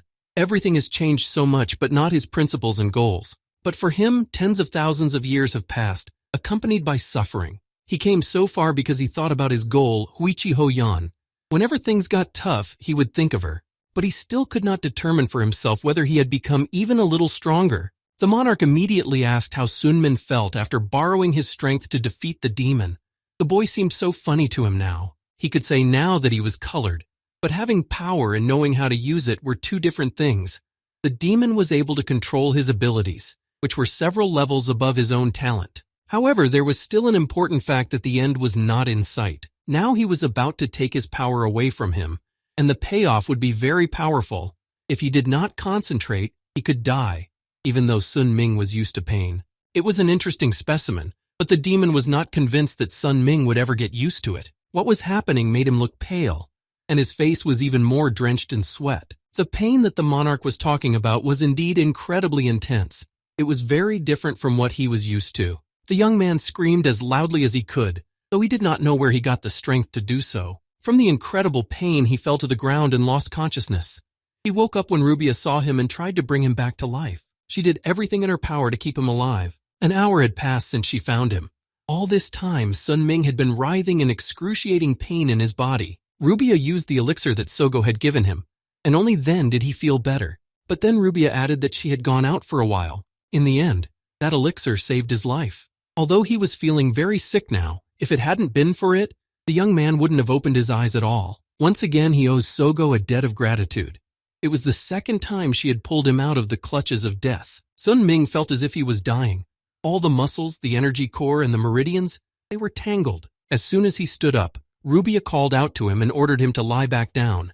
He was still strictly forbidden to get up, although he said that he had to move on and could not wait. Rubia asked him where he was going in such a hurry in his condition. He didn't say anything yet, but with sluggish and uncertain steps he moved forward. He looked back and saw the lonely old woman lying under the rocks. When Sun Ming approached her flesh, he felt a strong concentration of mana where teleportation had been used. It must have been the same scroll from the dungeon escape. 3 people were teleporting. One of them was definitely Sogo, and as Sungmin suspected, Grismo and Chuigul. And you see that Baek has successfully gotten out of here. He had already achieved one goal when he came here and successfully rescued her. Looking at the map, the young man moved forward again, where the location of the dungeon boss was marked. If he could win the fight with him, it would be a clear victory. Despite his terrible condition, Sun Ming continued to move forward. He had the zeal, but almost no strength left to accomplish what he had planned. He could barely stand on his feet. How much stronger Huichi Ho Young had become over the years, he could not answer. He only knew that this bar was still beyond his reach. The way she walks, the way her voice sounds, the impression she gives of herself, all this is a mystery that should be revealed in a year. Sun Min could not even know if she thought as much of him as he thought of her. He wanted to believe otherwise, but he doubted it. Years had passed, but for him, and what she said when they met gave him the incentive to move on, no matter how hard the path seemed.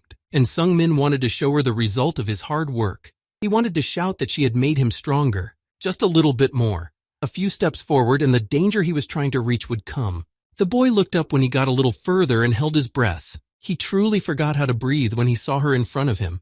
Huichi Ho Young appeared very suddenly, immediately starting to fight the monster behind her. His childish desire to show off his height disappeared in the moment. Her every move was perfect. It was even better than what he had imagined during the test. The doppelganger could not imitate her technique at all, and that was what the young man wanted to get to. She was truly unbeatable, reaching incredible heights. Everything that came her way was not a problem. She could easily get out of here alive and unharmed, and that was probably what the dungeon boss was. He really was quite strong. Ho Yan wasn't sure that her past self would have been able to defeat him. She also met a monster that looked like a boy. He used the Ninth Heaven's Supreme Spear technique. This copy was an interesting opponent for her, albeit a weak one. Huichi Ho Yan could really expel that Li Sunmin had become a stronger warrior. He didn't even want to hear her say that.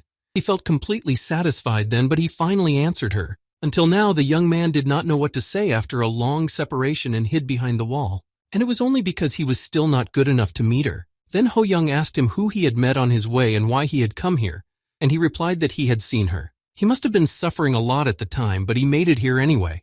So he had already won, even though he couldn't say he did it alone. Ho Yan was really happy to hear him say that. Even in his words, she could feel how much he had grown. He was finally able to make his dream come true, and she congratulated him on that. Ho Young still remembered his words that in 10 years he would stick a spear into her heart, even though Sun Min himself did not want to remember it. They never looked at each other while sitting behind the wall. It's been 10 years. It really meant a lot to him, and he had achieved a lot. It was a valuable time, but he also suffered a lot during his many training sessions. Ho Yan sighed. She was also looking forward to this meeting, which was still a year away. Then she paused and asked if he would come with her. She had said before that she hated being the object of someone's expectations. That was true before she came into this world.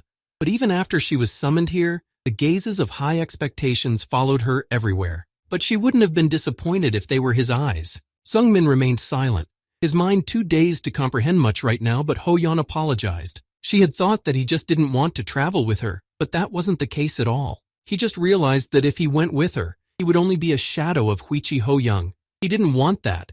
He wanted to be on her level. It was not enough that he had become much stronger than she had expected. Maybe it was greed, but she couldn't convince him, and she didn't want to force him. A year had already passed, and only one more was left to their agreement. Another year, and he was going to get to where she was now. and in a few months they would meet again. Even then he would have to go with her, and there would be no excuses. The girl laughed. In fact, it was hard for her to let go of her friend, whom she had not seen for a long time. Well, she understood him, so she decided to hold back her greed for him for now. But Ho Young assured him that it wouldn't be easy for him, because she would become even stronger during that time than he had been this year. Sung Min knew this, after all. She was the one he had made his target. In every word, she seemed to feel a strong change in him, and that was good. They stood up. It was time to say goodbye again, but not for so long. In a few months, they would meet at the promised place. It was a big challenge for Sun Min, but this meeting seemed to give him strength and confidence. Ho Young was already looking forward to the moment when it would happen. In fact, she wanted to take him with her. Even now, she was dying to turn back the clock and look at his face, but she was reluctant, because she didn't want Sung Min to hate her. They would talk when they met in a year. She wanted to drink and eat together and talk about everything that had happened. But there was one thing she had forgotten to tell him before she left. The girl smiled as if remembering something. After a short conversation, they parted ways. Baek Sogyo was in despair as she looked at everything that had happened. She couldn't forgive Sun Min for fighting for her. She overreacted, even though she was known for her emotionlessness. She called them both cowards. None of this is being a warrior. Chui Gul tried to calm her down, but it was no use. Baek just said she was leaving the alliance. She didn't want to be in a place like this anymore, so she decided to just leave. All of them were incredibly disgusting to her now. She couldn't accept what she saw, and found the only way out for herself, which was to run away. She was really sorry, she thought to herself in front of Sun Min. Baek felt guilty and her priorities changed drastically and shifted. She wanted to become even stronger. Only now did Sogo realize that her strength was not enough to protect all the people she loved alone. The elf continued to do her favorite blacksmithing and made wonderful weapons. Scarlet, as she said, traveled in search of a beautiful landscape where she would feel at ease. Jihak and the other monks at Shaolin continued to train tirelessly to become the best future for the temple. Lich, who had created a new life in the form of a beautiful girl, inside of which was a real monster that ate people's flesh. He now got his comeuppance because he became a toy in her hands. All this year, everything was different. He had changed and the world had changed, even though Sun Ming had been growing and improving himself tirelessly. Perhaps this was just the beginning. After meeting the little celestial demon, his outlook changed again, even though she herself was still his unattainable goal.